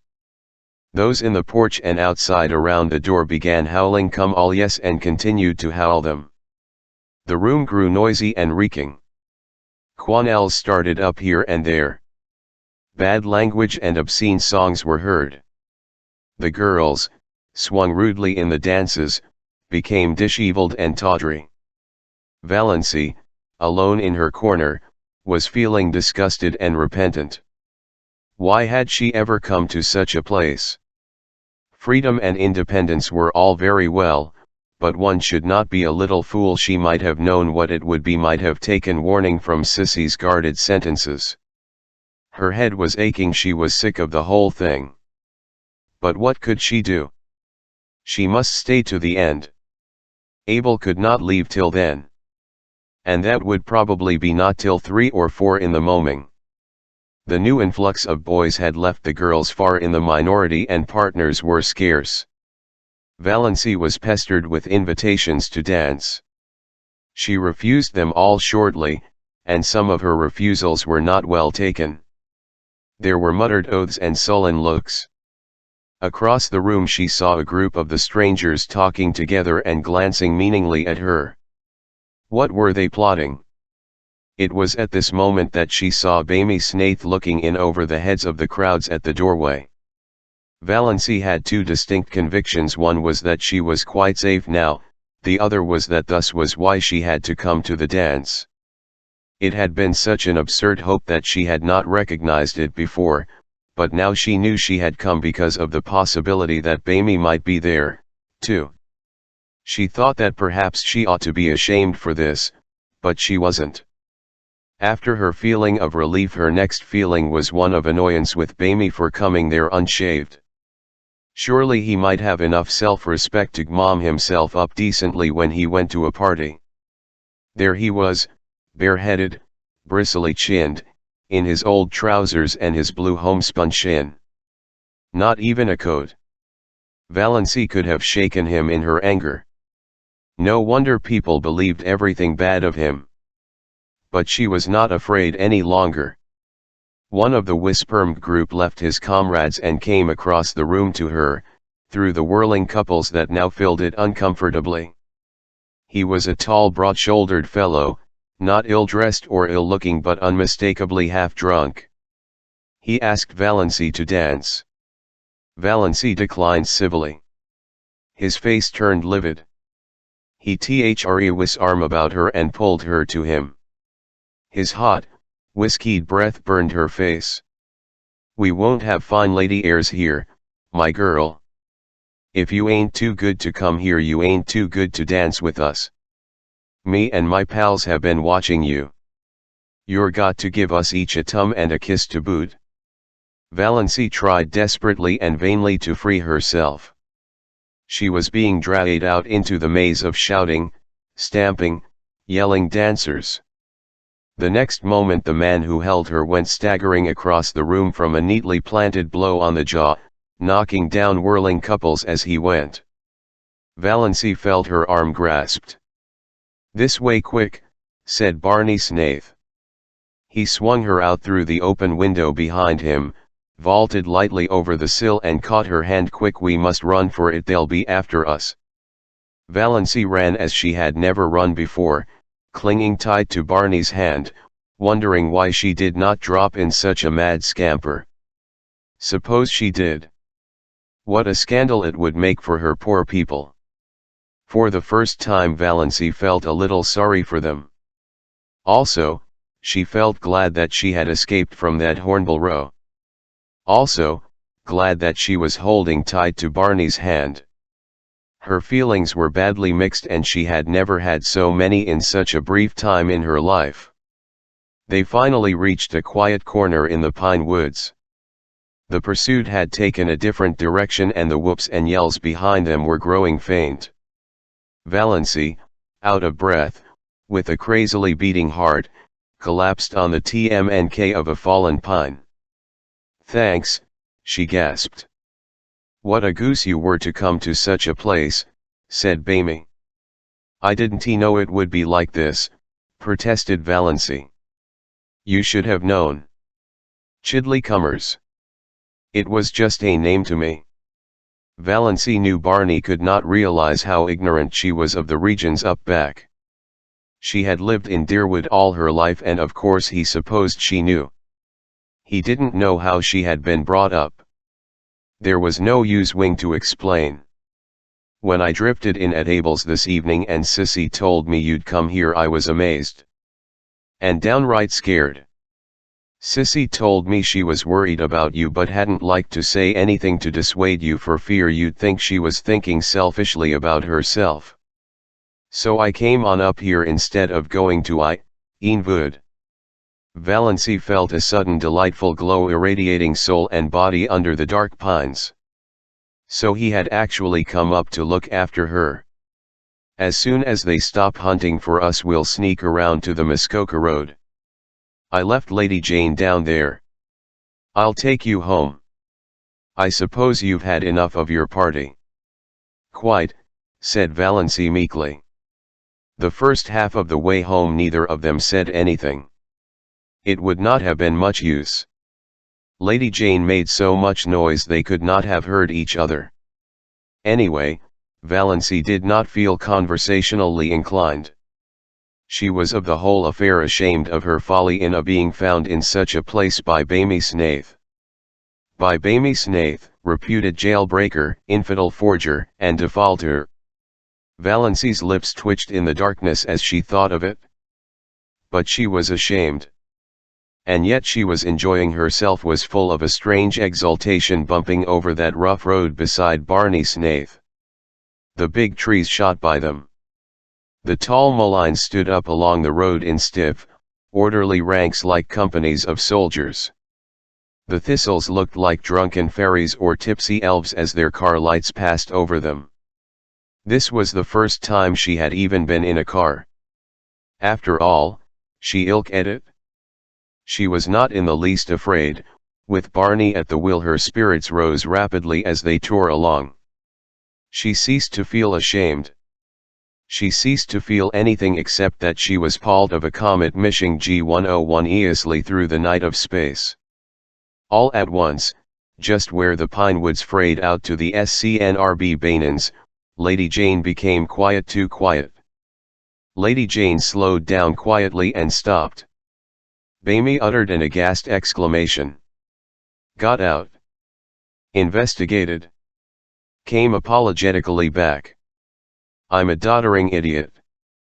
Out of gas. I knew I was short when I left home, but I meant to fill up in Eanwood. Then I forgot all about it in my hunady to get to the Cummers. What can we do? Asked Valency coolly. I don't know. There's no gas nearer than Deerwood, NME miles away. And I don't dare leave you here alone. There are always tramps on this road, and some of those crazy fools back at the corners may come straggling along presently. There were boys there from the port.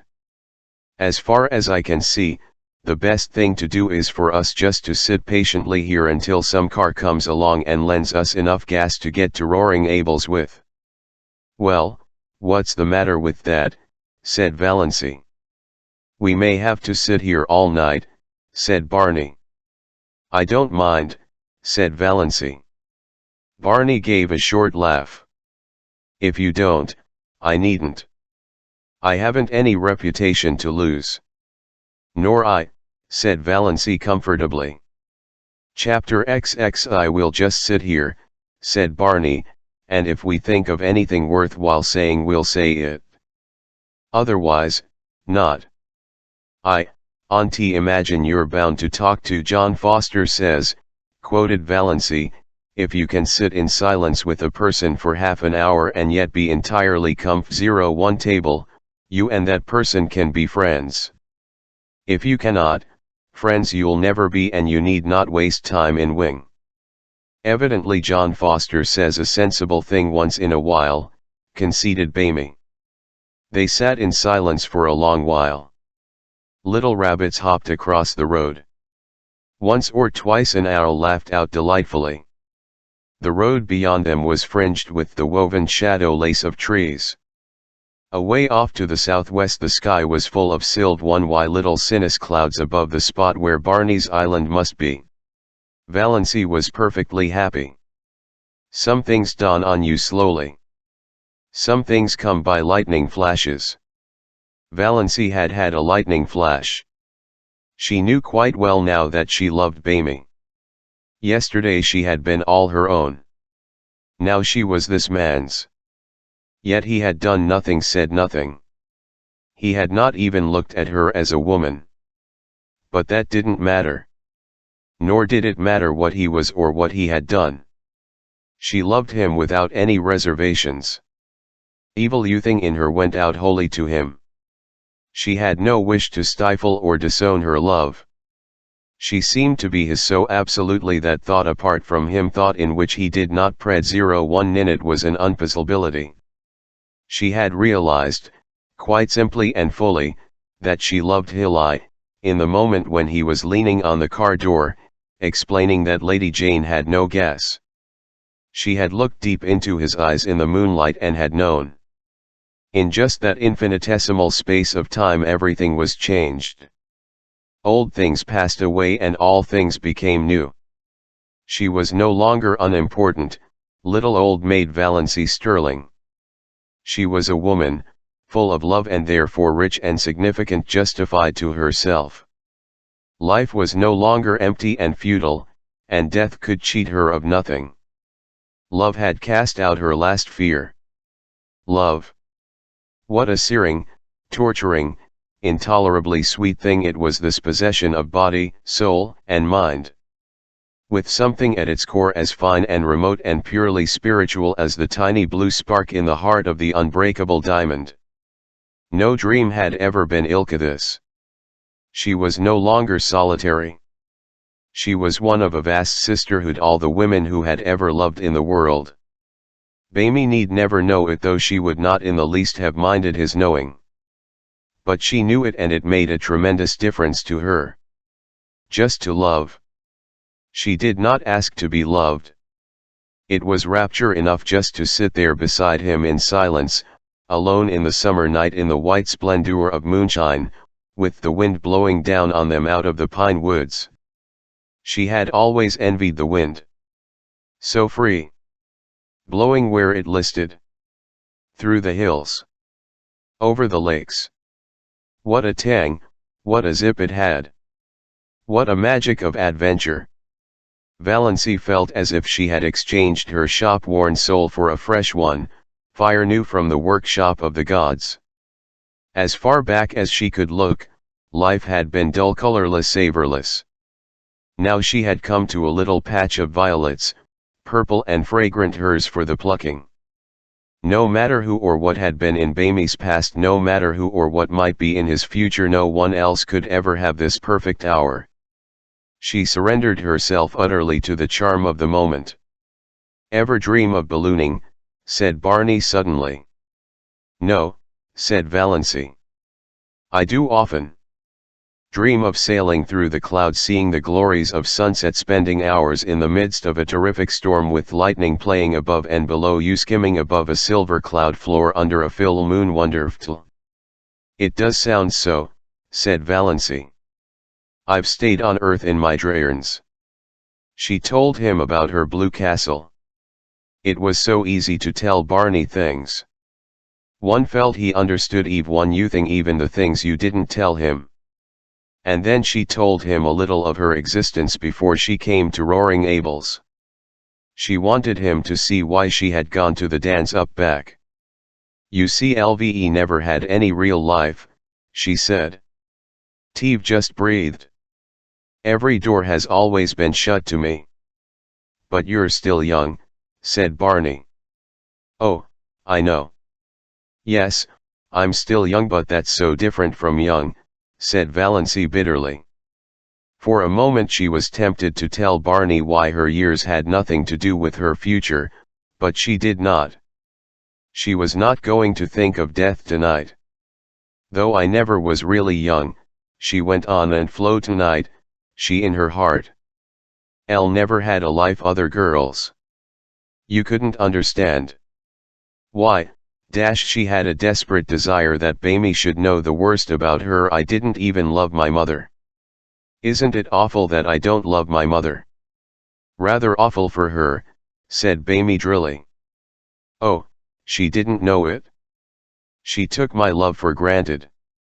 And I wasn't any use or comf 01t to her or anybody. I was just a vegetable. And I got tired of it. That's why I came to keep house for Mr. Gay and look after Sissy. And I suppose your people thought you'd gone mad. They did and do literally, said Valency. But it's a comfort to them. They'd rather believe me mad than bad. There's no other alternative. But I've been living since I came to NFR. Gaze. It's been a delightful experience. I suppose I'll pay for it when I have to go back, but I'll have had it. That's TME, said Barney. If you buy your experience, it's your own. So it's no matter how much you pay for it. Somebody else's experience can never be yours. Well, it's a funny old world. Do you think it really is old? Asked Valency dreamily. I never believed that in June. It seems so young tonight somehow. In that quivering moonlight, like a young, white girl waiting. Moonlight here on the verge of up back is different from moonlight anywhere else, agreed Barney. It always makes me feel so clean, somehow, body and soul, and of course the age of gold always comes back in spring. It was 10 o'clock now. A dragon of black cloud ate up the moon. The spring air grew chill. Valency shivered. Barney reached back into the innards of Lady Jane and clawed up an old, tobacco-scented overcoat. Put that on, he ordered. Don't you want it yourself? Protested Valency. No. I'm not going to have you catching cold on my hands. Oh, I won't catch cold. I haven't had a cold since I came to Mr. Gay's, though I've done the foolishest things. It's funny, too, to have them all the time. I feel so selfish taking your coat. You've sneezed 3 times. No use winding up your experience up back with grippe or pneumonia. He pulled it up tight about her fluote and buttoned it on her. Valency submitted with secret delight. How nice it was to have someone look after you so. She snuggled down into the tobacco-y folds and wished the night could last forever. 10 minutes later a car swooped down on them from up back. Barney sprang from Lady Jane and waved his hand. The car came to a stop beside them. Valency saw Uncle Wellington and Olive gazing at her in honor from it. So Uncle Wellington had got a car. And he must have been spending the evening up at Miss Dawes with Cousin Herbelt. Valency almost laughed aloud at the expression on his face as he recognized her. The pompous, behyskered old humbug. Can you let me have enough gas to take me to Deerwood? Barney was asking politely. But Uncle Wellington was not attending to him. Valency, how came you here? He said sternly. By chance or God's grace, said Valency. With this jailbird at 10 o'clock at night, said Uncle Wellington. Valency tummed to Bamie. The moon had escaped from its dragon, and in its light her eyes were full of deviltry. Are you a jailbird? Does it matter? Said Bamie, gleams of fun in his eyes. Not to me. I only asked out of curiosity, continued Valency. Then I won't tell you. I never satisfy curiosity. He turned to Uncle Wellington and his voice changed subtly. Mr. Sterling, I asked you if you could let me have some gas. If you can, well and good. If not, we are only delaying you unnecessarily. Uncle Wellington was in a horrible dilemma. To give gas to this shameless pair. But not to give it to them. To go away and them there in the Miss Dawes woods until daylight, likely. It was better to give it to them and let them get out of sight before anyone else saw them. Got anything to get gas in? He yelmed surlily. Bamie produced a 2-gallon measure from Lady Jane. The 2 men went to the rear of the Sterling car and began manipulating the tap. Valency stole sly glances at Olive over the collar of Bamie's coat. Olive was sitting grimly staring straight ahead with an outraged expression. She did not mean to take any notice of Valency. Olive had her MVN secret reasons for feeling outraged. Cecil had been in Deanwood lately and of course had heard all about Valency. He agreed that her mind was changed and was exceedingly anxious to find out whence the derangement had been. It was a serious thing to have in the family, a very serious thing. One had to think of one's descendants. She got it from the once Banaz, said Olive positively. There's nothing like that in the Sterlings, nothing. I hope not, I certainly hope not, Cecil had responded dubiously. But then to go out as a servant, for that is what it practically amounts to. Your cousin. Poor Olive felt the implication. The Port Lawrence Prices were not accustomed to ally themselves with families whose members worked out. Valency could not resist temptation. She leaned forward. Olive, does it hurt? Olive bit stiffly. Does what hurt? Looking like that. For a moment Olive resolved she would take no further notice of Valency. Then duty came uppermost. She must not miss the opportunity. Das, she implored, leaning forward also, won't you come home tonight? Valency yawned. You sound like a revival meeting, she said. You really do. If you will come back all will be forgiven. Yes, said Olive eagerly. Wouldn't it be splendid if she could induce the prodigal daughter to redeem? We'll never cast it up to you. Das, there are nights when I cannot sleep for thinking of you. And me having the time of my life, said Valency, laughing. Das, I can't believe you're bad. I've always said you couldn't be bad. I don't believe I can be, said Valency. I'm afraid I'm hopelessly proper. I've been sitting here for 3 hours with Bamy Snaith and he hasn't even tried to kiss me.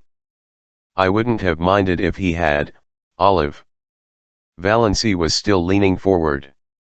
Her little hat with its crimson rose was tilted down over one eye. Valency smiled. What had happened to Valency? She looked not pretty. Das couldn't be pretty but provocative, fascinating, yes, abominably so. Olive drew back. It was beneath her dignity to say more. After all, Valency must be both mad and bad. Thanks, that's enough, said Barney behind the car. Much obliged, Mr. Sterling. 2 gallons 70 cents. Thank you. Uncle Wellington climbed foolishly and feebly into his car. He wanted to give Snaith a piece of his mind, but dared not. Who knew what the creature might do if provoked? No doubt he carried firearms. Uncle Wellington looked indecisively at Valency.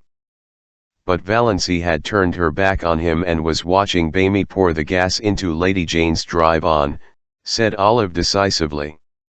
There's no use in waiting here. Let me tell you what she said to me. The little hussy. The shameless little hussy, said Uncle Wellington. Chapter XXII. The next thing the Sterlings heard was that Valency had been seen with Bamy Snaith in a movie theatre in Poldlobnitz and after it at supper in a Chinese restaurant there. This was quite TME and no one was more suspicious at it than Valency herself. Bamy had come along in Lady Jane one dim twilight and told Valency unceremoniously if she wanted a drive to hop in. I'm going to the POIT. Will you go there with me? His eyes were teasing and there was a bit of defiance in his voice. Valency, who did not conceal from herself that she would have gone anywhere with him to any place, hopped in without more ado. They tore into and through Deanwood. Mrs. Friedfick and Cousin Stickles, taking a little air on the veranda, saw them whirl by in a cloud of dust and sought comfort in each other's eye. Valency, who in some dim pre-existence had been afraid of a car, was hatless and her hair was blowing wildly round her face. She would certainly come down with bronchitis and die at Roaring Abel's. She wore a low-neck dress and her arms were bare. That snathe creature was in his shirt sleeves, smoking a pipe. They were going at the rate of F01 miles an hour 60, Cousin Stickles averred. Lady Jane could hit the pike when she wanted to. Valancy waved her hand gaily to her relatives. As for Mrs. Frederick, she was wishing she knew how to go into hysterics. Was it for this, she demanded in hollow tones, that I suffered the pangs of motherhood? I will not believe, said Cousin Stickles solemnly, that our prayers will not yet be answered. Who will protect that unfortunate girl when I am gone, moaned Mrs. Frederick. As for Valancy, she was wondering if it could really be only a few weeks since she had sat there with them on that veranda. Hating the rubber plant. Pestered with teasing questions like black flies. Always thinking of appearances. Cowed because of Aunt Wellington's teaspoons and Uncle Benjamin's money. Poverty-stricken. Afraid of everybody. Envying Olive. A slave to moth-eaten traditions. Nothing to hope for or expect. And now every day was a gay adventure. Lady Jane flew over the 15 miles between Dean Wood and the port through the port.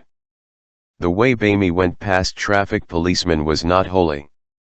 The lights were beginning to twinkle out like stars in the clear, lemon-hued twilight air. This was the only time Valancy ever really liked the town, and she was crazy with the delight of speeding. Was it possible she had ever been afraid of a car?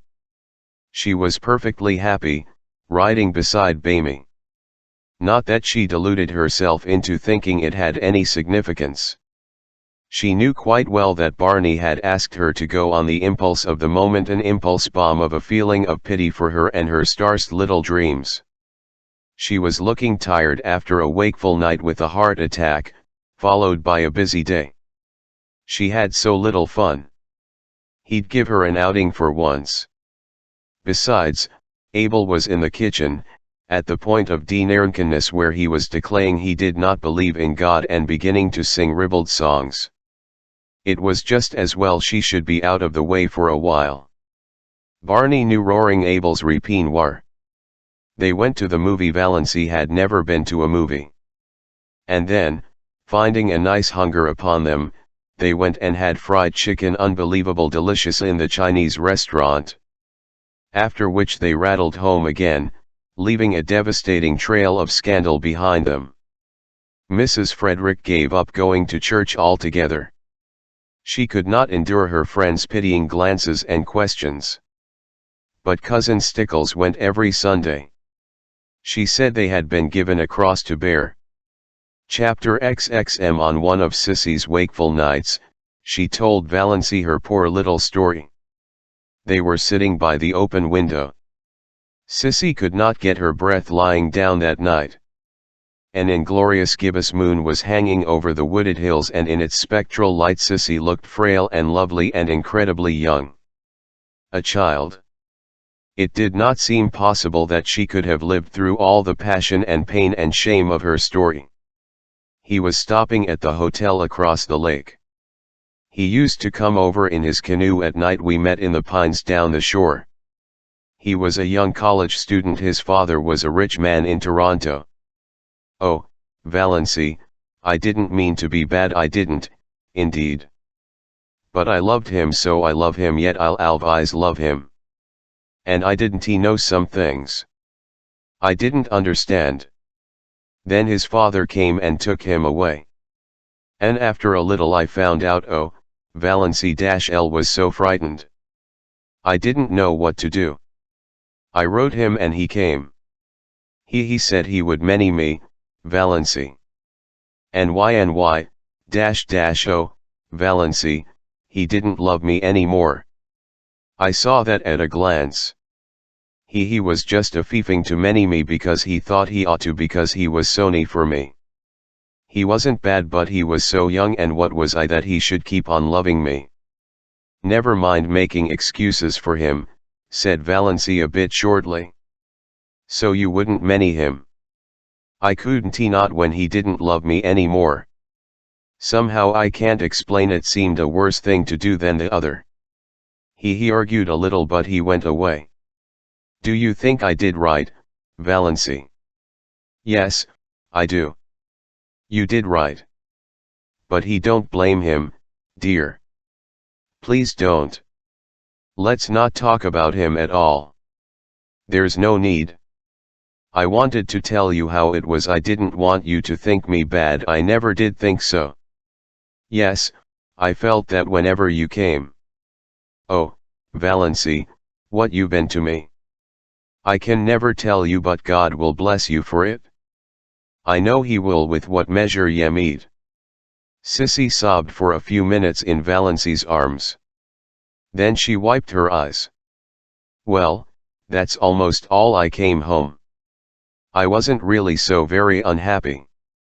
I suppose I should have been, but I wasn't. Father wasn't hard on me. And my baby was so sweet, Valency, with such lovely blue eyes and little rugs of pale gold hair, Ilka silk floss, and tiny hands. I used to bite his satin smooth little face all over softly, so as not to hurt him, you know. No, said Valency, wincing. No, a woman always knows, and he was all mine. Nobody else had any claim on him. When he died, oh, Valency, I thought I must die too. I didn't see how anybody could endure such anguish and live. To see his dear little eyes and know he would never open them again, to miss his warm little body nestled against mine at night, and think of him sleeping alone and cold, his wee face under the hard frozen earth. It was so awful. For the first year after that it was a little easier. One didn't keep thinking this day last year, but I was so glad when I found out I was dying. Who could endure life if it were not for the hope of death? Murmured Valency softly. It was of course a quotation from some book of John Foster's. I'm glad I've told you all about it, sighed Sissy. I wanted you to know. Sissy died a few nights after that. Roaring Abel was away. When Valency saw the change that had come over Sissy's face, she wanted to telephone for the doctor. But Sissy wouldn't let her. Valency, why should you? He can do nothing for me. I've known for several days that this was near. Let me die in peace, dear, just holding your hand. Oh, I'm so glad you're here. Tell Father goodbye for me. He's always been as good to me as he knew how. And Barney. Somehow, I think that Bamie, but a spasm of coughing interrupted and exhausted her. She fell asleep when it was over, still holding to Valency's hand. Valency sat there in the silence. She was not frightened or even sorry. At sunrise Sissy died. She opened her eyes and looked past Valency at something that made her smile suddenly and happily. And, smiling, she died. Valency crossed Sissy's hands on her breast and went to the open window. In the east sky, amid the fires of sunrise, an old moon was hanging as slender and lovely as a new moon. Valency had never seen an old moon before. She watched it pale and fade until it paled and faded out of sight in the living rose of day. A little pool in the barrens shone in the sunrise like a great golden lip. But the world suddenly seemed a colder place to Valency. Again nobody needed her. She was not in the least sorry Cecilia Vyas, dead. She was only sorry for all her suffering in life. But nobody could ever hurt her again. Valency had always thought death dreadful, but Sissy had died so quietly, so pleasantly. And at the very last something had made up to her for everything. She was lying there now, in her white sleep, looking Ilka a child. Beautiful. All the lines of shame and pain gone. Roaring Abel drove in, justifying his name. Valency went down and told him. The shock sobered him at once. He down on the seat of his buggy, his great head hanging. Sissy dead, he said vacantly. I didn't think it would a come so soon. One ad. She used to mn down the lane to meet me with a little white rose stuck in her hair. Sissy used to be a pretty little girl. And a good little girl, she has always been a good little girl, said Valency. Chapter XXIV. Valency herself made Sissy ready for burial. No hands but hers should touch that pitiful, wasted little body. The old house was spotless on the day of burial. Barney Snaith was not there.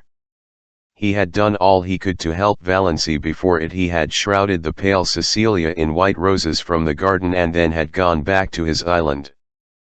But everybody else was there. All Dean Vood and up back came. They forgave Sissy splendidly at last. Nfr. Bradley gave a very beautiful funeral address. Valency had wanted her old Free Methodist man, but Roaring Abel was obdurate. He was a Presbyterian and no one but a Presbyterian minister should bury his daughter. Nfr. Bradley was very tactful. He avoided all dubious points and it was plain to be seen he hoped for the best. SLX reputable citizens of Dean Vood bore Cecilia Gay to her grave in decorous Deerwood Cemetery. Among them was Uncle Wellington. The Sterlings all came to the funeral, men and women. They had had a fan lily conclave over it. Surely now that Sissy Gay was Valency would come home. She simply could not stay there with Roaring Abel. That being the case, the wisest Uncle James was to attend the funeral, legitimize the whole thing, so to speak, show Deerwood that Valency had really done a most creditable deed in going to nurse poor Cecilia Gay and that her family backed her up in it. Death, the miracle worker, suddenly made the thing quite respectable. If Valency would return to home and decency while public opinion was under its influence, all might yet be well. Society was suddenly forgetting all Cecilia's wicked doings and remembering what a pretty, modest little thing she had. Motherless, you know, motherless. It was the psychological moment, said Uncle James. So the Sterlings went to the funeral. Even Cousin Gladys Neuritis allowed her to come. Cousin Stickles was there, her bonnet dripping all over her face, crying as woefully as if Sissy had been her nearest and dearest. Funerals always brought Cousin Stickles' own sad bereavement back. And Uncle Wellington was a pallbearer.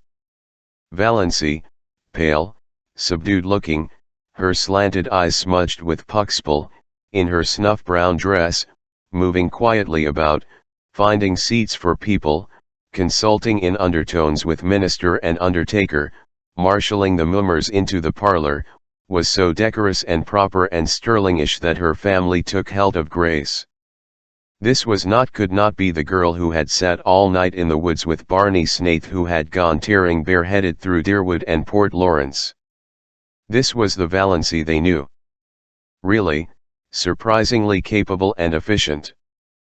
Perhaps she had always been kept down a bit too much. Aim 11 really was rather strict. Hadn't he had a chance to show what was in her?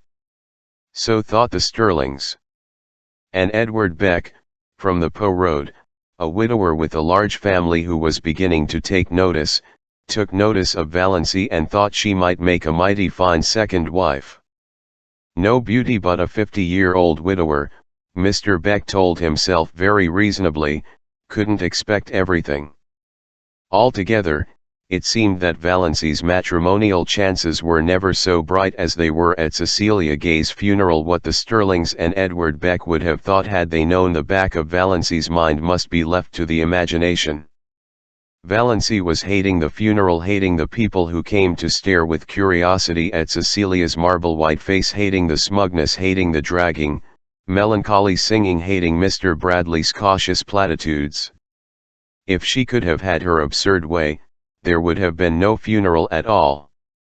She would have covered Sissy over with flowers, shut her away from prying eyes, and buried her beside her nameless little baby in the grassy burying ground under the pines of the Tupback Church, with a bit of kindly prayer from the old Free Methodist minister. She remembered Sissy saying once, "I'll wish I could be buried deep in the heart of the woods where nobody would ever come to say, 'Sissy Gay is buried here,' and tell over my miserable story." But this. However, it would soon be over. Valency knew, if the Sterlings and Edward Beck didn't, exactly what she intended to do then. She had lain awake all the preceding night thinking about it and finally on it. When the funeral procession had left the house, Mrs. Frederick sought out Valency in the kitchen. "My child," she said tremulously, "you'll come home now." "Home," said Valency absently. She was getting on an apron and calculating how much tea she must put to steep for supper. There would be several guests from up back distant relatives of the Gays who had not remembered them for years. And she was so tired she wished she could bone out a pair of legs from the cat. "Yes, home," said Mrs. Friedfick, with a touch of asperity. "I suppose you won't dream of staying here now alone with Roaring Abel." "Oh, no, I'm not going to stay here," said Valency. "Of course, I'll have to stay for a day or two, to put the house in order generally. But that will be all. Excuse me, mother, won't you? I've a frightful lot to do. All those up back people will be here to supper." Mrs. Frederick retreated in considerable relief, and the Sterlings went home with lighter hearts. "We will just treat her as if nothing had happened when she comes back," decreed Uncle Benjamin. "That will be the best plan. Just as if nothing had happened." Chapter XXV. On the evening of the day after the funeral, Roaring Abel went off for a spree. He had been sober for 4 whole days and could endure it no longer. Before he went, Valency told him she would be going away the next day. Roaring Abel was sorry, and said so. A distant cousin from up back was coming to keep house for him, quite willing to do so now since there no sick girl to wait on, but Abel was not under any delusion concerning her. "She won't be like you, my girl. Well, I'm obliged to you. You helped me out of a bad hole and I won't forget it. And I won't forget what you did for Sissy. I'm your friend, and if you ever want any of the Sterlings spanked daily, don't reckon I'll be back afore tomorrow night, so if you're going home to Manow, goodbye now." "I may go home tomorrow," said Valency, "but I'm not going back to Iconwood." "Not going? You'll find the key on the woodshed nail," interrupted Valency, politely and unmistakably. "The dog will be in the bam and the cat in the cellar. In't forget to feed her till your cousin comes. The penny is full and I made bread and pies today. Goodbye, Mr. Gay. You have been vexy kind to me and I appreciate it. We've had a decent time of it together, and that's a fact," said Roaring Abel. "You're the best small sport in the world, and your little finger is worth the whole Sterling clan tied together. Goodbye and good luck." Valency went out to the garden. Her legs trembled a little, but otherwise she felt and looked composed. She held something tightly in her hand. The garden was lying in the magic of the warm, odorous July twilight. A few stars were out and the robins were calling through the velvety silences of the barrens. Valency stood by the gate expectantly. Would he come? If he did not, he was coming. Valency heard Lady Jane Grey far back in the woods. Her breath came a little more quickly. Nearer and nearer she could see Lady Jane now bumping down the lane. Nearer he was there. He had sprung from the car and leaning over the gate, looking at her. "Going home, Miss Sterling? Don't know yet," said Valency slowly. Her mind was made up, with no shadow of turning, but the moment was very tremendous. "Elle thought I'd run down and ask if there was anything I could do for you," said Bamie. Valency took it with a canter. "Yes, there is something you can do for me," she said, evenly and distinctly. "Will you marry me?" For a moment Bamie was silent. There was no panicular expression on his face. Then he gave an odd laugh. "Come, now. I knew luck was just waiting around the corner for me. All the signs have been pointing that way today. Wait." Valency lifted her hand. I'm in earnest, but I want to get my breath after that question. Of course, with my bringing up, I realize perfectly well that this is one of the things a lady should not do. But why? For two reasons.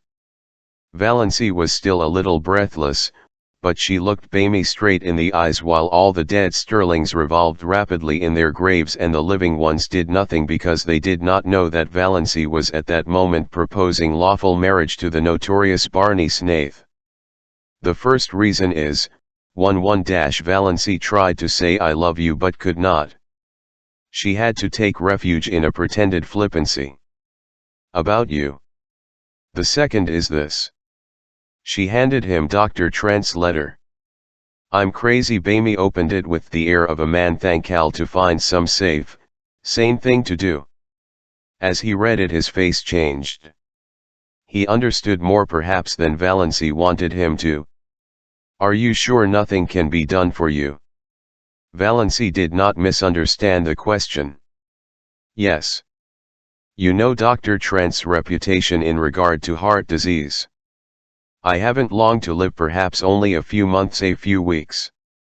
I want to live them. I can't go back to Inewood. You know what my life was like there. She managed it this time. I love you. I want to spend the rest of my life with you. That's all. Bamie folded his arms on the gate and looked gravely enough at a white, saucy star that was winking at him just over roaring Abel's kitchen chimney. You don't know anything about me.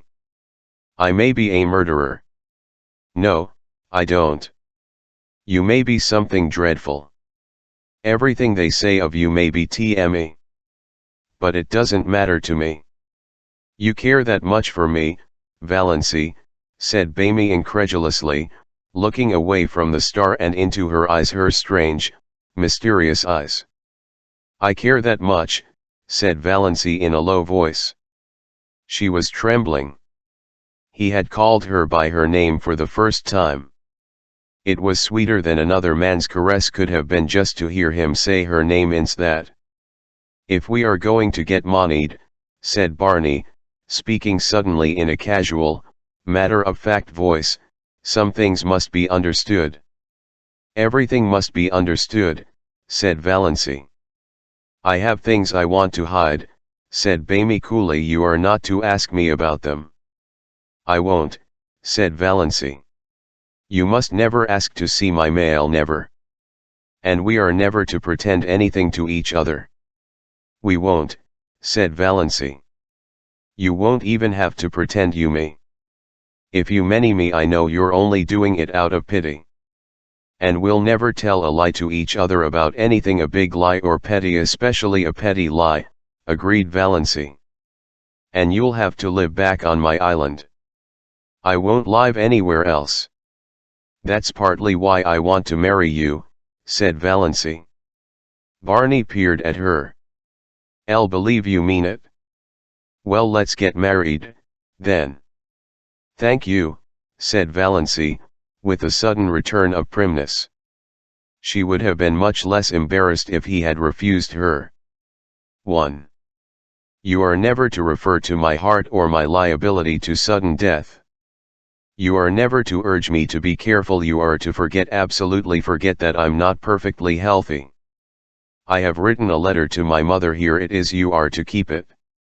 I have explained one thing in it. If I drop dead suddenly, as I likely will do, it will exonerate me in the eyes of your children from the suspicion of having poisoned you, said Bamie with a grin.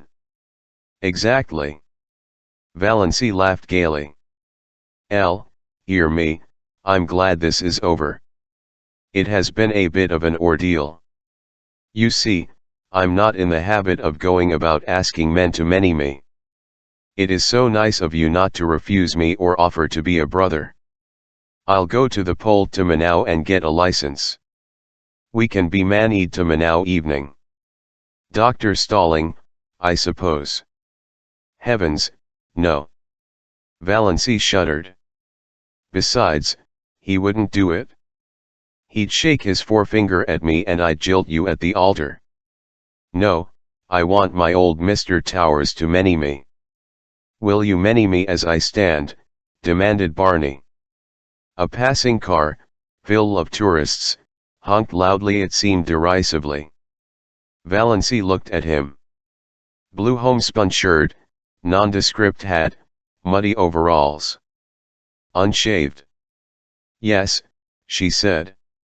Bamey put his hands over the gate and took her little, cold ones gently in his. Valency, he said, trying to speak lightly, of course I'm not in love with you, never thought of such a thing as being in love. But, do you know, I've always thought you were a bit of a dear. Chapter XXVI. The next day passed for Valency like a dream.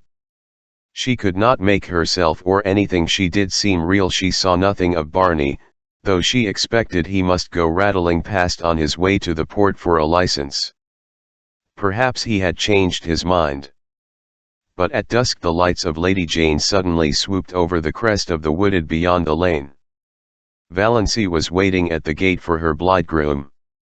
She wore her green dress and her green hat because she had nothing else to wear. She did not look or feel at all, really looked like a wild elf strayed out of the greenwood. But that did not matter. Nothing at all mattered except that Bamey was coming for her. Ready, said Bamey, stopping Lady Jane with some new, 1101T1 blee noises. Yes. Valency stepped in and sat down. Bamey was in his blue shirt and overalls. But they were clean overalls. He was smoking a villainous-looking pipe and he was bareheaded. But he had a pair of oddly small boots on under his shabby overalls. And he was shaved. They clattered into Deerwood and through Deerwood and hit the long, wooded road to the port. Haven't changed your mind, said Barney. No. Have you? No. That was their whole conversation on the 15 miles. Everything was more dreamlike than ever. Valency didn't know whether she felt happy, or terrified, or just plain fool. Then the lights of Port Lawrence were about them. Valency felt as if she were surrounded by the gleaming, hungry eyes of hundreds of great, stealthy panthers. Barney briefly asked where Mr. Towers lived, and Valency as briefly told him. They stopped before the shabby little house in an unfashionable street. They went into the small, shabby parlor. Barney produced his license. So he had got it? Also a ring. This thing was real. She, Valency Sterling, was actually on the point of being married. They were standing up together before Mr. Towers. Valency heard Mr. Towers and Bamey saying things. She heard some other person saying things. She herself was thinking of the way she had once planned to be married away back in her early teens when such a thing had not seemed impossible. White silk and tulle veil and orange blossoms, no bridesmaid. But one flower girl, in a frock of cream shadow lace over pale pink, with a wreath of flowers in her hair, carrying a basket of roses and lilies of the valley. And the groom, a noble-looking creature, irreproachably clad in whatever the fashion of the day decreed. Valency lifted her eyes and saw herself and Bamey in the little slanting, DIST-01 ting minor over the mantelpiece. She in her odd, unbridled green hat and dress, Barney in shield and overalls. But it was Bamey. That was all that mattered. No veil, no flowers, no guests, no presents, no wedding cake, but just Barney. For all the rest of her life there would be Bamey. Mrs. Snaith, I hope you will be very happy, Mr. Towers was saying. He had not seemed surprised at their appearance, not even at Bamey's overalls. He had seen plenty of queer weddings up back. He did not know Valency was one of the Deanwood Sterlings. He did not even know there were Deerwood Sterlings. He did not know Bamey Snaith was a fugitive from justice. Really, he was an incredibly ignorant old man. Therefore he married them and gave them his blessing very gently and solemnly and prayed for them that night after they had gone away. His conscience did not trouble him at all. What a nice way to get married, Barney was saying as he put Lady Jane in gear. No fuss and flub-dub. I never supposed it was half so easy. For heaven's sake, said Valancy suddenly, let's forget we are married and talk as if we weren't. I can't stand another drive the one we had come em. Barney howled and threw Lady Jane into high with an infernal "and I thought I was making it easy for you," he said. You didn't seem to want to talk. I didn't. But I wanted you to talk. I don't want you to make love to me, but I want you to act like an ordinary human being. Tell me about this island of yours. What sort of a place is it? The jolliest place in the world. You're going to love it. The first time I saw it I loved it. Old Tom MacMunn owned it then. He built the little shack on it, lived there in winter and rented it to Toronto people in summer. I bought it from Hearn, became by that one simple transaction a landed proprietor owning a house and an island. There is something so satisfying in owning a whole island. And isn't an uninhabited island a charming idea? I'd wanted to one ever since I'd read Robinson Crusoe. It too good to be true. And beauty. Most of the scenery belongs to the government, but they don't tax you for looking at it, and the moon belongs to everybody. You won't find my shack very tidy. I suppose you'll want to make it tidy. Yes, said Valancy honestly. I have to be tidy. I don't really want to be. But untidiness hurts me. Yes, I'll have to tidy up your shack. I was prepared for that, said Bamey, with a hollow groan. But, continued Valancy relentingly, I won't insist on your wiping your feet when you come in. No, you'll only sweep up after me with the air of a martyr, said Bamey. Well, anyway, you can't tidy the lean-to. You can't even enter it. The door will be locked and I shall keep the key. Bluebeard's chamber, said Valancy. I shan't even think of it. I don't care how many wives you have hanging up in it. So long as they're really dead. Dead as doornails. You can do as you like in the rest of the house. There's not much of it, just one big living room and one small bedroom. Well built, though. Old Tom loved his job. The beams of our house are cedar and the rafters fir. Our living room windows face west and east. It's wonderful to have a room where you can see both sunrise and sunset. I have 2 cats there. Banjo and Good Luck. Adorable animals. Banjo is a big, enchanting, gray devil cat. Striped, of course. I don't care a hang for any cat that hasn't stripes. I never knew a cat who could swear as genteelly and effectively as Banjo. His only fault is that he snores horribly when he is asleep. Luck is a dainty little cat. Always looking wistfully at you, as if he wanted to tell you something. Maybe he will pull it off sometime. Once in 1,000 years, you know, one cat is allowed to speak. My cats are philosophers, neither of them ever cries over spilt milk. 2 old crows live in a pine tree on the point and are reasonably neighborly. Call Nip and Tuck. And I have a demure little tame owl.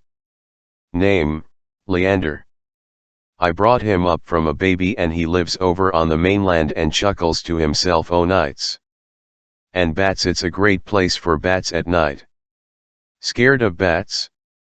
No, I like them. So do I. Nice, queer, uncanny, mysterious creatures. Coming from nowhere, going nowhere. Swoop. Banjo likes 'em, too. Eats 'em. I have a canoe and a disappearing propeller boat. Went to the port in it today to get my license. Quieter than Lady Jane. I thought you hadn't gone at all, that you had changed your mind, admitted Valancy. Bamey laughed the laugh Valancy did not like, the little, bitter, Cynical laugh. I never change my mind, he said shortly. They went back Fluufy, Eanwood. Up the Muskoka Road. Past Roaring Abel's. Over the rocky, daisied lane. The dark pine woods swallowed them up. Through the pine woods, where the air was sweet with the incense of the unseen, fragile bells of the linnaeas that calpit the banks of the trail. Out to the shore of Mistawis. Lady Jane must be left here. They got out. Barney led the way down a little path to the edge of the lake. There's our island, he said gloatingly. Valency looked and looked and looked again. There was a diaphanous, lilac mist on the lake, shrouding the island. Through it the two enormous pine trees that clasped hands over Bamie's shack loomed out dark turrets. Behind them was a sky still rose-hued in the afterlight, and a pale young moon. Valency shivered like a tree the wind stirs suddenly. Something seemed to sweep over her soul. My blue castle, she said. Oh, my blue castle. They got into the canoe and paddled out to it. They left behind the realm of Eve one a day and things known and landed on a realm of mystery and enchantment where anything might happen, anything might be UUE. Barney lifted Valency out of the canoe and swung her to a lichen-covered rock under a young pine tree. His arms were about her and suddenly his lips were on hers. Valency found herself shivering with the rapture of her first kiss. "Ve welcome home, dear," Bamie was saying. Chapter XXV and Cousin Georgiana came down the lane leading up to her little house. She lived half a mile out of Deanwood and she wanted to go into Amelia's and find out if Is had come home yet. Cousin Georgiana was anxious to see Is. She had something very important to tell her. Something, she was sure, Das would be delighted to hear. Poor Das. She had had rather a dull life of it. Cousin Georgiana owned to herself that she would not like to live under Amelia's thumb. But that would be all changed now. Cousin Georgiana felt tremendously impotent. For the time being, she quite forgot to wonder which of them would go next. And here was Das herself, coming along the road from Roaring Abel's in such a queer green dress and hat. Talk about luck. Cousin Georgiana would have a chance to impart her wonderful secret right away, with nobody else about to interrupt. It was, you might say, a providence. Valency, who had been living for 4 days on her enchanted island, had decided that she might as well go into Deanwood and tell her relatives that she was married. Otherwise, finding that she had disappeared from Roaring Abel's, they might get out a search warrant for her. Barney had offered to drive her in, but she had preferred to go alone. She smiled very radiantly at Cousin Georgiana, who, she remembered, as of someone known a long time ago, had really been not a bad little creature. Valency was so happy that she could have smiled at anybody, even Uncle James. She was not averse to Cousin Georgiana's company. Already, since the houses along the road were becoming numerous, she was conscious that curious eyes were looking at her from every window. "I suppose you're going home, dear Das," said Cousin Georgiana as she shook hands, furtively eyeing Valency's dress and wondering if she had any petticoat on at all. "Sooner or later," said Valency cryptically. "Then I'll go along with you. I've been wanting to see you especially, Is dear. I've something quite wonderful to tell you." "Yes," said Valency absently. What on earth was Cousin Georgiana looking so mysterious and important about? But did it matter? No. Nothing mattered but Bamie and the blue castle up back in Mistawis. "Who do you suppose called to see me the other day?" asked Cousin Georgiana archly. Valency couldn't guess. "Edward Beck." Cousin Georgiana lowered her voice almost to a whisper. "Edward Beck? Why the italics?" And was Cousin Georgiana blushing? "Who on earth is Edward Beck?" asked Valency indifferently. Cousin Georgiana stared. Surely you remember Edward Beck, she said reproachfully. He lives in that lovely house on the Pon Lawrence Road and he comes to our church regularly. You must remember him. Oh, I think I do now, said Valency, with an effort of memory. He's that old man with a wen on his forehead and dozens of children, who always sits in the pew by the door, isn't he? Not dozens of children, dear, oh, no, not dozens. Not even 1 dozen. Only 9. At least only 9 that count. The rest are dead. He isn't old, he's only about 48, the prime of life, das, and what does it matter about a wen? Nothing, of course, agreed Valency quite sincerely. It certainly did not matter to her whether Edward Beck had a wen or a dozen wens or no wen at all. But Valency was getting vaguely suspicious. There was certainly an air of suppressed triumph about Cousin Georgiana. Could it be possible that Cousin Georgiana was thinking of marrying again? Marrying Edward Beck? Absurd. Cousin Georgiana was 65 if she were a day, and her little anxious face was as closely covered with fine wrinkles as if she had been 100. But still, my dear, said Cousin Georgiana, Edward Beck wants to marry you. Valency stared at Cousin Georgiana for a moment. Then she wanted to go off into a peal of laughter. But she only said, me. Yes, you. He fell in love with you at the funeral and he came to consult me about it. I was such a friend of his first wife, you know. He is very much in earnest, Dossie. And it's a wonderful chance for you. He's very well off and you know you am not so young as I once was, agreed Valency. To her that hath shall be given. You really think I would make a good stepmother, Cousin Georgiana? I'm sure you would. You were always so fond of children. But 9 is such a family to stall with, objected Valency gravely. The 2 oldest are grown up and the 3rd almost. That leaves only 6 that really count. And most of them are boys. So much easier to bring up than girls. There's an excellent book, Health Care of the Growing Child. Gladys has a copy, I think. It would be such a help to you. And there are books about morals. You'd manage nicely. Of course I told Mr. Beck that I thought you would jump at him, supplied Valency. Oh, no, dear. I wouldn't use such an indelicate expression. I told him I thought you would consider his proposal favorably. And you WFLL, won't you, dearie? There's only one obstacle, said Valency dreamily. You see, I'm married already. Married? Cousin Georgiana stopped stock still and stared at Valency. Married? Yes. I was married to Bamie Snaith last Tuesday evening in Port Lawrence.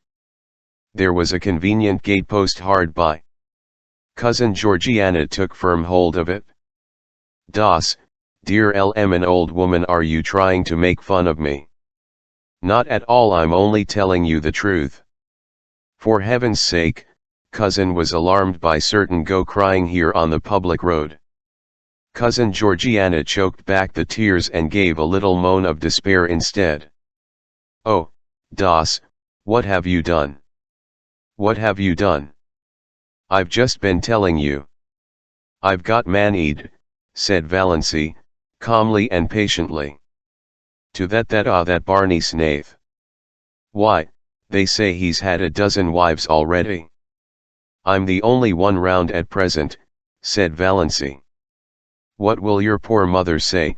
Moaned Cousin Georgiana. Come along with me and hear, if you want to know, said Valency. I'm on my way to tell her now. Cousin Georgiana let go the gatepost cautiously and found that she could stand alone. She meekly trotted on beside Valency, who suddenly seemed quite a different person in her eyes. Cousin Georgiana had a tremendous respect for a married woman. But it was terrible to think of what the poor girl had done. So rash. So reckless. Of course Valency must be stark mad. But she seemed so happy in her madness that Cousin Georgiana had a momentary conviction that it would be a pity if the clan tried to scold her back to sanity. She had never seen that look in Valency's eyes before. But what would Amelia say? And Ben? To many a man you know nothing about, thought Cousin Georgiana aloud. I know more about him than I know of Edward Beck, said Valency. Edward Beck goes to church, said Cousin Georgiana. Does your husband? He has promised that he will go with me on fine Sundays, said Valency. When they turned in at the Sterling gate, Valency gave an exclamation of surprise. Look at my rosebush. Why, it's blooming. It was covered with blossoms. Great, crimson, velvety blossoms. Fragrant. Glowing. Wonderful, my cutting it to pieces must have done it good, said Valency, laughing. She gathered a handful of the blossoms. They would 100k well on the supper table of the veranda at Mistaus, and went, still laughing, up the walk, conscious that Olive was standing on the steps, Olive, in loveliness, looking down with a slight frown on her forehead. Olive, beautiful, insolent. Her full fawn voluptuous in its swathings of rose silk and lace. Her golden BRMM hair curling richly under her big, white frilled hat. Her color light and melting beautiful, thought Valency coolly, but dash as if she suddenly saw her cousin through new eyes without the slightest touch of distinction. So Valency had come home, thank goodness, thought Olive. But Valency was not looking like a repentant, retumed prodigal. This was the cause of Olive's frown. She was looking triumphant, graceless. That outlandish dress, that queer hat, those hands full of blood-red roses. Yet there was something about both dress and hat, as Olive instantly felt, that was entirely lacking in her own attire. This deepened the frown. She put out a condescending hand. So you're back, Das. Very warm day, isn't it? Did you walk in? Yes. Coming in? Oh, no. I've just been in.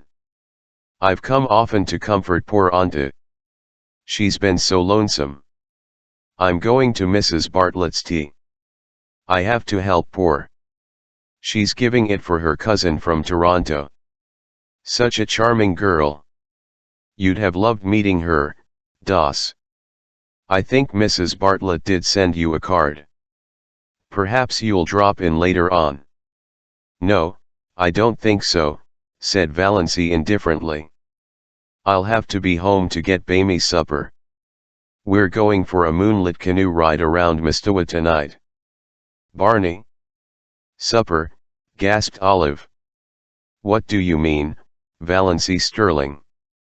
Valency Snaith, by the grace of God. Valency flaunted her wedding ring in Olive's stricken face. Then she nimbly stepped past her and into the house. Cousin followed. She would not miss a moment of the great scene, even though Olive did 100k as if she were going to faint. Olive did not faint. She went stupidly down the street to Mrs. Bartlett's. W71 at did is mean? She couldn't have that ring. Oh, what fresh scandal was that wretched girl bringing on her defenseless family now? She should have been shut up long ago. Valency opened the sitting room door and stepped unexpectedly right into grim assemblage of Sterlings. They had not come together of malice prepense. Aunt Wellington and Cousin Gladys and Aunt Mildred and Cousin Sarah had just called in on their way home from a meeting of the Missional Y Society. Uncle James had dropped in to give Amelia some information regarding a doubtful investment. Uncle Benjamin had called, apparently, to tell them it was a hot day and ask them what was the difference between a bee and a donkey. Cousin Stickles had been tactless enough to know the answer: one gets all the honey, the other all the wax. And Uncle Benjamin was in a bad humor. In all of their minds, unexpressed, was the idea of finding out if Valency had yet come home, and, if not, what steps must be taken in the matter. Well, here was Valency at last, a poised, confident thing, not humble and deprecating as she should have been. And so oddly, improperly young-looking. She stood in the doorway and looked at them, Cousin Georgiana timorous, expectant, behind her. Valency was so happy she didn't hate her people anymore. She could even see a number of good qualities in them that she had never seen before. And she was sorry for them. Her pity made her quite gentle. "Well, Mother," she said pleasantly. "So you've come home at last," said Mrs. Frederick, getting out a handkerchief. She dared not be outraged, but she did not mean to be cheated of her tears. "Well, not exactly," said Valency. She blew you her bomb. "I thought I ought to drop in and tell you I was married. Last Tuesday night. To Barney Snaith." Uncle Benjamin bounced up and sat down again. "God bless my soul," he said dully. The rest seemed turned to stone. Except Cousin Gladys, who turned faint. Aunt Mildred and Uncle Wellington had to help her out to the kitchen. She would have to keep up the Victorian traditions, said Valency, with a grin. She sat down, uninvited, on a chair. Cousin Stickles had begun to sob. "Is there one day in your life that you haven't cried?" asked Valency curiously. "Valency," said Uncle James, being the first to recover the power of utterance, "did you mean what you said just now?" "I did." "Do you mean to say that you have actually gone and married that notorious Barney Snaith, that criminal that I have?" "Then," said Uncle James violently, "you are a shameless creature, lost to all sense of propriety and aichu, and I wash my hands entirely of you. I do not want ever to see your face again." "What have you left to say when I commit murder?" asked Valency. Uncle Benjamin again appealed to God to bless his soul. That drunken outlaw, that a dangerous spark appeared in Valency's eyes. They might say what they liked to and of her, but they should not abuse Barney. "Say damn and you'll feel better," she suggested. "I can express my feelings without blasphemy. And I tell you, you have covered yourself with eternal disgrace and infamy by marrying that you would be more endurable if you got drunk occasionally. Barney is not a drunkard. He was seen drunk in Port Lawrence, pickled to the gills," said Uncle Benjamin. "If that is true, and I don't believe it, he had a good reason for it. Now I suggest that you all stop looking tragic and accept the situation. I'm married, you can't undo that. And I'm perfectly happy.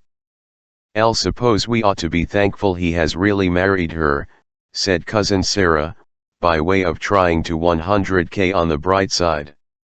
"If he really has," said Uncle James, who had just washed his hands of Valency. "Who married you?" "NFR. Towers, of Port Lawrence." "By a Free Methodist," groaned Mrs. Frederick, as if to have been married by an implicit Methodist would have been a shade less disgraceful. It was the first thing she had said. Mrs. Frederick didn't know what to say. The whole thing was too awful, too horrible, too nightmarish. She was sure she must wake up soon. After all their bright hopes at the funeral. "It makes me think of those what do ye call EMS, said Uncle Benjamin helplessly. "Those yams, you know, of fairies taking babies out of their cradles." "Valency could hardly be a changeling at 29, said Aunt Wellington satirically. "She was the oddest looking baby I ever saw," averted Uncle Benjamin. "I said so at the tune, you remember, Amelia. I said I had never seen such eyes in a human head." "I'm glad I never had any children," said Cousin Sarah. If they don't break your heart in one way, they do it in another. Isn't it better to have your heart broken than to have it wither up? Queried Valancy. Before it could be broken, it must have felt something splendid. That would be worth the pain. Dip clean dippy, muttered Uncle Benjonlin, with a vague, unsatisfactory one feeling that somebody had said something like that before. Valancy, said Mrs. Frederick solemnly, do you ever pray to be forgiven for disobeying your mother? I should pray to be forgiven for obeying you so long, said Valancy stubbornly. But I don't pray about that at all. I just thank God every day for my happiness. Would rather, said Mrs. Frederick, beginning to cry, rather see you dead before me than listen to what you have told me today. Valancy looked at her mother and aunts, and wondered if they could ever have known anything of the real meaning of love. She felt sorrier for them than ever. They were so very pitiable. And they never suspected it. Bamy Snaith is a scoundrel to have deluded you into marrying Hinvi, said Uncle James violently. Oh, I did the deluding. I asked him to marry me, said Valancy, with a wicked smile. Have you no pride? Demanded Aunt Wellington. Lots of it. I am proud that I have achieved a husband by my own unaided efforts. Cousin Georgiana here wanted to help me to Edward Beck. Edward Beck is worth $20,000 and has the finest house between here and Pon Labnance, said Uncle Benjamin. That sounds very fine, said Valancy scumfully, but it isn't worth that. She snapped her fingers compared to feeling Barney's hands around me and his cheek against mine. Oh, MSS, said Cousin Stickles. Cousin Sarah said, oh, das. Aunt Wellington said, Valancy, you need not be indecent. Why, it surely isn't indecent to like to have your husband put his arm around you. I should think it would be indecent if you didn't. Why expect decency from her? Inquired Uncle James sarcastically. She has cut herself off from decency forevermore. She has made her bed. Let her lie on it. Thanks, said Valancy very gratefully. How you would have enjoyed being Torquemada. Now, I must really be getting back. Mother, may I have those 3 woolen cushions I worked last winter? Take them, take everything, said Mrs. Frederick. Oh, I don't want everything or much. I don't want my blue castle cluttered. Just the cushions. I'll call for them some day when we motor in. Valancy rose and went to the door. There she turned. She was sorrier than ever for them all. They had no blue castle in the purple solitudes of Mistawis. The trouble with you people is that you don't laugh enough, she said. Das dear, said Cousin Georgiana mournfully, some day you will discover that blood is thicker than water. Of course it is. But who wants water to be thick? Parried Valancy. We want water to be thin, sparkling crystal clear. Cousin Stickles groaned. Valancy would not ask any of them to come and see her. She was afraid they would come out of curiosity. But she said, do you mind if I drop in and see you once in a while, Mother? My house will always be open to you, said Mrs. Frederick, with a mournful dignity. You should never recognize her again, said Uncle James Stemley, as the door closed behind Valancy. I cannot quite forget that I am a mother, said Mrs. Frederick. My poor, UNF0128 girl. I dare say the marriage isn't legal, said Uncle James comfortingly. He has probably been married half a dozen times before. But I am through with her. I have done all I could, Amelia. I think you will admit that. Henceforth Uncle James was terribly solemn about is to me as one dead. Mrs. Barney Snaith, said Cousin Georgiana, as if trying it out to see how it would sound. He has a score of aliases, no doubt, said Uncle Benjamin. For my part, I believe the man is half Indian. I haven't a doubt they're living in a. If he has married her under the name of Snaith and it isn't his real name, wouldn't that make the marriage null and void? Asked Cousin Stickles hopefully. Uncle James shook his head. No, it is the man who ies, not the name. You know, said Cousin Gladys, who had recovered and returned but was still shaky, had a distinct premonition of this at Herbert's silver dinner. I remarked it at the time. When she was defending Snaith. You remember, of course. It came over me like a revelation. I spoke to David when I went home about it. What, demanded Aunt Wellington of the universe, has come over Valency? Valency. The universe did not answer, but Uncle James did. Isn't there something coming up of late about second personalities cropping out? I don't hold with many of those newfangled notions, but there may be something in this one. It would account for her incomprehensible conduct. Valency is so fond of mushrooms, sighed Cousin. I'm afraid she'll get poisoned eating toadstools by mistake living up back in the woods. There are worse things than, said Uncle James, believing that it was the first time in the world that such statement had been made. Nothing can ever be the same again, sobbed Cousin Stickles. Valency, hurrying along the dusty road, back to cool Mistawi's and her purple island, had forgotten all about them, just as she had forgotten that she might drop dead at any moment if she hurried. Chapter XXVM. Summer passed by. The Sterling clan, with the insignificant exception of Cousin Georgiana, had tacitly agreed to follow Uncle James' example and look upon Valency as one dead. To be sure, Valency had an unquiet, ghostly habit of recurring resurrections when she and Barney through Deerwood and out to the Pole in that unspeakable car. Valency bareheaded, with stars in her eyes. Barney, smoking his pipe. But shaved. Always shaved now, if any of them had noticed it. They even had the audacity to go into Uncle Benjamin's store to buy groceries. Twice Uncle Benjamin ignored them. Was not Valency one of the while Snaith had never existed?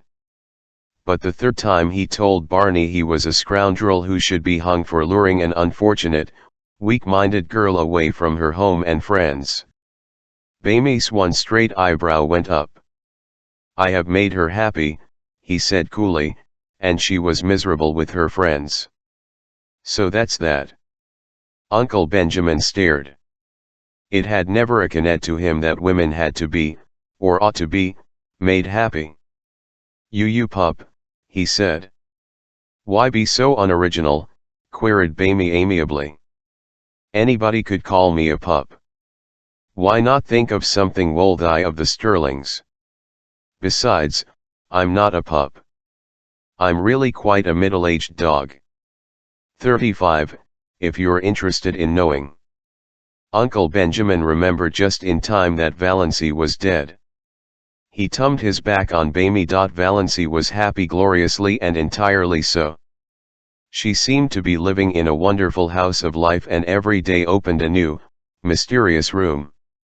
It was in a world which had nothing in common with the one she had left behind, a world where time was not, which was young with immortal youth, where there was neither past nor future but only the present.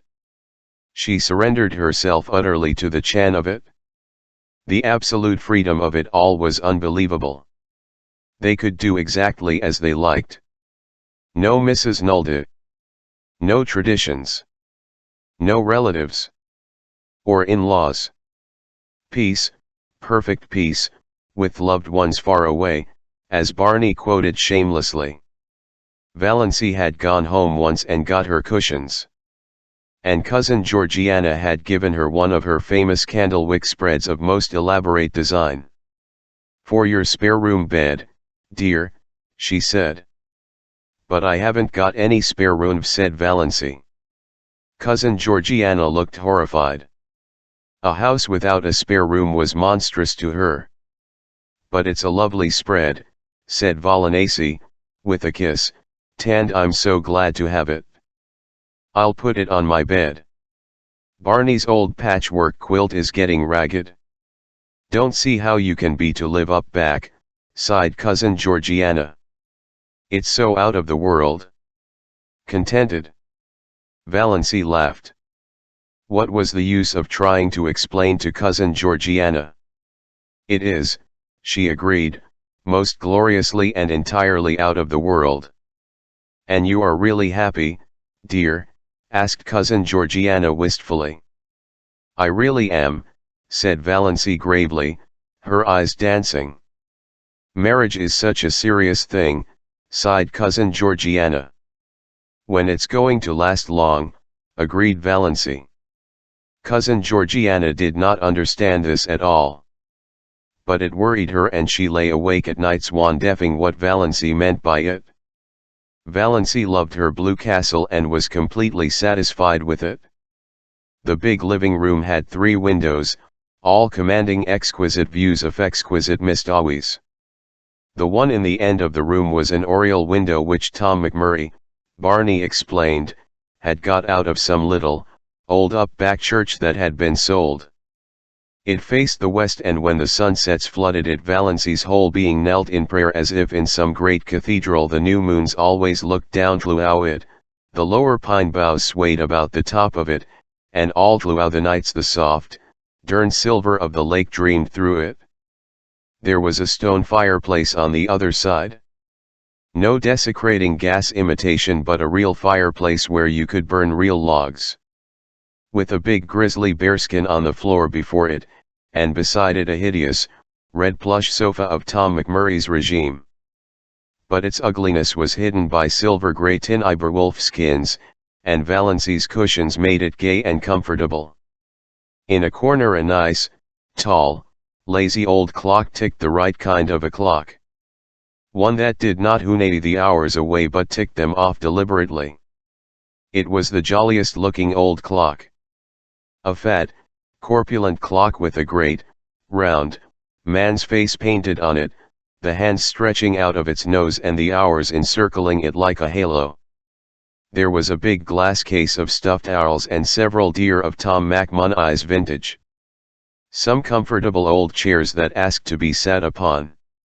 A squat little chair with a cushion was prescriptively Banjo's. If anybody else dared sit on it, Banjo glared him out of it with his topaz-hued, black-ringed eyes. Banjo had an adorable habit of hanging over the back of it, trying to catch his own tail. Losing his temper because he couldn't catch it. Giving it a fierce bite for spite when he did catch it. Yowling malignantly with pain. Bamie and Valency laughed at him until they ached. But it was Good Luck they loved. They were both agreed that Good Luck was so lovable that he practically amounted to an obsession. One side of the wall was lined with rough, homemade bookshelves filled with books, and between the 2 side windows hung an old miner in a faded gilt frame, with fat cupids gamboling in the panel over the glass. A mirror, Valency thought, that must be like the fabled miner into which Venus had once looked and which thereafter reflected as beautiful Eve one woman who looked into it. Valency thought she was almost pretty in that mirror. But that may have been because she had shingled her hair. This was before the day of bobs and was regarded as a wild, unheard of proceeding unless you had typhoid. When Mrs. Friedfick heard of it she almost decided to erase Valency's name from the family Bible. Barney cut the hair, square off at the back of Valency's, bringing it down in a short black fringe over her forehead. It gave a meaning and a purpose to her little, 3-cornered face that it never had possessed before. Even her nose ceased to irritate her. Her eyes were bright, and her sallow skin had cleared to the hue of creamy ivory. The old family joke had come hue, she was really fat at last anyway, no longer skinny. Valency might never be beautiful, but she was of the type that looks its best in the woods, elfin, mocking, alluring. Her heart bothered her very little. When an attack threatened she was generally able to head it off with Dr. Trent's prescription. The only bad one she had was one night when she was temporarily out of medicine. And it was a bad one. For the time being, Valency realized keenly that death was actually waiting to pounce on her any moment. But the rest of the time she did not let herself remember it at all. Chapter XXIX. Valency toiled not, neither did she spin. There was really very little work to do. She cooked their meals on a coal-oil stove, performing all her little domestic rites carefully and exultingly, and they ate out on the veranda that almost overhung the lake. Before them lay Mistawis, like a scene out of some fairy tale of old time. And Barney smiling his twisted, enigmatical smile at her across the table. "What have you old Tom picked out when he built this shack?" Barney would say exultantly.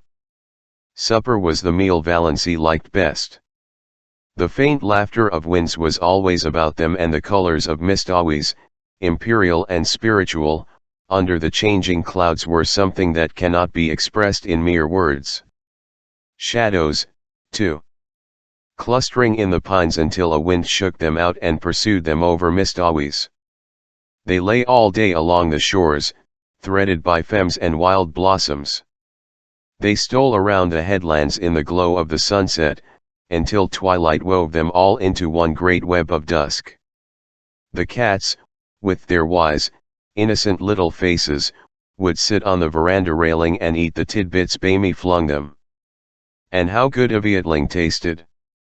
Valency, amid all the romance of Mistawis, never forgot that men had stomachs. Barney paid her no end of compliments on her cooking. After all, he admitted, there's something to be said for square meals. I've mostly got along by boiling 2 or 3 dozen eggs hard at once and eating a few when I got hungry, with a slice of bacon once in a while and a jorum or tea. Valency poured tea out of Barney's little battered old pewter teapot of incredible age. She had not even a set of dishes, only Barney's mismatched chipped bits and a dear, big, pobby old jug of robin's egg blue. After the meal was over they would sit there and talk for hours or sit and say nothing, in all the languages of the world, Barney pulling away at his pipe, Valency dreaming idly and deliciously, gazing at the far-off hills beyond Mistawis where the spires of Fues came out against the sunset. The moonlight would begin to silver the Mistawis. Bats would begin to swoop darkly against the pale, westem gold. The little waterfall that came down on the high bank not far away would, by some whim of the wildwood gods, begin to 100k like a wonderful white woman through the spicy, fragrant evergreens. And Leander would begin to chuckle diabolically on the mainland shore. How sweet it was to sit there and do nothing in the beautiful silence, with Bamie at the other side of the table, smoking. There were plenty of other islands in sight, though none were near enough to be troublesome as neighbors.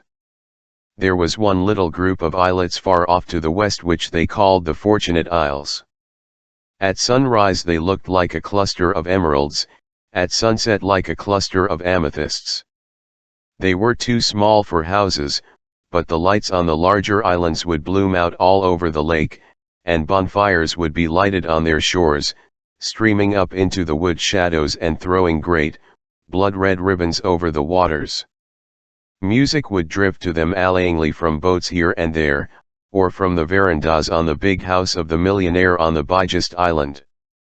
"Would you like a house that, Moonlight?" Bamie asked once, waving his hand at it. He had taken to calling her Moonlight, and Valency loved it.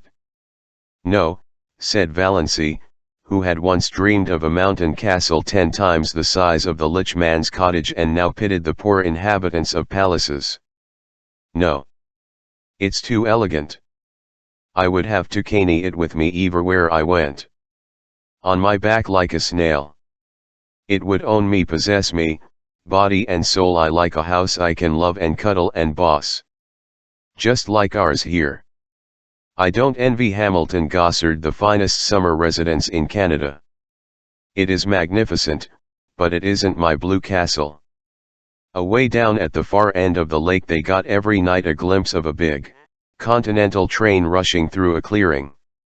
Valency used to watch its lighted windows flash by and wonder who was on it and what hopes and fears it carried. She also amused herself by picturing Barney and herself going to the dances and dinners in the houses on the islands, but she did not want to go in reality. Once they did go to a masquerade dance in the pavilion at one of the hotels up the HKE, and had a glorious evening, but slipped away in their canoe, before unmasking time, back to the Blue Castle. "It was lovely, but I don't want to go again," said Valency. So many hours a day Barney shut himself up in Bluebeard's chamber. Valency never saw the inside of it. From the smells that filtered through at tunes she concluded he must be conducting chemical experiments or counterfeiting money. Valency supposed there must be smelly processes in making counterfeit money. But she did not trouble herself about it. She had no desire to peer into the locked chambers of Barney's house of life. His past and his future concerned her not. Only this rapturous present. Nothing else mattered. Once he went away and stayed away 2 days and nights. He had asked Valency if she would be afraid to stay alone, and she had said she would not. He never told her where he had been. She was not afraid to be alone, but she was horribly lonely. The sweetest sound she had ever heard was Lady Jane's clatter through the woods when Barney returned. And then his signal whistle from the shore. She ran down to the landing rock to greet him, to nestle herself into his eager arms. They did seem eager. "Have you missed me, Moonlight?" Bamie was whispering. "It seems 100 years since you went away," said Valency. "I won't leave you again." "You must," protested Valency, "if you want to. I'd be miserable if I thought you wanted to go and didn't, because of me. I want you to feel perfectly free." Bamie laughed a little cynically. "There is no such thing as freedom on Earth," he said. "Only different kinds of bondages. And comparative bondages. You think you are free no because you've escaped from an unbearable kind of bondage. But are you? You love me, that's a bondage. Who said or wrote that the prison unto which we doom ourselves no prison is?" asked Valency dreamily, clinging to his arm as they climbed up the rock steps. "Ah, now you have it," said Bamie. "That's all the freedom we can hope for, the freedom to choose our prison.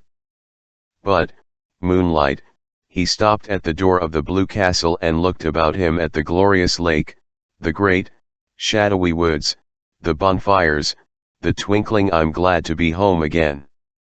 When I came down through the woods and saw my home lights gleaming out under the old pines, something I'd never seen before, oh, girl, I was glad." But in spite of Barney's doctrine of bondage, Valency thought they were splendidly free. It was amazing to be able to sit up half the night and 100k at the moon if you wanted to. To be late for meals if you wanted to. She who had always been rebuked so sharply by her mother and so reproachfully by cousin Stickles if she were 1 minute late. Dawdle over meals as long as you wanted to. Leave your crusts if you wanted to. Not come home at all for meals if you wanted to. Sit on a sun-warm rock and paddle your bare feet in the hot sand if you wanted to. Just sit and do nothing in the beautiful silence if you wanted to. In short, do any fool thing you wanted to whenever the notion took you. If that wasn't freedom, what was? Chapter XXX. They didn't spend all their days on the island. They spent more than half of them wandering at will through the enchanted Muskoka County. Bamie knew the woods as a book, and he taught their lore and craft to Valency. He could always find trail and haunt of the shy wood people. Valency learned the different fairy likenesses of the mosses, the charm and exquisiteness of woodland blossoms. She leaned to know either bird at sight and mimic its call, though never so perfectly as Barney. She made friends with every kind of tree. She learned to paddle a canoe as well as Barney himself. She liked to be out in the rain, and she never caught cold. Sometimes they took a lunch with them and went berrying strawberries and blueberries. How pretty blueberries were, the dainty green of the unripe berries, the glossy pinks and scarlets of the half-ripes, the misty blue of the fully inured. And Valency learned the real flavor of the strawberry in its highest perfection. There was a certain sunlit dell on the banks of Mistawis along which white birches grew on one side and on the other still, changeless ranks of young spruces. There were long grasses at the roots of the birches, combed down by the winds and wet with morning dew late into the afternoons. Here they found berries that might have graced the banquets of Lucullus, great ambrosial sweetnesses hanging rubies to long, rosy stalks. They lifted them by the stalk and ate them from it, uncrushed and virgin, tasting each berry by itself with all its wild fragrance ensphered therein. When Valency carried any of these berries home, that elusive essence escaped and they became nothing more than the common berries of the marketplace, very kitchenly good indeed, but not as they would have been, eaten in their birch dell until her fingers were stained as pink as Aurora's eyelids. Or they went after water lilies. Barney knew where to find them in the creeks and bays of Mistawis. Then the Blue Castle was glorious with them, every receptacle that Valency could contrive filled with the exquisite things. If not water lilies, then cardinal flowers, fresh and vivid from the swamps of Mistawis, where they burned like ribbons of flame.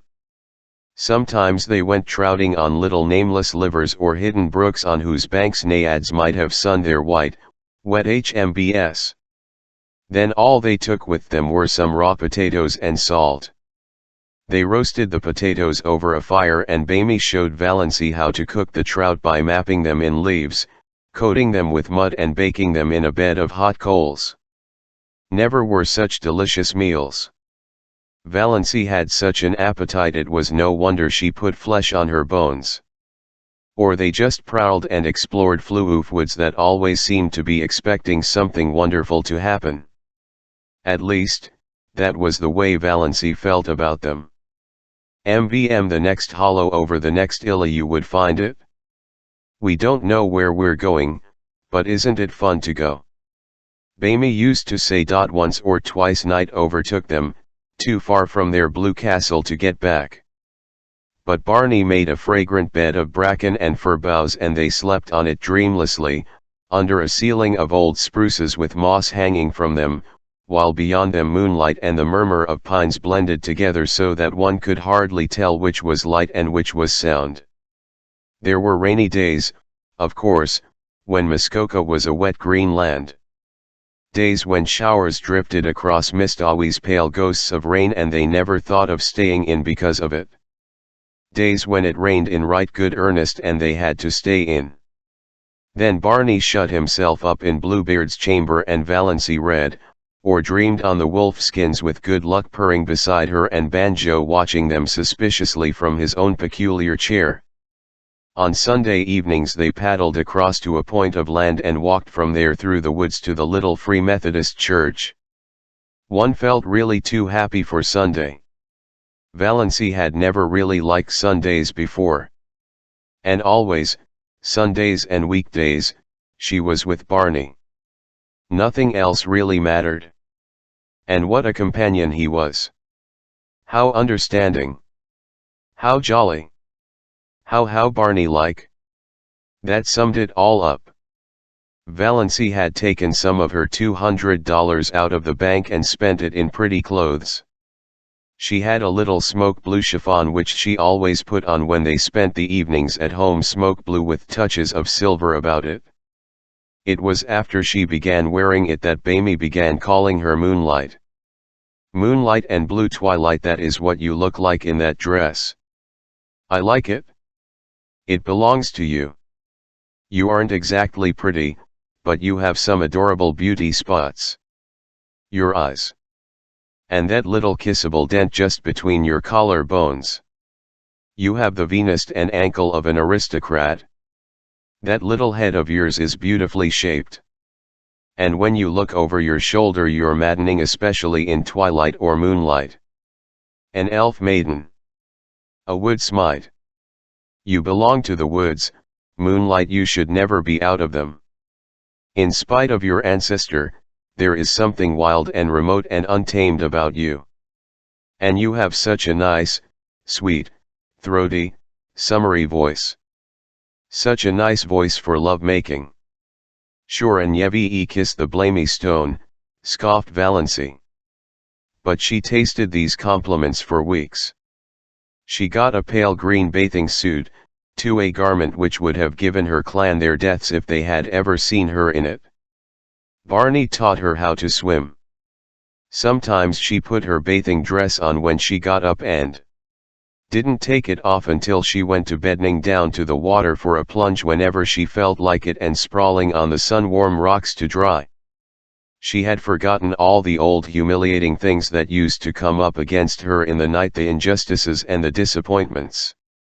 It was as if they had all happened to some other person, not to her, Valency Snaith, who had always been happy. I understand now what it means to be born again, she told Barney. Jolene speaks of grief staining backward through the pages of life, but Valency found her happiness had stained backward likewise and flooded with rose color her whole previous drab existence. She found it hard to believe that she had ever been lonely and unhappy and afraid. When death comes, I shall have lived, thought Valency. I shall have had my hour. And her dust pile. One day Valency had heaped up the sand in the little island cove in a tremendous cone and stuck a gay little Union Jack on top of it. What are you celebrating? Bamie wanted to know. I'm just exorcising an old demon, Valency told him. Chapter XXXI. Autumn came. Late September with cool nights. They had to forsake the veranda, but they kindled a fire in the big fireplace and sat before it with jest and laughter. They left the doors open, and Banjo and Good Luck came and went at pleasure. Sometimes they sat gravely on the bearskin mg between Bamie and Valency, sometimes they slunk off into the misty air of the chill night outside. The stars smoldered in the horizon mists through the old oriole. The haunting, persistent croon of the pine trees filled the air. The little waves began to make sobbing splashes on the rocks below them in the rising winds. They needed no light but the firelight that sometimes leaped up and revealed them, sometimes shrouded them in shadow.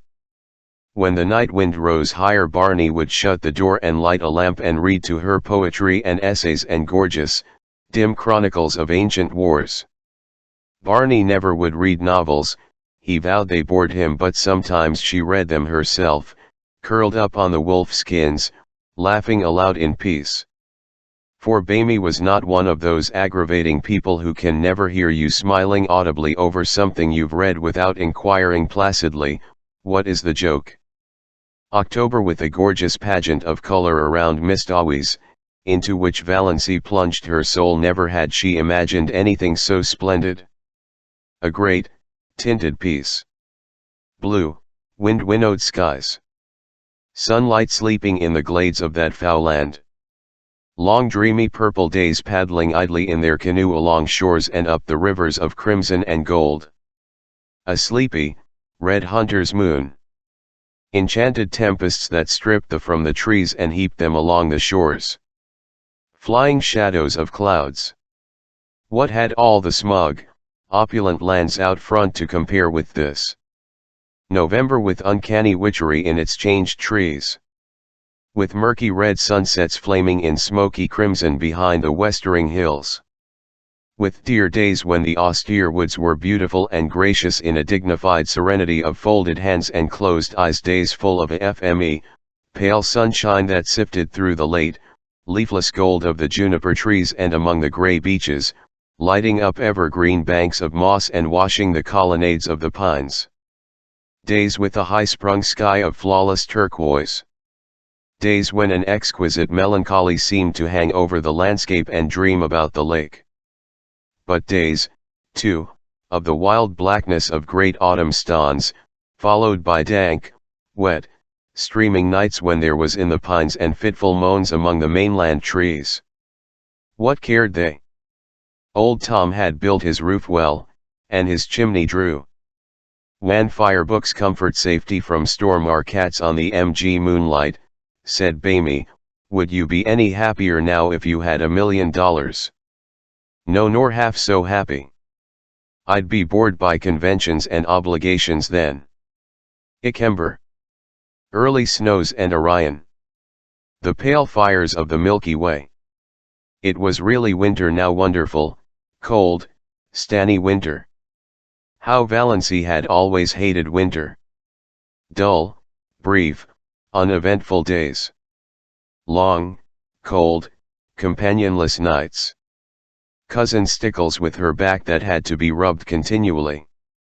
Cousin Stickles making weird noises, gargling her throat in the mornings. Cousin Stickles whining over the price of coal, her mother probing, questioning, ignoring. Endless colds and bronchitis, or the dread of it. Redfern's liniment and purple pills. But now she loved winter. Winter was beautiful, up back almost intolerably beautiful days of clear brilliance. Evenings that were like cups of glamour, the purest vintage of winter's wine. Nights with their fire of stars. Cold, exquisite winter sunrises. Lovely ferns of ice all over the windows of the blue castle. Moonlight on birches in a silver thaw. Ragged shadows on windy evenings, torn, twisted, fantastic shadows. Great silences, austere and searching. Jeweled, barbaric hills. The sun suddenly breaking through gray clouds over long, white mistaways. Icy gray twilights, broken by snow squalls, when their cozy living room, with its goblins of firelight and inscrutable cats, seemed cozier than ever. Every hour brought a new revelation and wonder. Bamie ran Lady Jane into Roaring Abel's barn and taught Valency how to snowshoe, Valency, who ought to be laid up with bronchitis. But Valency had not even a cold. Later on in the winter, Barney had a tenable one, and Valency nursed him through it with a dread of pneumonia in her heart. But Valency's cold seemed to have gone where old moons go. Which was luck, for she hadn't even Redfern's liniment. She had thoughtfully bought a bottle at the Polt, and Barney had hurled it into frozen mistaways with a scowl. Bring no more of that devilish stuff here, he had ordered briefly. It was the first and last time he had spoken harshly to her.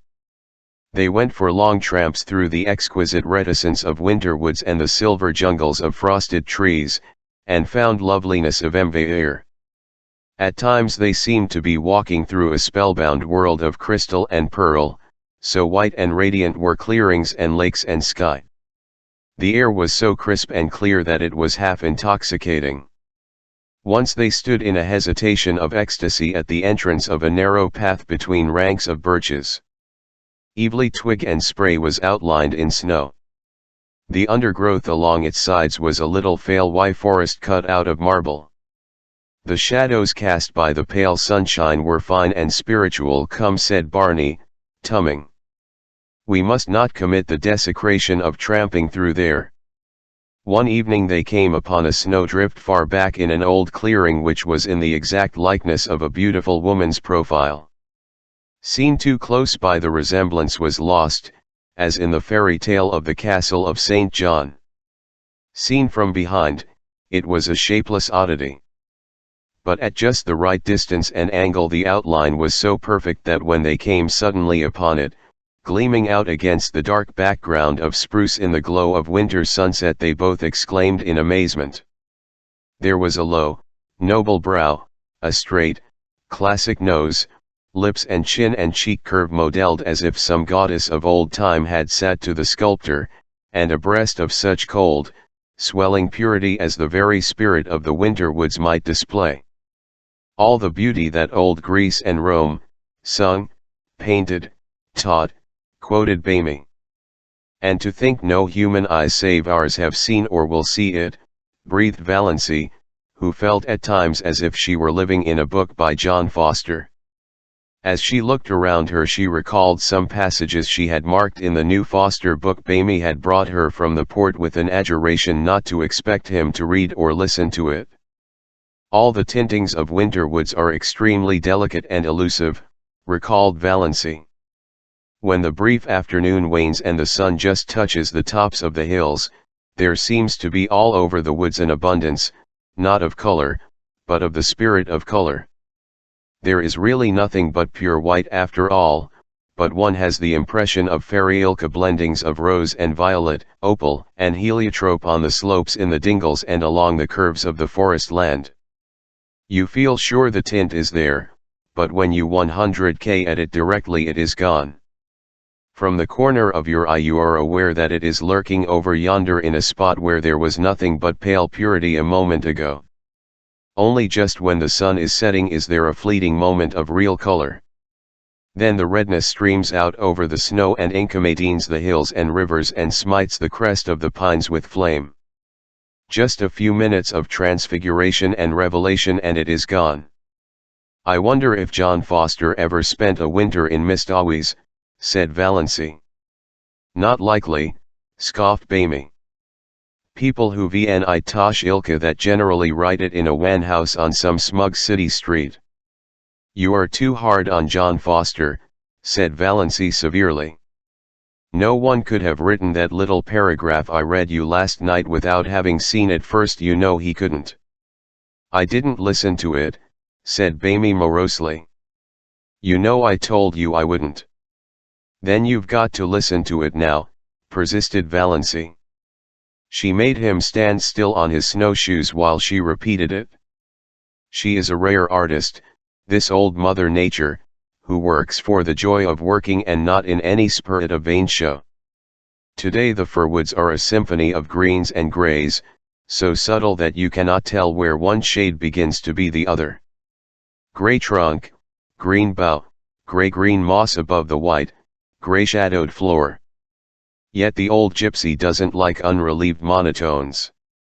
She must have a dash of color. See it? A broken dead fir bough, of a beautiful red-brown, swinging among the beards of moss. Good Lord, do you learn all that fellow's books by heart, was Bamy's disgusted reaction as he strode off. John Foster's books were all that saved my soul alive the past 5 years, averred Valency. Oh, Bamy, 100k at that exquisite filigree of snow in the furrows of that old elm tree trunk. When they came out to the lake they changed from snowshoes to skates and skated home. For a wonder Valency had learned, when she was a little schoolgirl, to skate on the pond behind the Deerwood School. She never had any skates of her own, but some of the other girls had lent her theirs and she seemed to have a natural knack of it. Uncle Benjamin had once promised her a pair of skates for Christmas, but when Christmas came he had given her rubbers instead.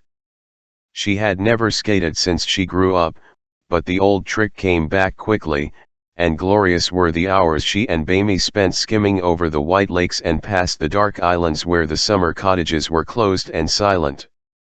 Tonight they flew down Mistawies before the wind, in an exhilaration that crimsoned Valency's cheeks under her white tam. And at the end was her dear little house, on the island of pines, with a coating of snow on its roof, sparkling in the moonlight. Its windows glinted impishly at her in the stray gleams. Looks exactly like a picture book, doesn't it, said Bamy. They had a lovely Christmas. No N1SH. No scramble. No niggling attempts to make ends meet. No wild F01T to remember whether she hadn't given the same kind of present to the same person 2 Christmases before. No mob of last-minute shoppers. No dreeks of family reunions where she sat mute and unimpofient. No attacks of nerves. They decorated the blue castle with pine boughs, and Valency made delightful little tinsel stars and hung them up amid the greenery. She cooked a dinner to which Barney did ill justice, while Good Luck and Banjo picked the bones. A land that can produce a goose like that is an admirable land, vowed Barney. Canada forever. And they drank to the Union Jack a bottle of dandelion wine that Cousin Georgiana had given Valency along with the bedspread. One never knows, Cousin Georgiana had said solemnly, when one may need a little stimulant. Bamy had asked Valency what she wanted for a Christmas present. Something frivolous and unnecessary, said Valency, who had got a pair of goloshes last Christmas and 2 long-sleeved, woolen undervests the year before. And so on back. To her delight, Barney gave her a necklace of pearl beads. Valency had wanted a string of milky pearl beads like congealed moonshine all her life. And these were so pretty. All that worried her was that they were really too good. They must have cost a great deal, $15, at least. Could Bamie afford that? She didn't know a thing about his finances. She had refused to let him buy any of her clothes. She had enough for that, she told him, as long as she would need clothes. In a round, black jar on the chimney piece Barney put money for their household expenses, always enough. The jar was never empty, though Valency never caught him replenishing it. He couldn't have much, of course, and that necklace, but Valency tossed care aside. She would wear it and enjoy it. It was the first pretty thing she had ever had. Chapter XXXII New Year. The old, shabby, inglorious outlived calendar came DMVN. The new one went up. January 1Y was a month of stons. It snowed for 3 weeks on end. The thermometer went miles below zero and stayed there. But, as Bamie and Valency pointed out to each other, there were no mosquitoes. And the roar and crackle of their big fire drowned the howls of the non-wind. Good Luck and Banjo waxed fat and developed resplendent coats of thick, silky fur. Nip and Tuck had gone. But they'll come back in spring, promised Barney. There was no monotony. Sometimes they had dramatic little private spats that never even thought of becoming quarrels. Sometimes Roaring Abel dropped in for an evening or a whole day with his old tartan cap and his long red beard coated with snow. He generally brought his fiddle and played for them, to the delight of all except Banjo, who would go temporarily insane and retreat under Valency's bed. Sometimes Abel and Barney talked while Valency made candy for them. Sometimes they sat and smoked in silence La Tennyson and Carlyle, until the Blue Castle reeked and Valency fled to the open. Sometimes they played checkers fiercely and silently the whole night through. Sometimes they all ate the russet apples Abel had brought, while the jolly old clock ticked the delightful minutes. A plate of apples, an open fire, and a jolly good book are a fair substitute for heaven, vowed Bamie. Anyone can have the streets of gold. Let's have another whack at cannon. It was easier now for the Sterlings to believe Valency of the dead.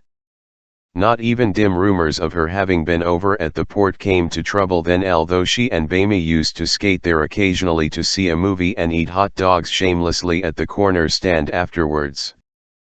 Presumably none of the Sterlings ever thought about her except Cousin, who used to lie awake worrying about poor IOSS. Did she have enough to eat? Was that dreadful creature good to her? Was she warm enough at nights? Valency was quite warm at nights. She used to wake up and revel silently in the coziness of those winter nights on that little island in the frozen lake. The nights of other winters had been so cold and long. Valency hated to up in them and think about the bleakness and emptiness of the day that had passed and the bleakness and emptiness of the day that would come. Now she almost counted that night lost on which she didn't wake up and lie awake for half an hour just being happy, while Bamie's regular breathing went on beside her, and through the open door the smoldering brands in the fireplace winked at her in the gloom. It was velwhy nice to feel a little lucky cat jump up on your bed in the darkness and DMVN at your feet, punaying, but Banjo would be sitting dourly by himself out in front of the fire like a brooding demon. At such moments Banjo was anything but canny, but Valency loved his uncanniness. The side of the bed had to be right against the window. There was no other place for it in the tiny room.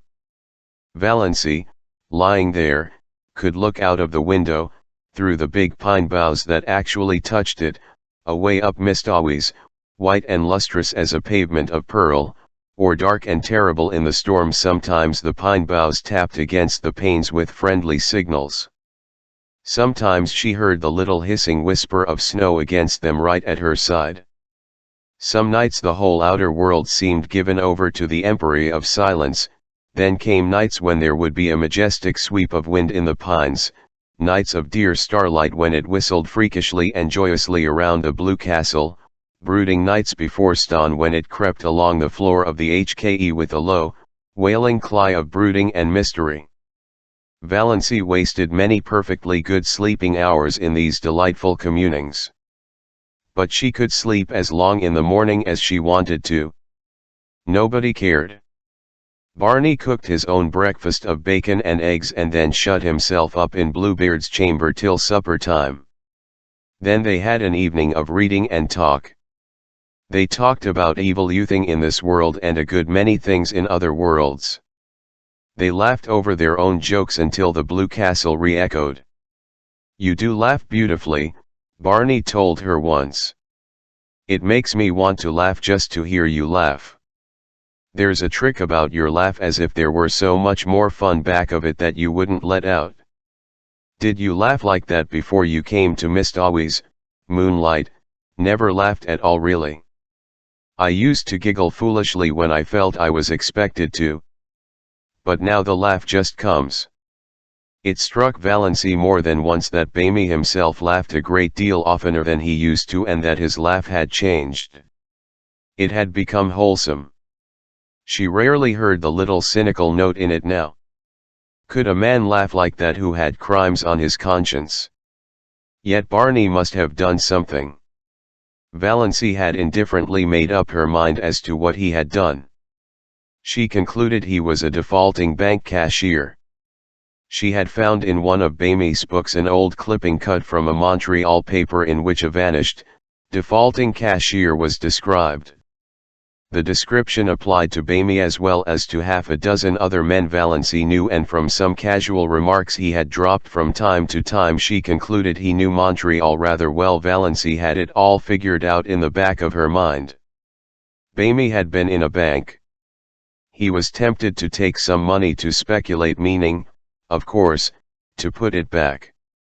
He had got in deeper and deeper, until he found there was nothing for it but flight. It had happened so to scores of men. He had, Valency was absolutely sane, never meant to do wrong. Of course, the name of the man in the clipping was Beamard Craig. But Valency had always thought Snaith was an alias. Not that it mattered. Valency had only one unhappy night that winter. It came in late March when most of the snow had gone and Nip and Tuck had returned. Barney had gone off in the afternoon for a long, woodland tramp, saying he would be back by dark if all went well. Soon after he had gone it had begun to snow. The wind rose and presently Mist Always was in the grip of one of the worst storms of the winter. It tore up the HKE and struck at the little house. The dark angry woods on the mainland scowled at Valency, menace in the toss of their boughs, fluets in their windy gloom, terror in the roar of their hearts. The trees on the island crouched in fear. Valency spent the night huddled on the lug before the fire, her face buried in her hands, when she was not vainly peering from the oriel in a futile effort to see through the furious smoke of wind and snow that had once been blue-dimpled Mist Always. Where was Barney? Lost on the merciless lakes? Sinking exhausted in the drifts of the pathless woods? Valency died 100 deaths that night and paid in full for all the happiness of her blue castle. When morning came the storm broke and cleared, the sun shone gloriously over Mist Always, and at noon Barney came home. Valency saw him from the oriel as he came around a wooded point, slender and black against the glistening white world. She did not run to meet him. Something happened to her knees and she dropped down on Banjo's chair. Luckily Banjo got out from under in time, his whiskers bristling with indignation. Bamy found her there, her head buried in her hands. "Bamy, I thought you were dead," she whispered. Bamy hooted. After 2 years of the Klondike, did you think a baby storm this could get me? I spent the night in that old lumber shanty over by Muskoka. At bit cold but snug enough. Little goose. Your eyes 100K like burnt holes in a blanket. Did you sit up here all night worrying over an old woodsman me? Yes, said Valency. I couldn't help it. The storm seemed so wild. Anybody might have been lost in it. When I saw you come round the point there something happened to me. I don't know what. It was as if I had died and come back to life. I can't describe it any other way. Chapter XXXM Spring. Mist always black and sullen for a week or two, then flaming in sapphire and turquoise, lilac and rose again, laughing through the oriole, caressing its amethyst islands, rippling under winds soft as silk. Frogs, little green wizards of swamp and pool, singing everywhere in the long twilights and long into the nights, islands fairy-like in a green haze, the evanescent beauty of wild young trees in early leaf, frost-like loveliness of the new foliage of juniper trees, the woods putting on a fashion of spring flowers, dainty, spiritual things akin to the soul of the wilderness, earnest on the maples, willows decked out with glossy silver pussies, all the forgotten violets of mist always blooming again. Lure of April moons. Think how many thousands of springs have been here on mist always, and all of them beautiful, said Valency. Oh, Barney, look at that wild plum. I must quote from John Foster. There's a passage in one of his books I've reread it 100 times. He must have written it before a tree just like that. Behold the young wild witch has herself after immemorial fashion in a wedding veil of fine lace. The fingers of wood pixies must have woven it, for nothing like it ever came from an earthly loom. I vow the tree is conscious of its loveliness. It is bridling before our very eyes as if its beauty were not the most ephemeral thing in the woods, as it is the rarest and most exceeding, for today it is and tomorrow it is not. Every south wind purring through the boughs will winnow away a shower of slender petals. But what matter? Today it is queen of the wild places, and it is always today in the woods. I'm sure you feel much better since you've got that out of your system, said Bamie heedlessly. Here's a patch of dandelions, said Valency, unsubdued. Dandelions shouldn't grow in the woods, though. They haven't any sense of the fitness of things at all. They are too cheerful and self-satisfied. They haven't any of the mystery and reserve of the real wood flowers. In short, they've no secrets, said Bamie. But wait a bit. The woods will have their own way even with those obvious dandelions. In a little while all that obtrusive yellowness and complacency will be gone, and we'll find here misty, phantom-like globes hovering over those long grasses in full harmony with the traditions of the forest. That sounds John Fosterish, teased Valency. What have I done that deserved a slam like that? Complained Barney. One of the earliest signs of spring was the renaissance of Lady Jane. Barney put her on roads that no other car would look at, and they went through Dean Wood in mud to the axles.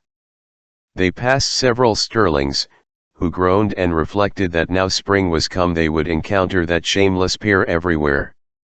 Valency, prowling about Eanwood shops, met Uncle Benjamin on the street, but he did not realize until he had gone 2 blocks further on that the girl in the scarlet-collared blanket coat, with cheeks reddened in the sharp April air and the fringe of black hair over laughing, slanted eyes, was Valency.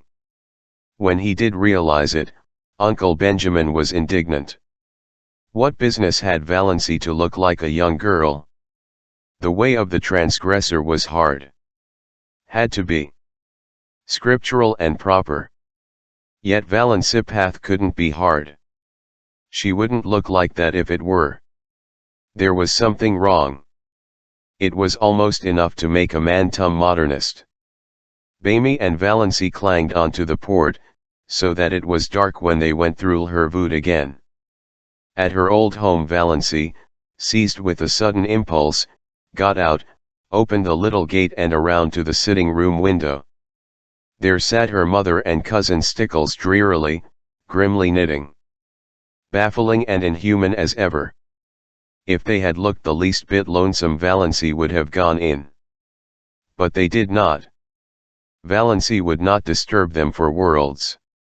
Chapter 30. Valency had two wonderful moments that spring. One day, coming home through the woods, with her arms full of trailing arbutus and creeping spmce, she met a man who she knew must be Alan Chimney. Alan Chimney, the celebrated painter of beautiful women.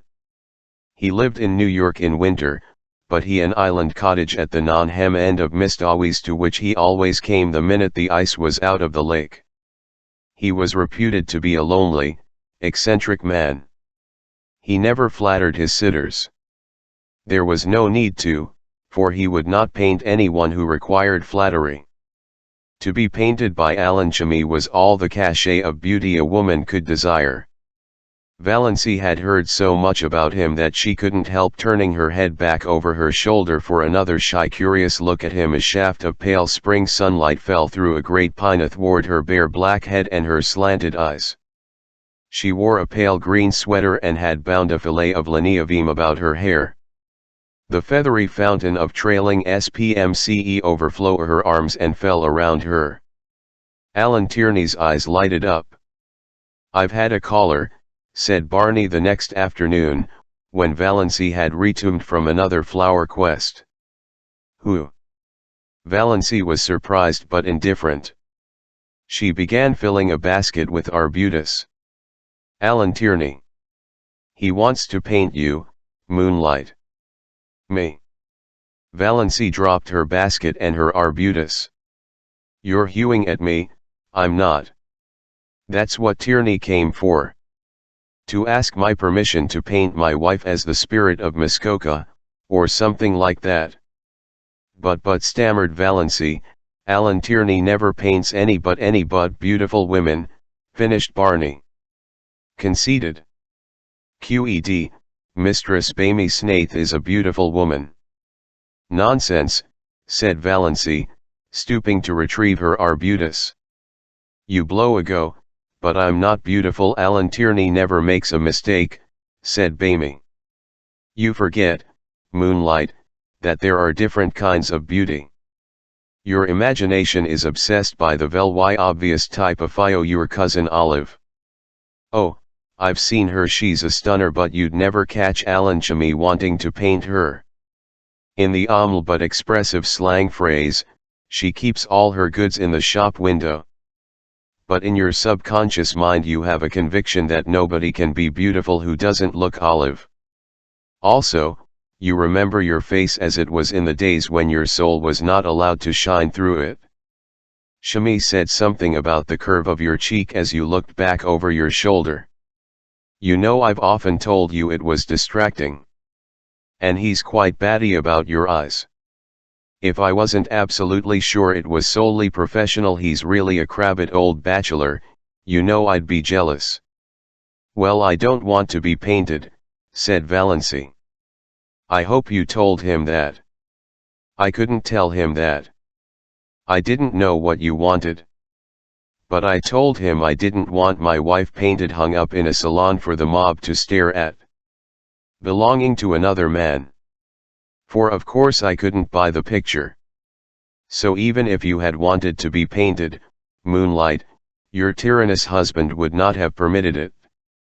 Tierney was a bit squiffy. He isn't used to being turned down like that. His requests are almost royalties. "But we are outlaws," laughed Valency. "We bow to no decrees, we acknowledge no sovereignty."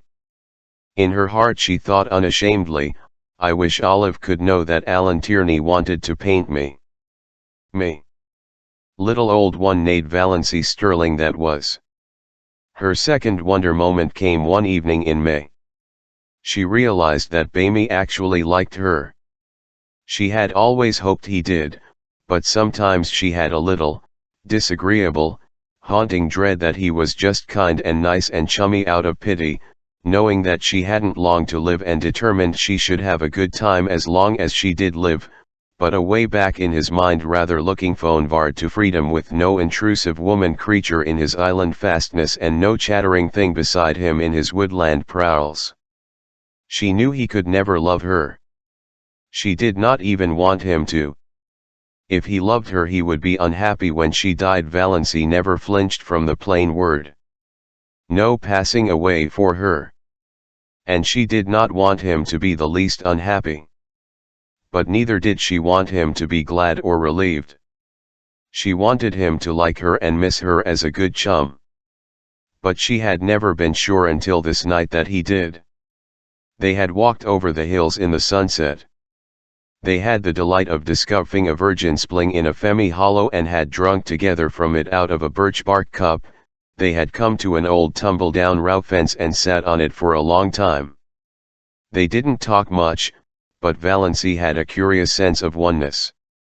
She knew that she couldn't have felt that if he hadn't liked her. "You nice little thing," said Bamie suddenly. "Oh, you nice little thing. Sometimes I feel you're too nice to be real, that I'm just dreaming you. Why can't I die now this very minute when I am so happy?" thought Valency. Well, it couldn't be so very long now. Somehow, Valency had always felt she would live out the year Dr. Trent had allotted. She had not been careful, she had never tried to be.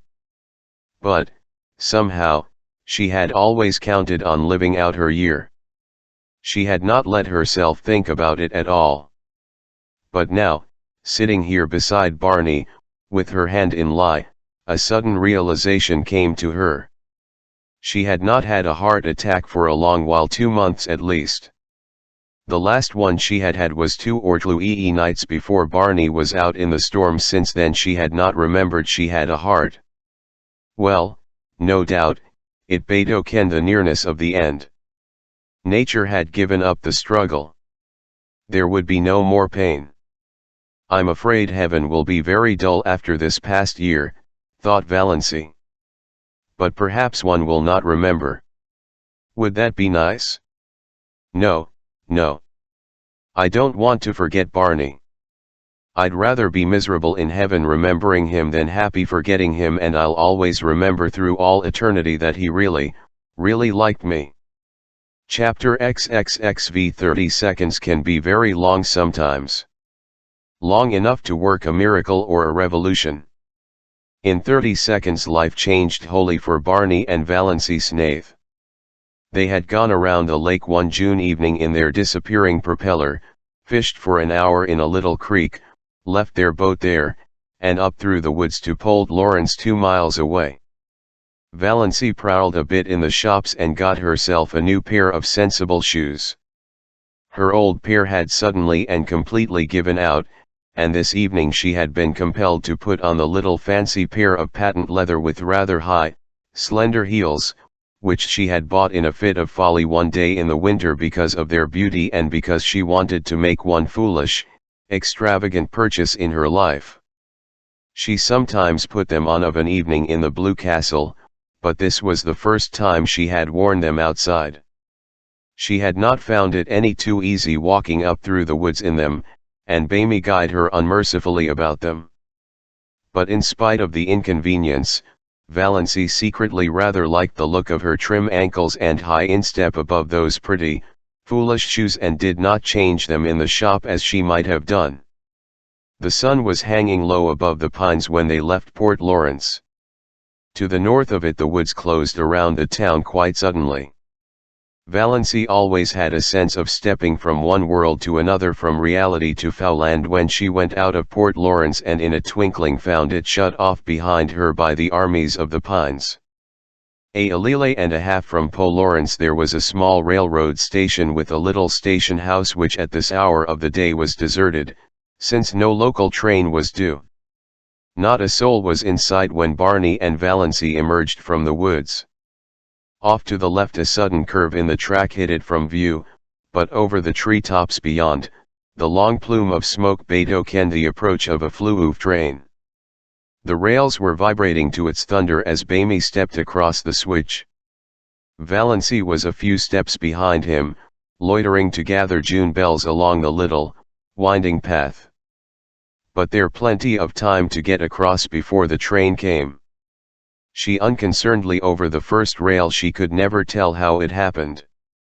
The ensuing 30 always seemed in her recollection Ilka a chaotic nightmare in which she the agony of 1,000 lifetimes. The heel of her pretty, foolish shoe caught in a crevice of the switch. She could not pull it loose.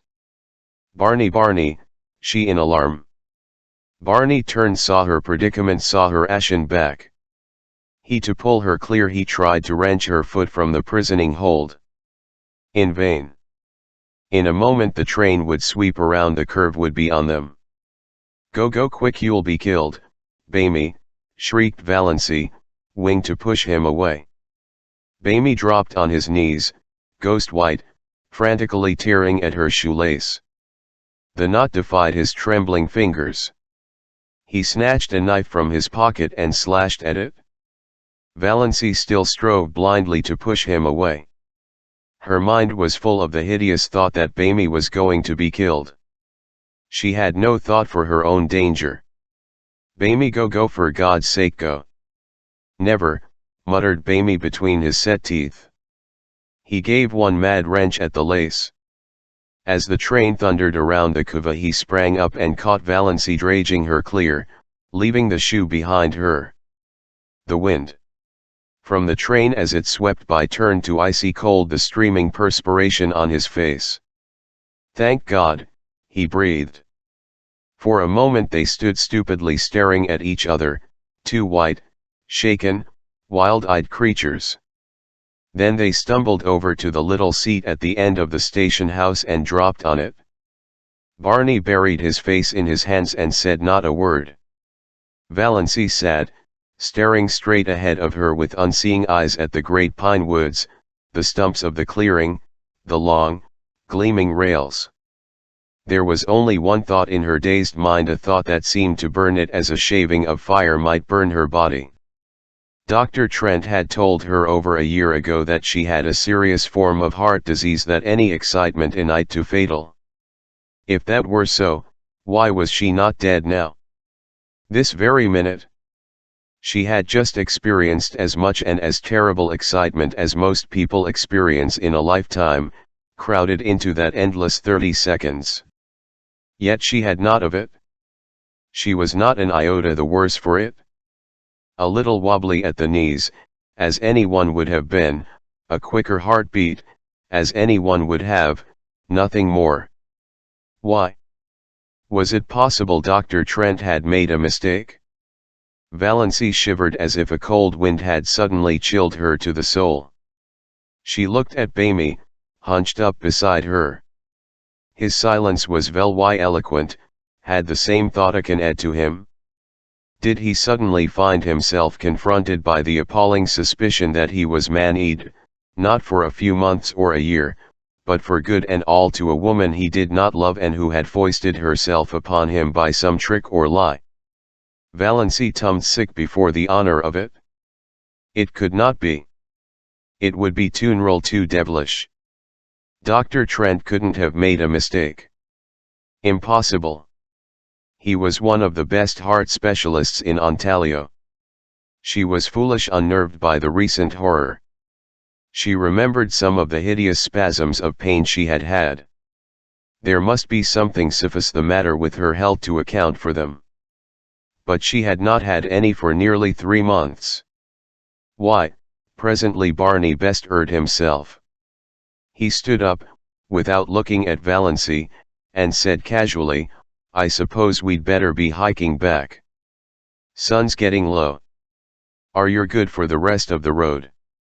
I think so, said Valency miserably. Barney went across the clearing and picked up the parcel. He had dropped the parcel containing her new shoes. He brought it to her and let her take out the shoes and put them on without any assistance, while he stood with his back to her and looked out over the pines.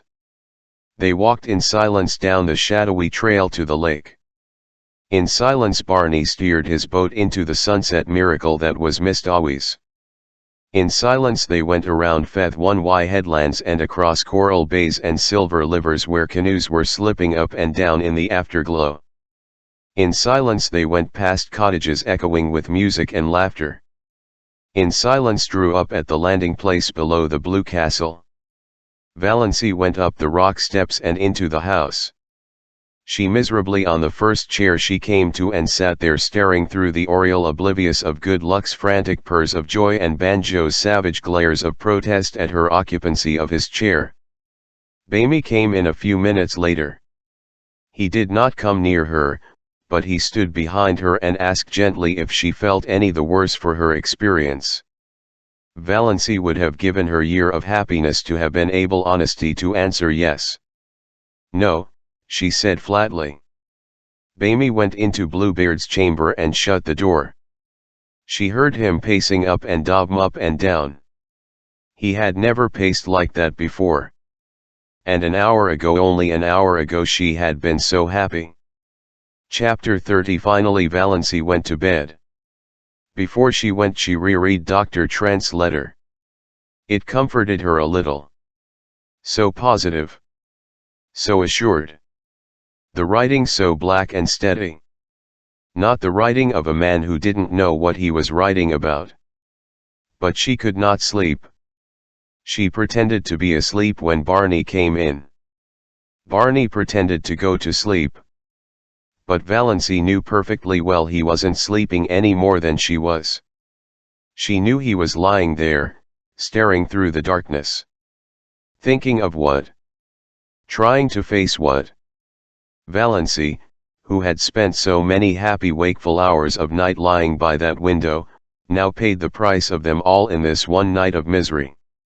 A horrible, portentous fact was slowly looming out before her from the nebula of surmise and fear. She could not shut her eyes to it, push it away, ignore it.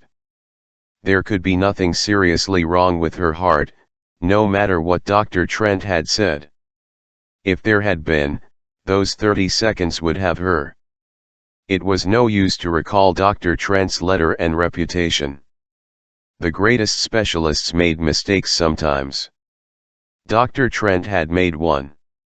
Towards morning Valency fell into a fitful dose with ridiculous dreams. One of them was of Bamie taunting her with having tricked him. In her dream she lost her temper and struck him violently on the head with her rolling pin. He proved to be made of glass and shivered into splinters all over the floor. She woke with a cry of horror, a gasp of relief, a short laugh over the absurdity of her dream, a miserable sickening recollection of what had happened. Bamie was gone.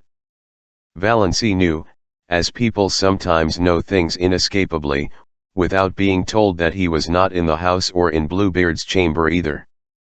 There was a curious silence in the living room. A silence with something uncanny about it. The old clock had stopped. Bamie must have forgotten to wind it up, something he had never done before. The room without it was dead, though the sunshine streamed in through the oleal and dimples of light from the dancing waves beyond quivered over the walls. The canoe was gone, but Lady Jane was under the mainland trees. So Bamie had betaken himself to the wilds. He would not return till night, perhaps not even then. He must be angry with her. That furious silence of his must mean anger, cold, deep, justifiable resentment. Well, Valency knew what she must do first. She was not suffering very keenly now. Yet the curious numbness that pervaded her being was in a way worse than pain. It was as if something in her had died. She forced herself to cook and eat a little breakfast. Mechanically she put the blue castle in order. Then she put on her hat and coat, locked the door and hid the key in the hollow of the old pine, and crossed to the mainland in the motor boat. She was going into Dean Wood to see Dr. Trent. She must know. Chapter XXXV. And Dr. Trent looked at her blankly and fumbled among his recollections. Mrs. Snaith, said Valency quietly. I was Miss Valency Sterling when I came to you last May, over a year ago. I wanted to consult you about my heart. Dr. Trent's face cleared. Oh, of course. I remember now. I'm real not to blame for not knowing you. You've changed splendidly. And married.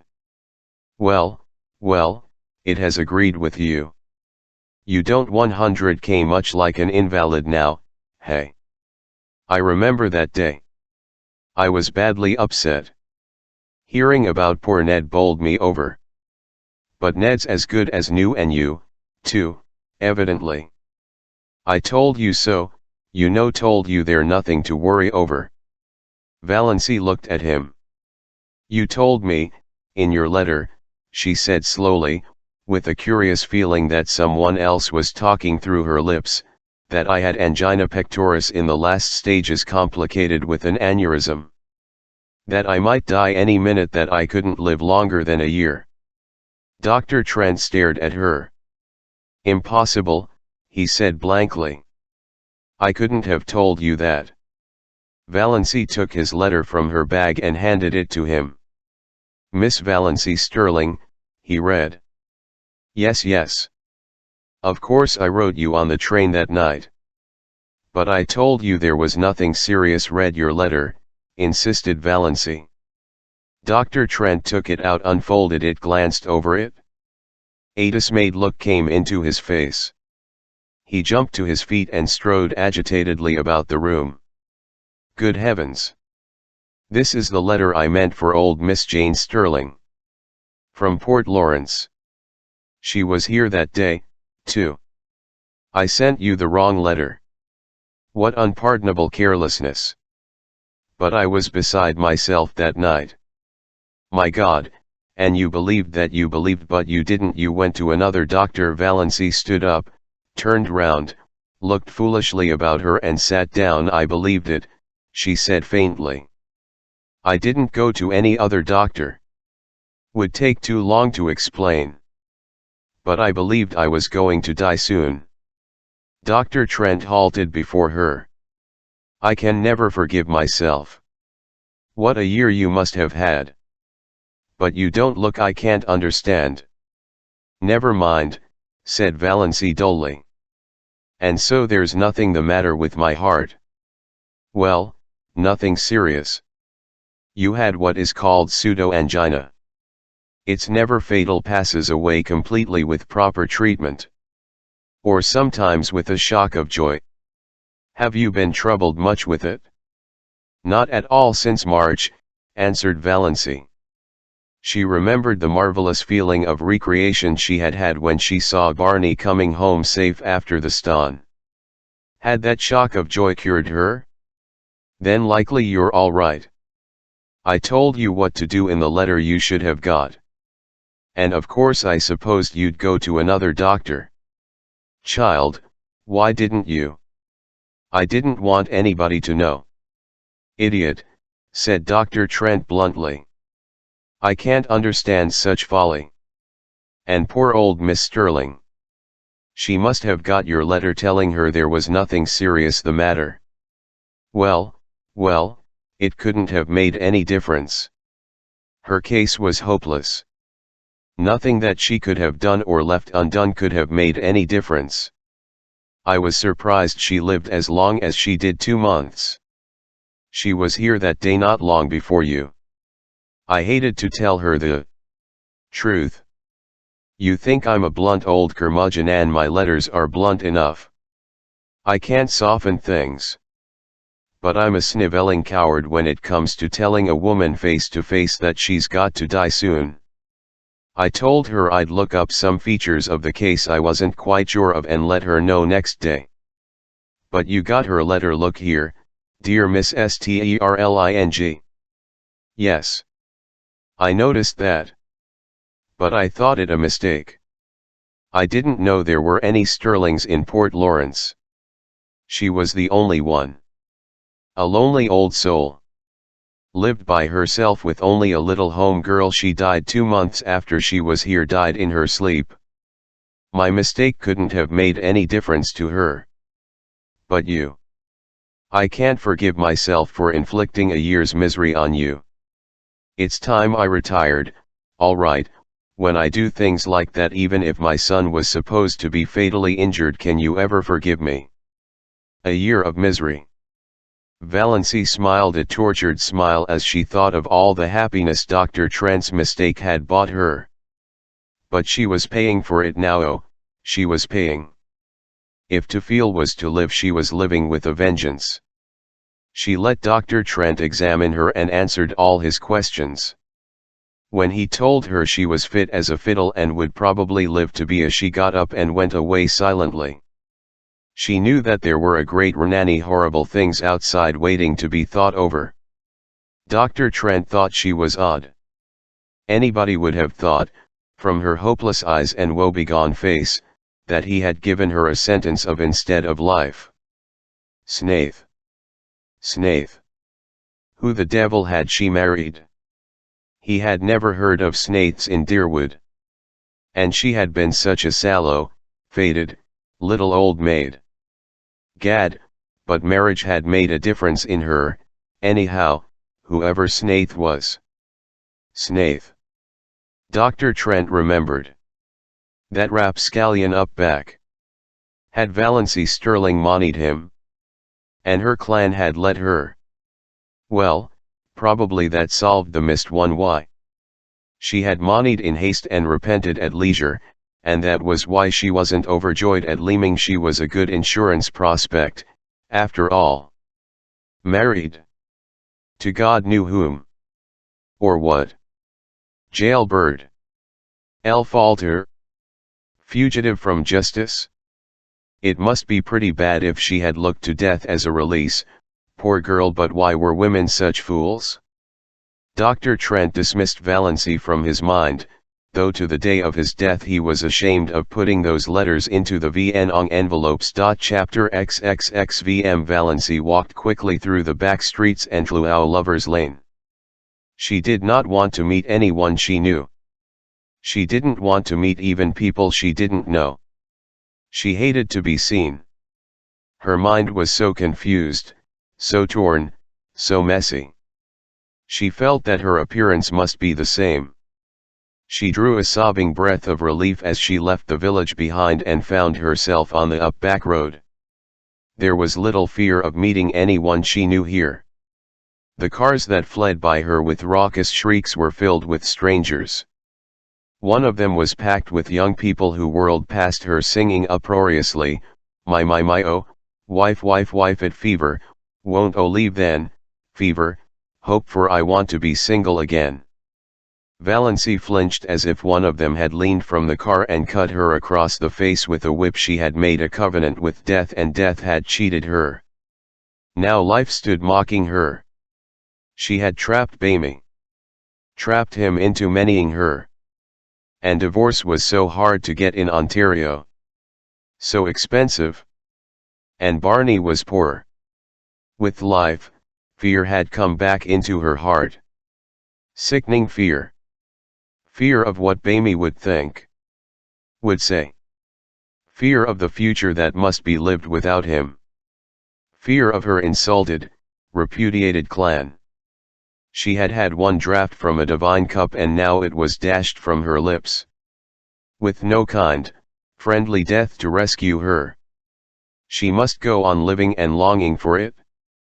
Evil youthing was spoiled, smirched, defaced. Even that year in the Blue Castle. Even her unashamed love for Bamey. It had been beautiful because death waited.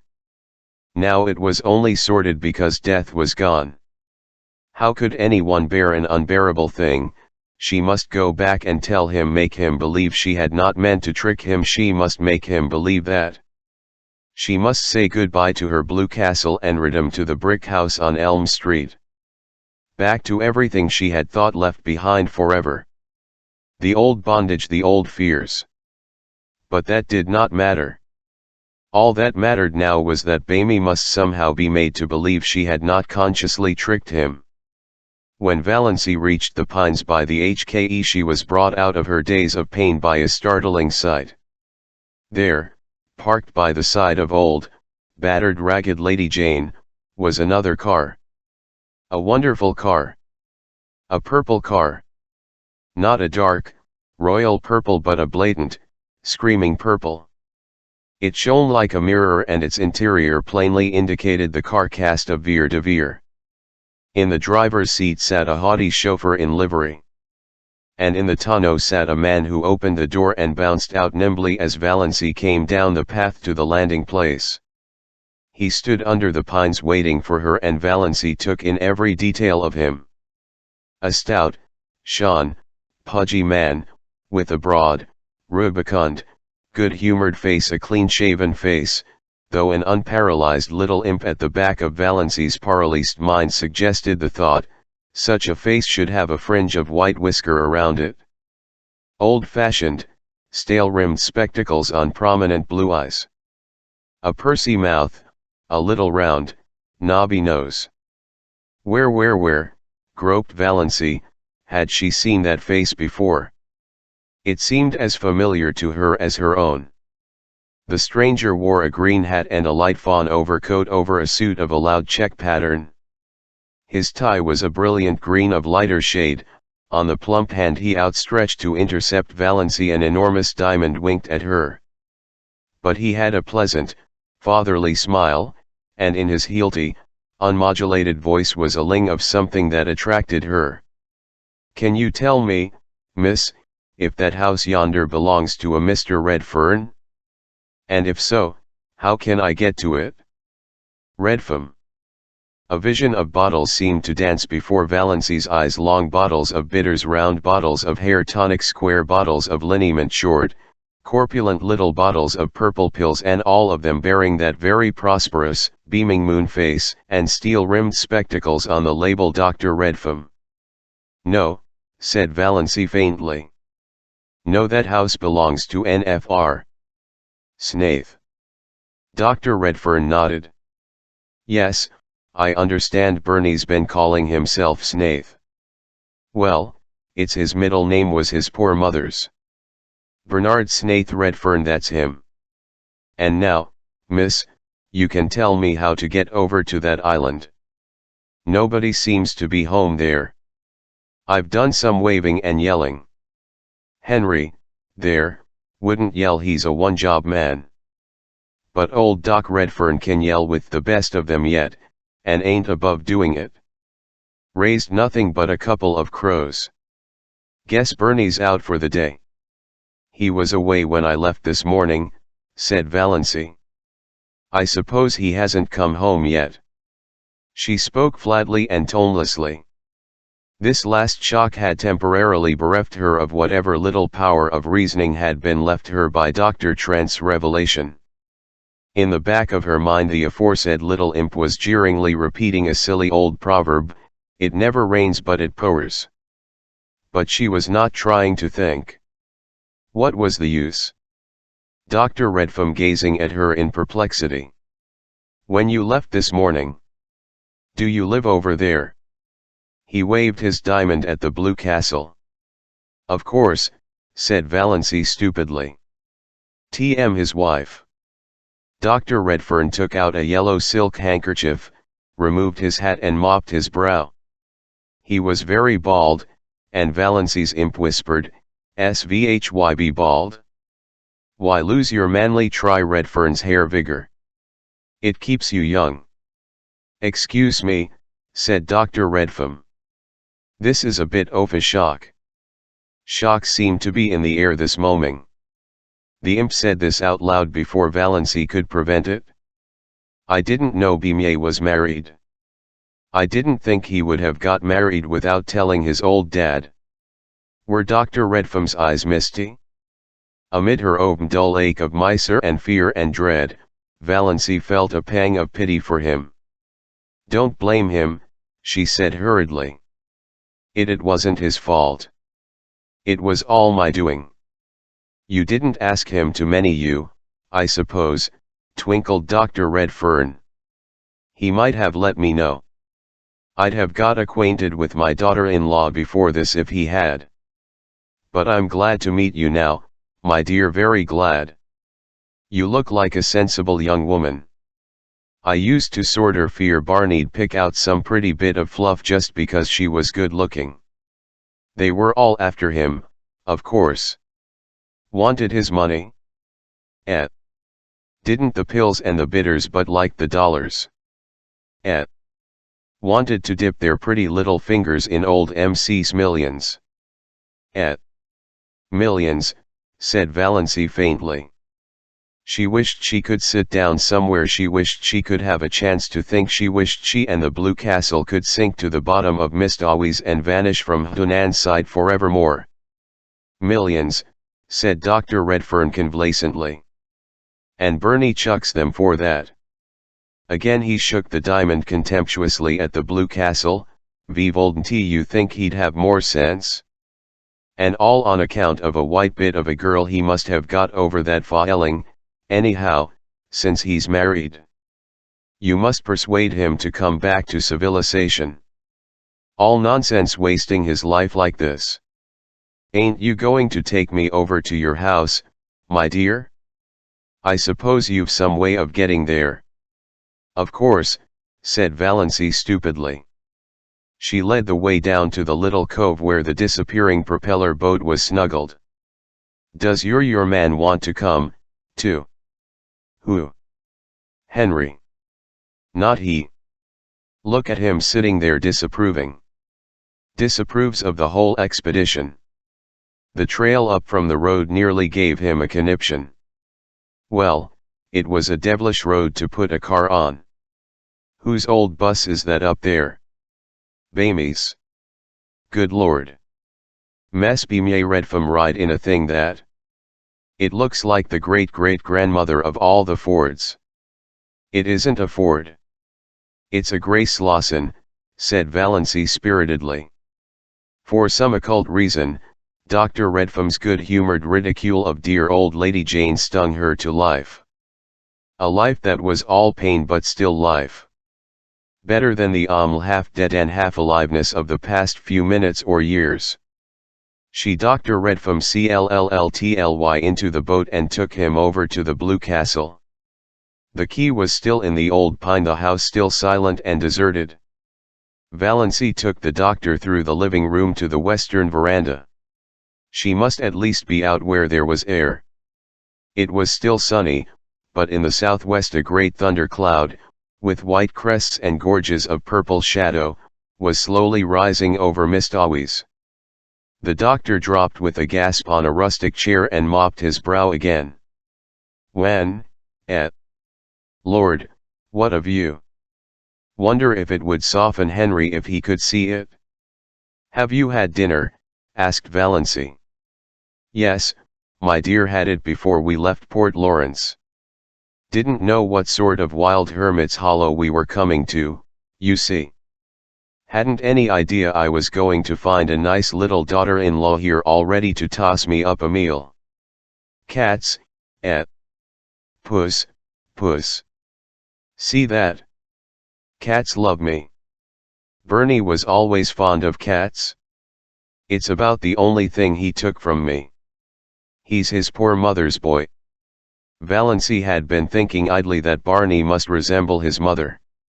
She had remained standing by the steps, but Dr. Redfern waved her to the swing seat. Sit down, dear. Never stand when you can sit. I want to get a good 100K at Bamy's wife. Well, I like your face. No beauty, you don't mind my saying that you've sense enough to know it, I reckon. Sit down. Valency sat down. To be obliged to sit still when mental agony urges us to stride up and down is the refinement of torture. Every nerve in her being was crying out to be alone, to be hidden. But she had to sit and listen to Dr. Redfam, who didn't mind talking at all. When do you think Bimye will be back? I don't know, not before night probably. Where did he go? I don't know that either. Likely to the woods up back. So he doesn't tell you his comings and goings, either. Bernie was always a secretive young devil. Never understood him. Just his poor mother. But I thought a lot of him. It ill-tuts me when he disappeared as he did. 11 years ago. I haven't seen my boy for 11 years.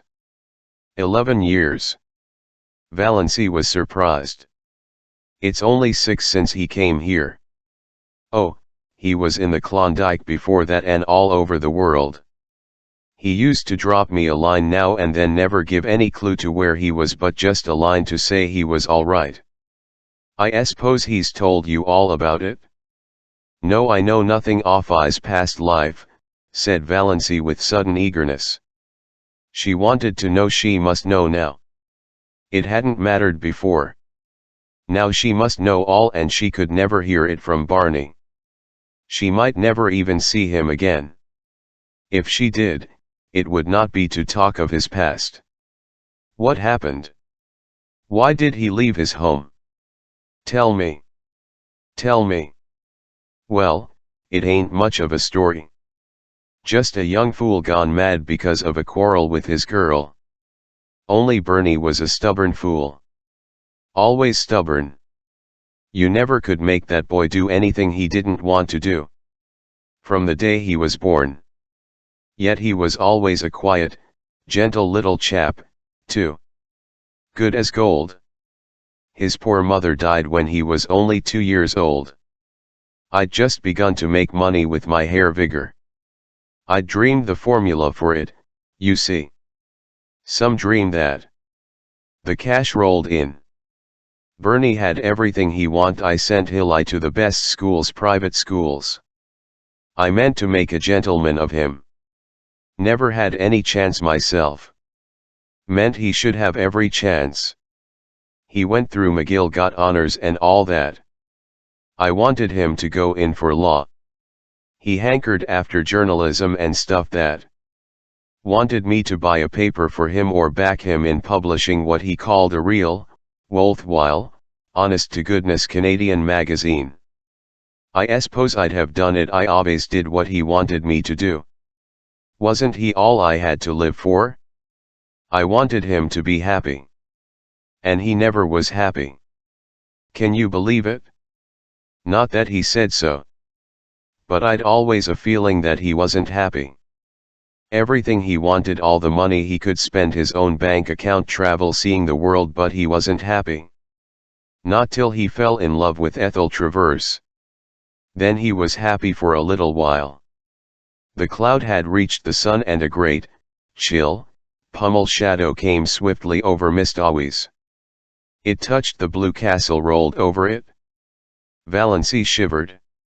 Yes, she said, with painful eagerness, though every word was cutting her to the hilt. Prettiest girl in Montreal, said Dr. Redfam. Oh, she was a looker, all right. Gold hair shiny as silk, great, big, soft, black eyes, skin loose milk and roses. Inti wonder Bimye fell for her. And brains as well. She wasn't a bit of fluff. B.A. from McGill. A thoroughbred, too. One of the best families. But a bit lean in the purse. Bernie was mad about her. Happiest young fool you ever saw. Then the bust up. What happened? Valency had taken off her hat and was absent, thrusting a pin in and out of it. Good Luck was purring beside her. Banjo was regarding Dr. Redfern with suspicion. Nip and Tuck were lazily cawing in the pines. Mistawi's was beckoning. Evil Youthing was the same. Nothing was the same. It was 100 years since yesterday. Yesterday, at this time, she and Barney had been eating a belated dinner here with laughter. Laughter. Valency felt that she had done with laughter forever. And with tears, for that matter. She had no further use for either of them. Blessed if I know, my dear. Some fool quarrel, I suppose. Bernie just lit out, disappeared. He wrote me from the Yukon. Said his engagement was broken and he wasn't coming back. And not to hunt him up because he was never coming back. I didn't. What was the use? I knew Bernie. I went on piling up money because there wasn't anything else to do. But I was mighty lonely. All I lived for was them little notes now and then from Bernie, Klondike, England South. I thought maybe he'd come back someday to his lonesome old dad. Then years ago even the letters stopped. I didn't hear a word of or from him till last Christmas. Did he write? No. But he drew a check for $15,000 on his bank account. The bank manager is a friend of mine, one of my shareholders. He'd always promised me he'd let me know if Bernie drew any checks. Bernie had $50,000 there. And he'd never touched a cent of it till last Christmas. The check was made out to Ainsley's, Toronto TNE Sleaze. Valency heard herself saying Ainsley's. She had a box on her dressing table with the Ainsley trademark. Yes. The big Jewel 1Y house there. After I'd thought it over a while, I got blisk. I wanted to locate Bimier. Had a special reason for it. It was time he gave up his fool hoboing and come to his senses. Drawing that 15 told me there was something in the wind. The manager communicated with the Ainsleys. His wife was an Ainsley and found out that Bernard Redfern had bought a pearl necklace there. His address was given as Box 444, Polt Lawrence, Muskoka, ONT. First I thought I'd wait. Then I thought I'd wait till the open season for cars and come DMVN myself. Ain't no hand at writing. I've motored from Montreal. Got to PON Lawrence yesterday. Inquired at the post office. Told me they knew nothing of any Beamard Snaith Redfam, but there was a Bamy Snaith had a P.O. box there. Lived on an island out here, they said. So here I am, and where's Barney? Valency was fingering her necklace. She was wearing $15,000 around her neck. And she had worried lest Barney had paid $15 for it and couldn't afford it. Suddenly she laughed in Dr. Redfern's face. Excuse me. It's so amusing, said poor Valency. Isn't it, said Dr. Redfern, seeing a joke but not exactly hers. Now, you seem like a sensible young woman, and I dare say you've lots of influence over Bernie. Can't you get to come back to civilization and live like other people? I've a house up there. Big as a castle. Furnished like a palace. I want company in it. Bimier's wife, Bernie's children. Did Ethel traverse ever many? Queried Valency irrelevantly. Bless you, yes. 2 years after Bernie Levant. But she's a widow now. Pretty as ever. To be frank, that was my special reason for wanting to find Bernie. I thought they'd make it up, maybe. But, of course, that's all off now. Mean tea matter. Bernie's choice of a wife is good enough for me. It's my boy I want. Think he'll soon be back, don't know. But I don't think he'll come before night. Quite late, perhaps. And perhaps not till tomorrow. But I can put you up comfortably. He'll certainly be back tomorrow. Dr. Redfern shook his head. Too damp. I'll take no chances with rheumatism. Why suffer that ceaseless anguish?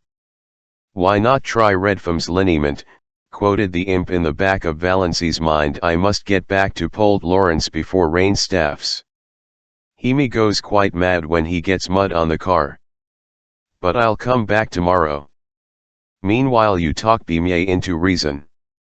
He shook her hand and patted her khdly on the shoulder. He looked as if he would have kissed her, with a little encouragement, but Valency did not give it. Not that she would have minded. He was rather dreadful and loud and dreadful. But there was something about him she liked. She thought dully that she might have liked being his daughter-in-law if he had not been a millionaire. A score of times over. And Barney was his son and heir. She took him over in the motor boat and watched the lordly purple car roll away through the woods with Henry at the wheel, looking things not lawful to be uttered. Then she went back to the Blue Castle. What she had to do must be done quickly. Bamie might return at any moment. And it was certainly going to rain. She was thankful she no longer felt very bad. When you are bludgeoned on the head repeatedly, you naturally and mercifully become more or less insensible and stupid. She stood briefly like a faded flower bitten by frost, by the hearth, looking down on the white ashes of the last fire that had blazed in the Blue Castle. At any rate, she thought wearily, Bamie isn't poor. He will be able to afford a divorce. Quite nicely. Chapter 36. She must write a note. The imp in the back of her mind laughed. In every story she had ever read, when a runaway wife decamped from home, she left a note, generally on the pincushion. It was not a very original idea. But one had to leave something intelligible. What was there to do but write a note? She looked vaguely about her for something to write with. Ink. There was none. Valency had never written anything since she had come to the Blue Castle, save memoranda of household necessaries for Barney. A pencil sufficed for them, but now the pencil was not to be found. Valency absently crossed to the door of Bluebeard's chamber and tried it. She vaguely expected to find it locked, but it opened unresistingly. She had never tried it before, and did not know whether Bamie habitually kept it locked or not. If he did, he must have been badly upset to leave it unlocked. She did not realize that she was doing something he had told her not to do. She was only looking for something to with. All her faculties were concentrated on deciding just what she would say and how she would say it. There was not the slightest curiosity in her as she went into the lean-to. There were no beautiful women hanging by their hair on the walls. It seemed a very handless apartment, with a commonplace little sheet iron stove in the middle of it, its pipe sticking out through the roof. At one end was a table or counter crowded with odd-looking utensils. Used, no doubt, by Barney in his smelly operations. Chemical experiments, probably, she reflected dully.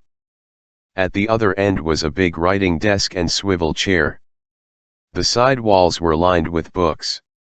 Valency went blindly to the desk. There she stood motionless for a few minutes, looking down at something that lay on it. A bundle of galley proofs. The page on top bore the title Wild Honey, and under the title were the words by John Foster. The opening sentence: pines are the trees of myth and legend. They strike their roots deep into the traditions of an older world, but wind and star love their lofty tops.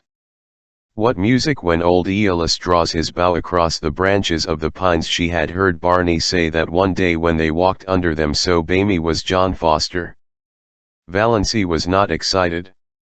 She had absorbed all the shocks and sensations that she could compass for one day. This her neither one way nor the other. She only thought, so this explains it. It was a small matter that had, somehow, stuck in her mind more persistently than its importance seemed to justify. Soon after Barney had brought her John Foster's latest book, she had been in a Port Lawrence bookshop and heard a customer ask the proprietor for John Foster's new book. The proprietor had said curtly, "Not out yet. Won't be out till next week." Valency had opened her lips to say, "Oh, yes, it is out," but closed them again. After all, it was none of her business. She supposed the proprietor to cover up his negligence in not getting the book in promptly. Now she knew. The book Bamie had given her had been one of the author's complimenta 1Y copies, sent in advance. Well. Valency pushed the proofs indifferently aside and sat dmvn in the swivel chair.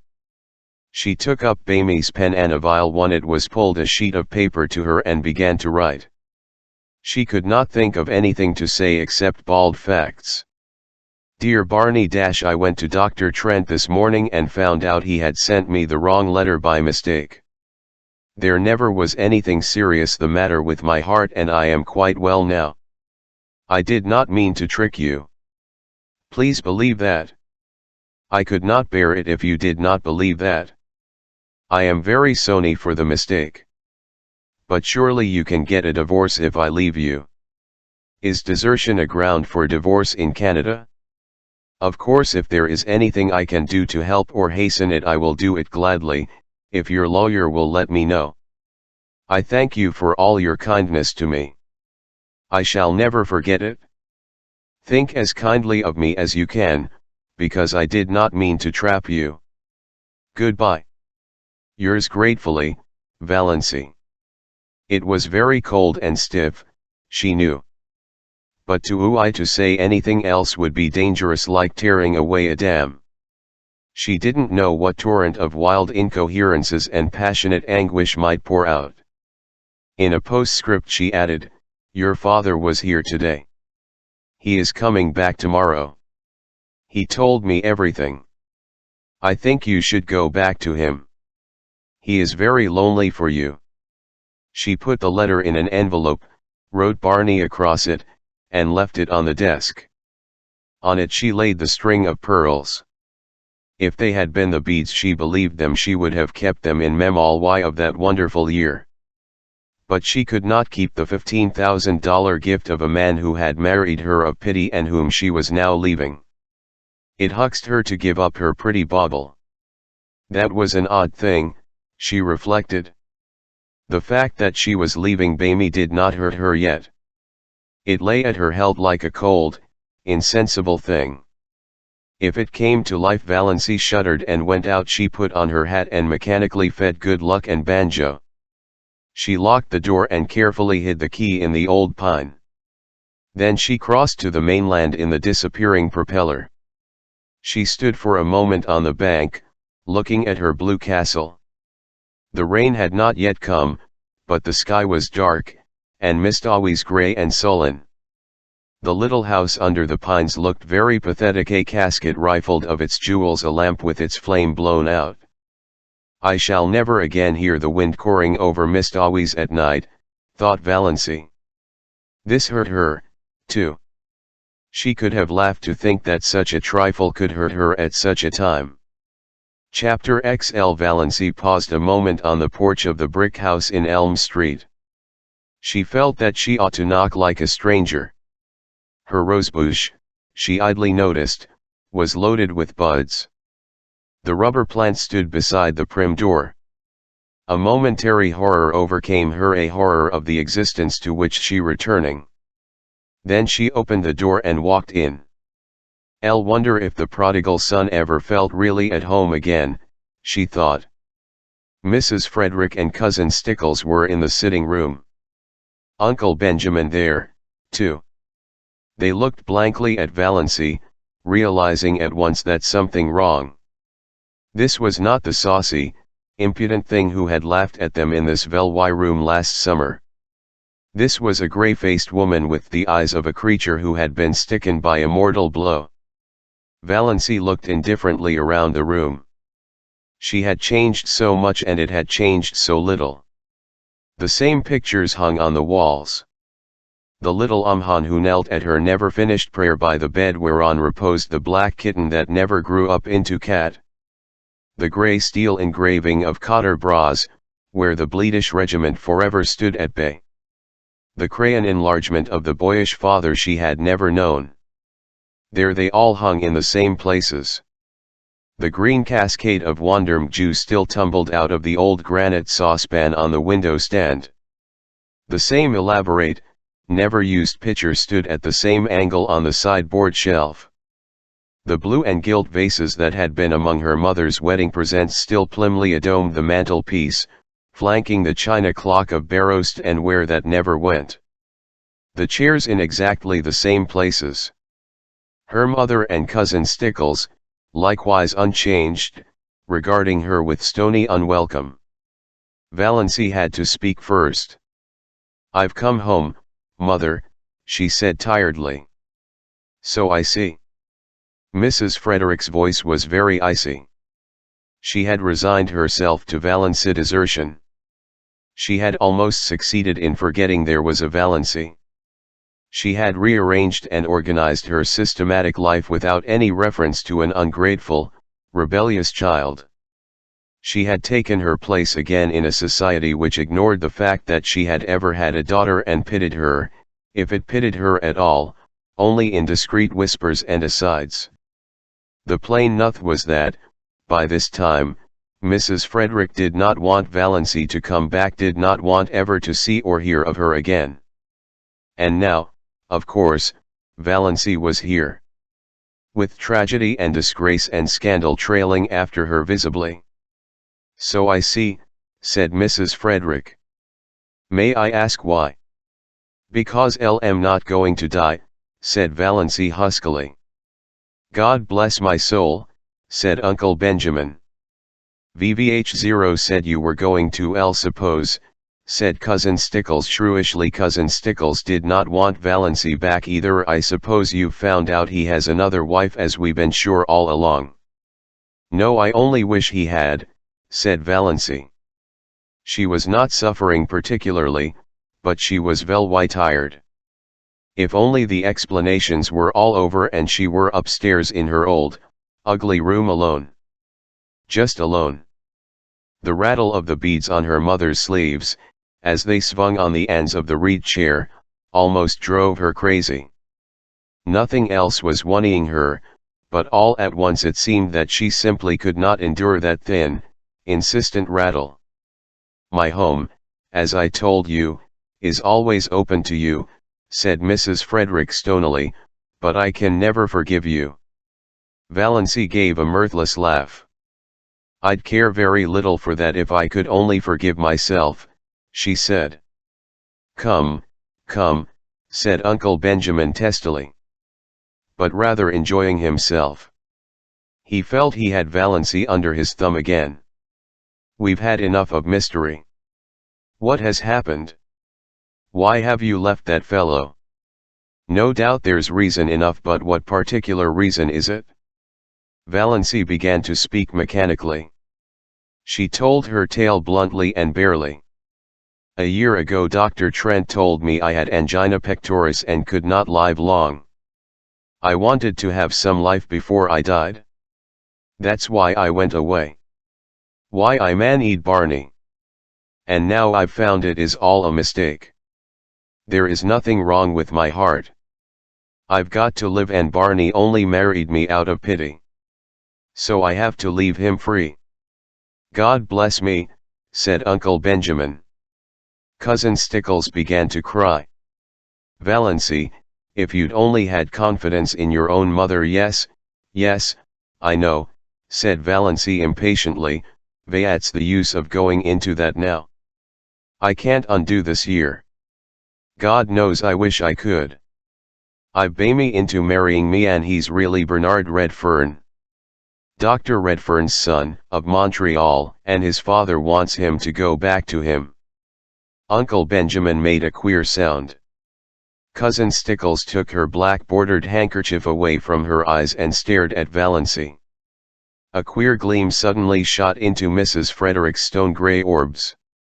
"Dr. Redfern, not the purple pill man," she said. Valency nodded. "He's John Foster, to the of those nature books." But Mrs. Frederick was visibly agitated, though not over the thought that she was the mother-in-law of John Foster. Dr. Redfern is a millionaire. Uncle Benjamin shut his mouth with a snap. 10 times over, he said. Valency nodded. "Yes. Bamie left home years ago because of some trouble, some disappointment. Now he will likely go back. So you see I had to come home. He doesn't love me. I can't hold him to a bond he was tricked into." Uncle Benjamin looked incredibly sly. "Did he say so? Does he want to get rid of you?" "No, I haven't seen him since I found out. But I tell you, he only married me out of pity because I asked him to, because he thought it would only be for a little while." Mrs. Frederick and Cousin Stickles both tried to speak, but Uncle Benjamin waved a hand at them and frowned portentously. "Let me handle this," wave and frown seemed to say. To Valency, well, dear, we'll talk it over later. You see, we don't quite understand even everything yet. As Cousin Stickles says, you should have confided in us before. Later on I dare say we can find a way out of this. You think Bamie can easily get a divorce, don't you? Said Valency eagerly. Uncle Benjamin silenced with another wave the exclamation of horror he knew was trembling on Mrs. Frederick's lips. TMST to me, Valency. Everything will arrange itself. Tell me this, Dossie. Have you been happy up back? Was SNMR good to you? I have been very happy and Barney was very good to me, said Valency, as if reciting a lesson. She remembered when she studied grammar at school she had disliked the past and tenses. They had always seemed so pathetic. I have been dash it was all over and done with. Then don't worry, little girl. How amazingly paternal Uncle Benjamin was. Your family will stand behind you. We'll see what can be done. Thank you, said Valency dully. Really, it was quite decent of Uncle Benjamin. Can I go and lie down a little while? I'm tired. Of course you're tired. Uncle Benjamin patted her hand gently, very gently. All WOM out and nervous. Go and lie down, by all means. You'll see things in quite a different light after you've had a good sleep. He held the door open.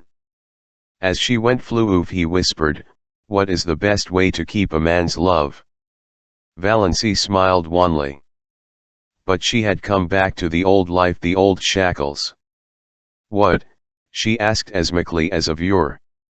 Not to return it, said Uncle Benjamin with a chuckle. He shut the door and rubbed his hands.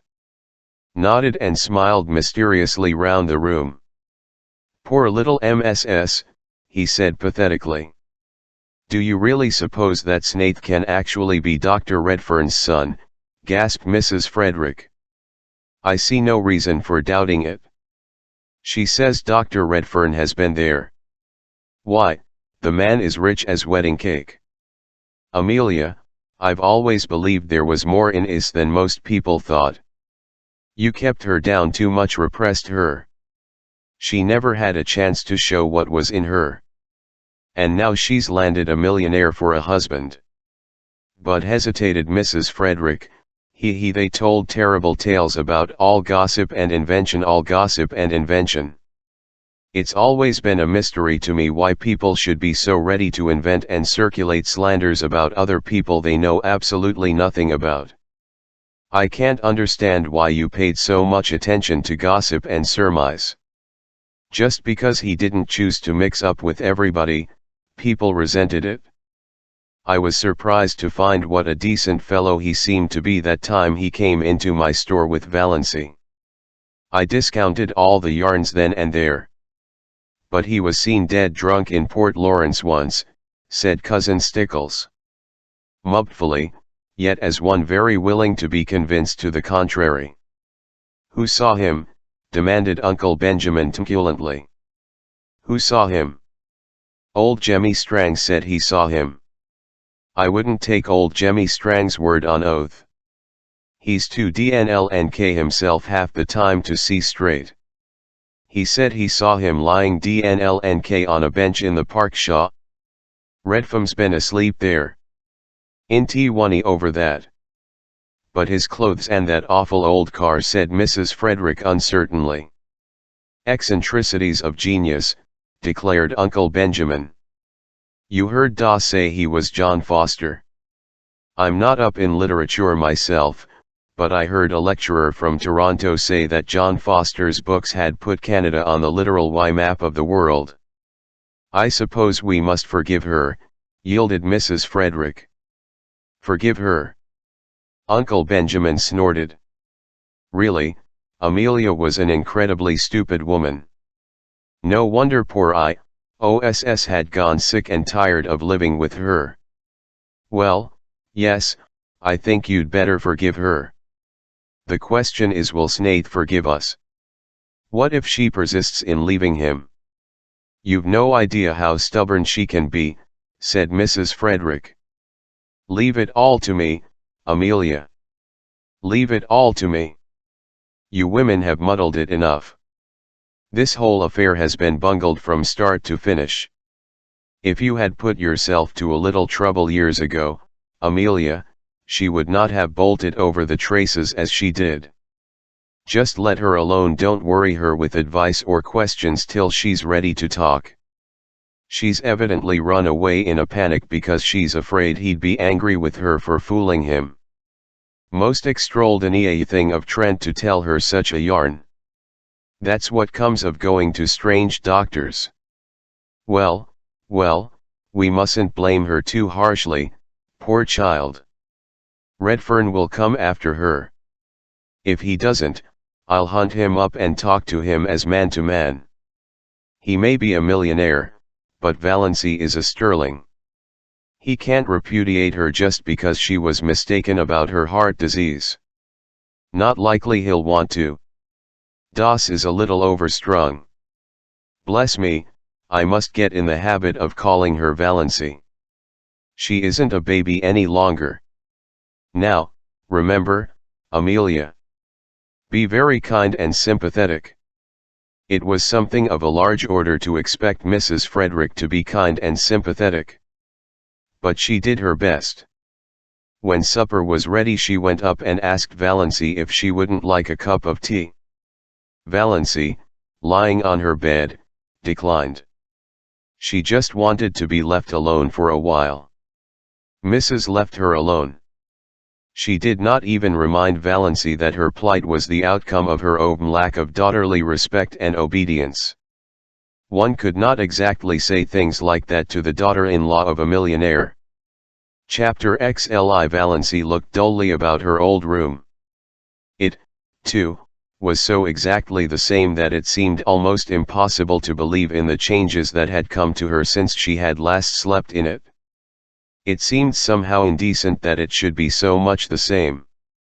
There was Queen Louise everlasting lie combing down the stairway, and nobody had let the forlorn puppy in out of the rain. Here was the purple paper blind and the greenish mirror. Outside, the old Kenayat shop with its blatant advertisements. Beyond it, the station with the same derelicts and flirtatious flappers. Here the old life waited for her, some grim ogre that bided his tune and licked his chops. A monstrous horror of it suddenly possessed her. When night fell and she had undressed and got into bed, the merciful numbness passed away and she lay in anguish and thought of her island under the stars. The campfires, all their little household jokes and phrases and catchwords, their flurry beautiful cats, the lights agleam on the fairy island's canoes skimming over mistaways in the magic of morning, white birches shining among the dark spruces, beautiful women's bodies, winter snows and rose-red sunset fires, lakes drunken with moonshine, all the delights of her lost paradise. She would not let herself think of Barney. Only of these lesser things. She could not endure to think of Barney. Then she thought of him inescapably. She ached for him. She wanted his arms around her, his face against hers, his whispers in her ear. She recalled all his friendly looks and quips and jests, his little compliments, his caresses. She counted them all over as a woman might count her jewels. Not one did she miss from the first day they had met. These memories were all she could have now. She shut her eyes and prayed. Let me remember every one, God. Let me never forget one of them. Yet it would be better to forget. This agony of longing and loneliness would not be so terrible if one could forget. And Ethel Travers. That shimmering woman with her white skin and black eyes and shining hair. The woman Bamie had loved. The woman whom he still loved. Hadn't he told her he never changed his mind? Who was waiting for him in Montreal? Who was the light wife for a rich and famous man? Bamie would marry her, of course, when he got his divorce. How Valency hated her. and envied her. Bamie had said, "I love you," to her. Valency had wondered what tone Bamie would say "I love you" in, how his dark blue eyes would look when he said it. Ethel Travers knew.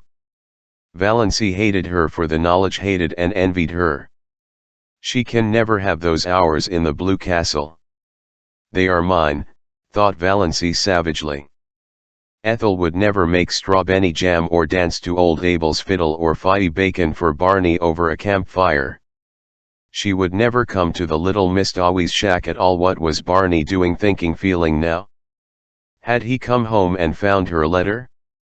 Was he still angry with her? Or a little pitiful?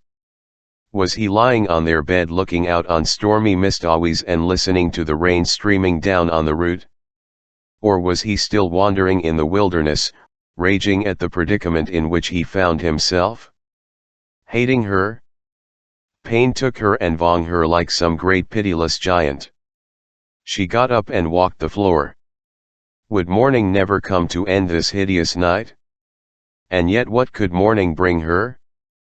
The old life without the old stagnation that was at least bearable. The old life with the new memories, the new longings, the new anguish. "Oh, why can't I die?" moaned Valency. Chapter XLII. It was not until early afternoon the next day that a dreadful old car up Elm Street and stopped in front of the brick house. A headless Innan sprang from it and rushed up the steps. The bell was rung as it had never been rung before, vehemently, intensely. The ringer was demanding entrance, not asking it. Uncle Benjamin chuckled as he hurried to the door. Uncle Benjamin had just dropped in to inquire how dear Das Valency was. Dear Das Valency, he had been informed, was the same. She had come down for breakfast, like she didn't eat, gone back to her room, come down for dinner which she didn't eat, gone back to her room. That was all. She had not talked. And she had been let, kindly, considerately, alone. Ve1 why good. Redfern will be here today, said Uncle Benjamin. And now Uncle Benjamin's reputation as a prophet was made. Redfern was here, unmistakably so. Is my wife here? He demanded of Uncle Benjamin without preface. Uncle Benjamin smiled expressively. Mr. I believe? Well, why, glad to meet you, sir. Yes, that naughty little girl of yours is here. We have been, I must see her. Barney cut Uncle Benjamin ruthlessly short. Certainly, M. Redfern, just step in here. Valency will be down in a. He ushered Barney into the parlor and betook himself to the sitting room and Mrs. Frederick. Go up and tell Valency to come down. Her husband is here. But so dubious was Uncle Benjamin as to whether Valency could really come down in a minute or at all that he followed Mrs. Frederick on tiptoe up the stairs and listened in the hall. Valency dear, said Mrs. Frederick tenderly, your husband is in the parlor, asking for you. Oh mother. Valency got up from the window and wrung her hands.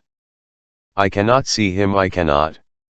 Tell him to go away, ask him to go away. I can't see him.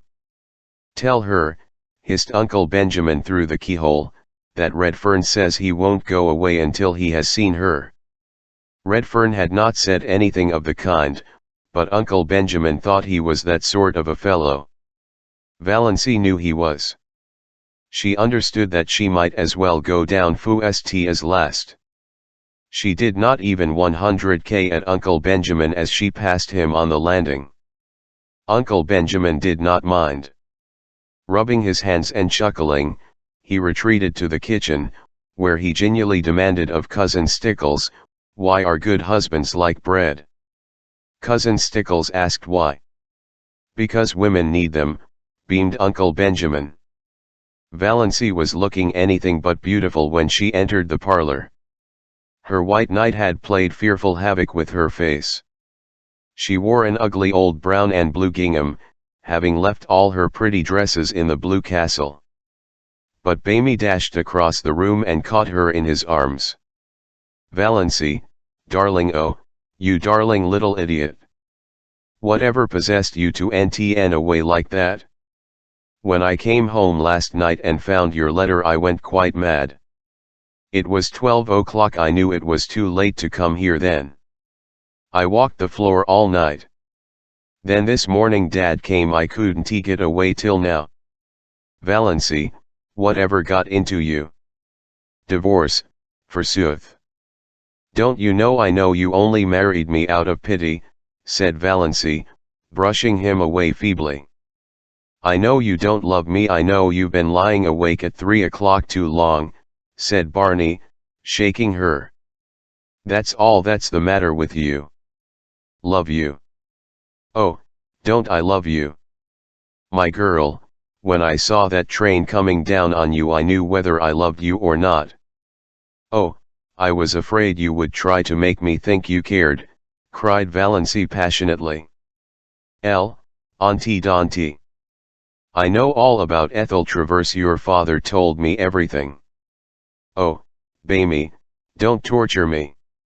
I can never go back to you. Bamie released her and looked at her for a moment. Something in her pallid, resolute face spoke more convincingly than words of her determination. Valency, he said quietly, father couldn't have told you everything because he didn't know it. Will you let me tell you everything? Yes, said Valency wearily. Oh, how dear he was. How she longed to throw herself into his arms.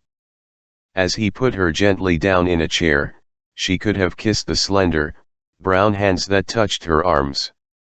She could not 100k up as he stood before her. She dared not meet his eyes. For his sake, she must be brave.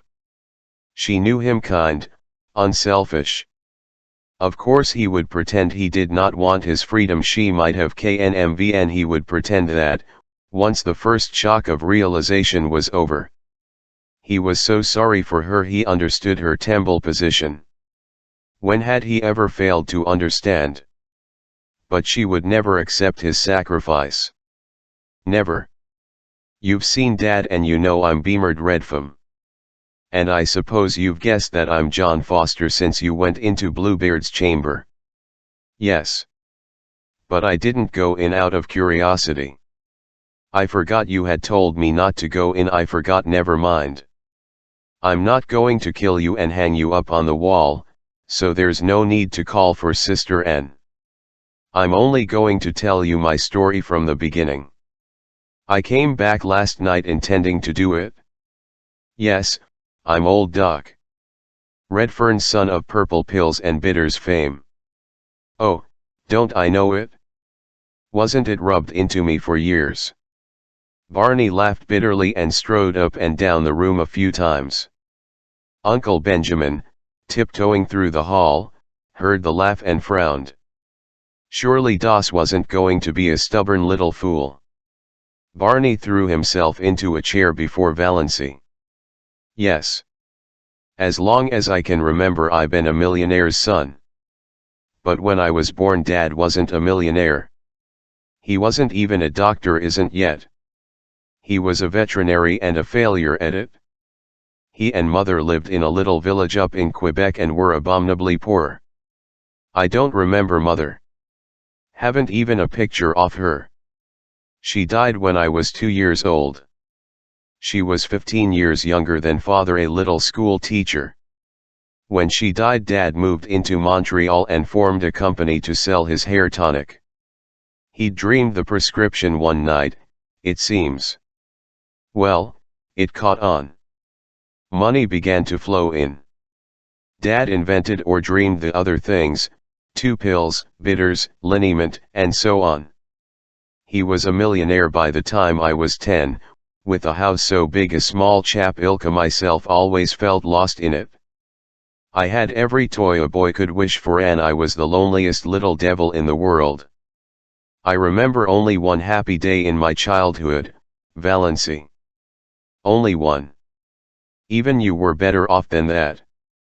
Dad had gone out to see an old friend in the country and took me along.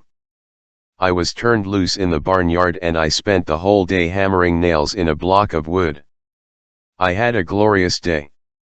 When I had to go back to my room full of playthings in the big house in Montreal, I cried. But I didn't tell Dad why. I never told him anything.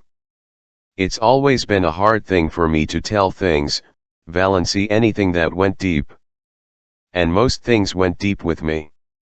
I was a sensitive child and I was even more sensitive as a boy. No one ever knew what I suffered. Dad never dreamed of it. When he sent me to a private school I was only 11. The boys ducked me in the swimming tank until I stood on a table and read aloud all the advertisements of F's patent abominations. I did clenched his fists. I was frightened and half drowned and all my world was against me. But when I went to college and the softs tried the same stunt, I didn't do it. Bamie smiled grimly. They couldn't make me do it. But they could and did make my life miserable. I never heard the last of the pills and the bitters and the hair tonic. After using was my nickname. You see, I'd always such a thick thatch. My 4 college years were a nightmare. You know or you don't know what merciless beasts boys can be when they get a victim like me. I had few friends. There was always some barrier between me and the kind of people I cared for. And the other kind who would have been very willing to be intimate with rich old document Redfern's son I didn't care for. But I had one friend, or thought I had. A clever, bookish chap, a bit of a writer. That was a bond between us. I had some secret aspirations along that line. He was older than I was. I looked up to him and worshipped him. For a year I was happier than I'd ever been. Then a burlesque sketch came out in the college magazine, a mordant thing, ridiculing Dad's remedies. The names were changed, of course, but even everybody knew what and who was meant. Oh, it was clever, damnably so, and witty. McGill rocked with laughter over it. I found out he had written it. Oh, were you sure? Valency's dull eyes flamed with indignation. Yes. He admitted it when I asked him, said a good idea was worth more to him than a friend, any time. And he added a gratuitous thrust. You know, Redfern, there are some things money won't buy. For instance, it won't buy you a grandfather. Well, it was a nasty slam. I was young enough to feel cut up. And it destroyed a lot of my ideals and illusions, which was the worst thing about it. I was a young misanthrope after that. Didn't to be friends with anyone. And then the year after I left college I met Ethel Traverse. Valency shivered. Bamie, his hands stuck in his pockets, was regarding the floor moodily and didn't notice it. Dad told you about her, I suppose. She was very beautiful. And her. Oh, yes, I loved her. I won't deny it or belittle it now. It was a lonely, romantic boy's first passionate love, and it was very real. And I thought she loved me. I was fool enough to think that. I was wildly happy when she promised to marry me. For a few months. Then I found out she didn't. I was an involuntary eavesdropper on a inane occasion for a moment. That moment was enough. The proverbial fate of the eavesdropper of me. A girlfriend of hers was asking her how she could stomach document Redfern's son and the patent medicine background. His money will gild the pills and sweeten the bitters, said Ethel, with a laugh. Mother told me to catch him if I could. We're on the rocks. But Pa, I smell turpentine whenever he comes near me. Oh, Bamie, cried Valency, wrung with pity for him. She had forgotten all about herself and was filled with compassion for Bamie and rage against Ethel Traverse. How dared she? Well, Barney got up and began pacing round the finished me. Completely. I left civilization and those accursed dopes behind me and went to the Yukon. For 5 years I knocked about the world in all sorts of outlandish places. I earned enough to live on. I wouldn't touch a cent of Dad's money. Then one day I woke up to the fact that I no longer cared to hang about Ethel, one way or another. She was somebody I'd known in another world, that was all. But I had no hankering to go back to the old life. None of that for me. I was free and I meant to keep so. I came to Mistaz, saw Tom McMurray's Island. My first book had been published the year before, and made a hit. I had a bit of money from my royalties. I bought my island. But I kept away from people. I had no faith in anybody. I didn't believe there was such a thing as real friendship or TME love in the world, not for me, anyhow, the son of purple pills. I used to revel in all the wild yams they told of me. In fact, I'm afraid I suggested a few of them myself. By mysterious remarks which people interpreted in the light of their prepossessions. Then you came. I had to believe you loved me, really me, not my father's millions. There was no other reason why you should want to inonate a penniless devil with my supposed record. And I was Sony for you. Oh, yes, I don't deny I married you because I was sorry for you. And then I found you the best and jolliest and dearest little pal and chum a fellow ever had. Witty, loyal, sweet. You made me believe again in the reality of friendship and love. The world seemed good again, just you were in it, honey. I'd have been willing to go on forever just as we were. I knew that, the night I came home and saw my home light shining out from the island for the first time. And knew you were there waiting for me. After being homeless all my life, it was beautiful to have a home. To come home hungry at night and know there was a good supper and a cheery fire and you. But I didn't realize what you actually meant to me till that moment at the switch. Then it came like a lightning flash. I knew I couldn't live without you, that if I couldn't pull you loose in time I'd have to die with you. I admit it bowled me over, knocked me silly. I couldn't get my bailings for a while. That's why I acted like a mule. But the thought that drove me to the tall timber was the awful one, that you were going to die. I'd always hated the thought of it, but I supposed there wasn't any chance for you, so I put it out of my mind. Now I had to face it, you were under sentence of death and I couldn't live without you. When I came home last night I had made up my mind that I'd take you to all the specialists in the world, that something surely could be done for you. I felt sure you couldn't be as bad as Dr. Trent thought, when those moments on the track hadn't even huff. You. And I found your note and went mad with happiness and a little tenor, for fear you didn't care much for me, after all, and had gone away to get rid of me. But now, it's all right, isn't it, darling? Was she, Valency, being called darling?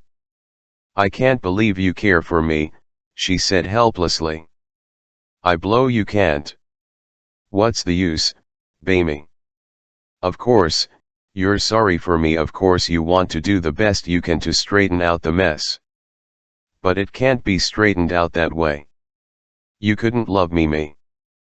She stood up and pointed tragically to the mirror over the mantel. Certainly, not even Alan Tierney could have seen beauty in the woeful, haggard little face reflected. Barney didn't look at the mirror. He looked at Valency as if he would to snatch her or beat her. Love you. Girl, you're in the very core of my heart. I hold you there like a jewel. Didn't I promise you I'd never tell you a lie? Love you. I love you with all there is of me to love. Heart, soul, brain. Every fiber of body and spirit thrilling to the sweetness of you. There's nobody in the world for me but you, Valency.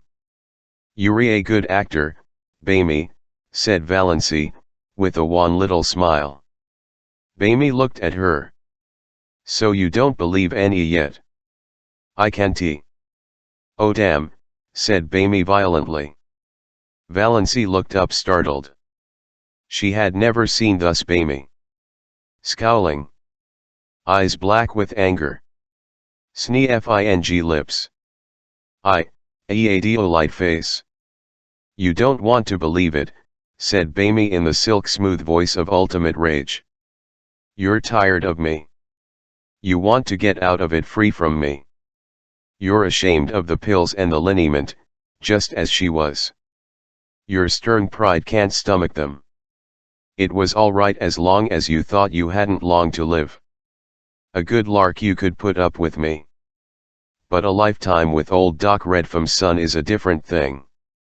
Oh, I understand perfectly.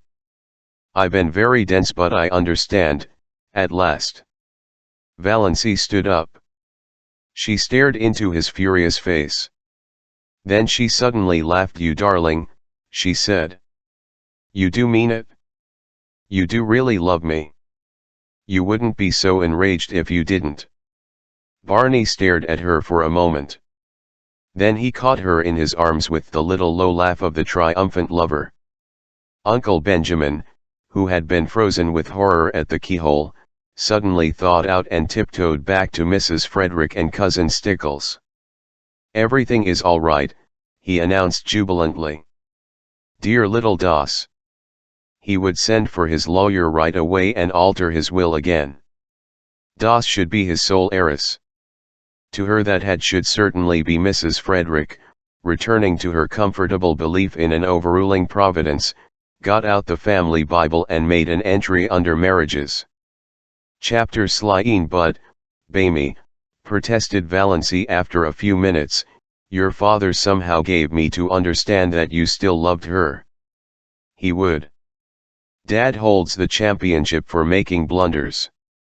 If there's a thing that's better left unsaid you can TMST him to say it. But he isn't a bad old soul, Valency. You'll like him. I do, now. And his money isn't tainted money. He made it honestly. His medicines are quite handless.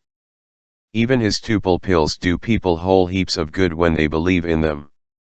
But LM not fit for your if, sighed Valency. I'm not clever or well educated or my life is in Mistauis and all the wild places of the world.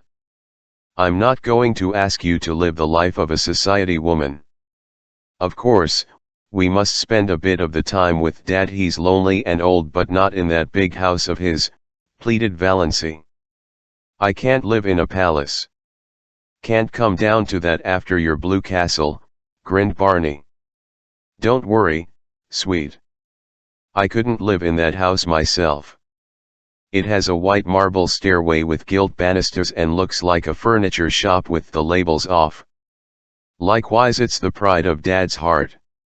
We'll get a little house somewhere outside of Montreal in the real country near enough to see Dad often. I think we'll build one for ourselves. A house you build for yourself is so much nicer than a hand-me-down. But we'll spend our summers in Mistauis. And our autumns traveling. I want you to see the Alhambra. It's the nearest thing to the blue castle of your dreams I can think of.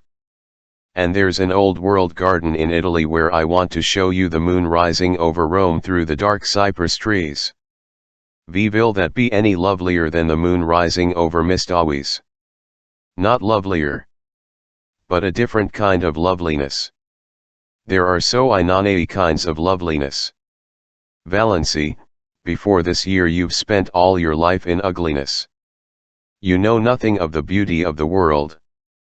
We'll climb mountains, hunt for treasures in the bazaars of Samarkand, search out the magic of East and West, Lun hand in hand to the rim of the world. I want to show you it all, see it again through your eyes. Girl, there are a million things I want to show you, do with you, say to you. It will take a lifetime. And we must see about that picture by Shami. After all, will you promise me one thing? Asked Valency solemnly. Anything, said Bamie recklessly. Only one thing. You are never, under any circumstances or under any provocation, to cast it up to me that I asked you to marry me. Chapter XLIV extract from letter written by Miss Olive Sterling to Mr. Cecil Bruce. It's really disgusting that MSS Crazy Adventures should have turned out like this. It makes one feel that there is no use in behaving properly. I'm sure her mind was unbalanced when she left home. What she said about a dust pile showed that. Of course I don't think there was ever a thing the matter with her heart. Or perhaps Snaith or Redfern or whatever his name really is fed purple pills to her, back in that Miss Dawes hut and cured her. It would make quite a testimonial for the family ads, wouldn't it? He's such an insignificant looking creature. I mentioned this to Das, but all she said was, I don't collar ad men. Well, he's certainly no collar ad man. Though I must say there is something rather distinguished about him, now that he has cut his hair and put on decent clothes. I really think, Cecil, you should exercise more. It doesn't do to get too fleshy. He also claims, I believe, to be John Foster. We can believe that or not, as we like, I suppose. Old Doc Redfern has given them $2 million for a wedding present. Evidently the purple pills bring in the bacon. They're going to spend the fall in Italy and the winter in Egypt and motor through Normandy in apple blossom time. Not in that dreadful old Lizzie, though.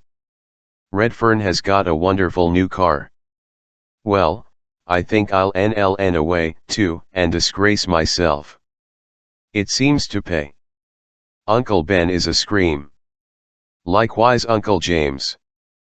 The fuss they all make over is absolutely sickening. To hear Aunt Amelia talking of my son-in-law, Bernard Redfern, and my daughter, Mrs. Beamard Redfern. Mother and father are as bad as the rest. And they can't see that Valency is just laughing at them all in her sleeve. Chapter XLV. Valency and Barney turned under the mainland pines in the cool dusk of the September night for a farewell look at the Blue Castle. Miss Dawes was drowned in sunset lilac light, incredibly delicate and elusive. Nip and Tuck were cawing lazily in the old pines. Good Luck and Banjo were mewed and mewing in separate baskets in Barney's new, dark green car en route to Cousin Georgiana's. Cousin Georgiana was going to take care of them until Bamie and Valency came back. Aunt Wellington and Cousin Sarah and Aunt Alberta had also entreated the privilege of looking after them, but to Cousin Georgiana was it given. Valency was in tears. Don't cry, Moonlight. We'll be back next summer. And now we're off for a real honeymoon. Valency smiled through her tears. She was so happy that her happiness terrified her.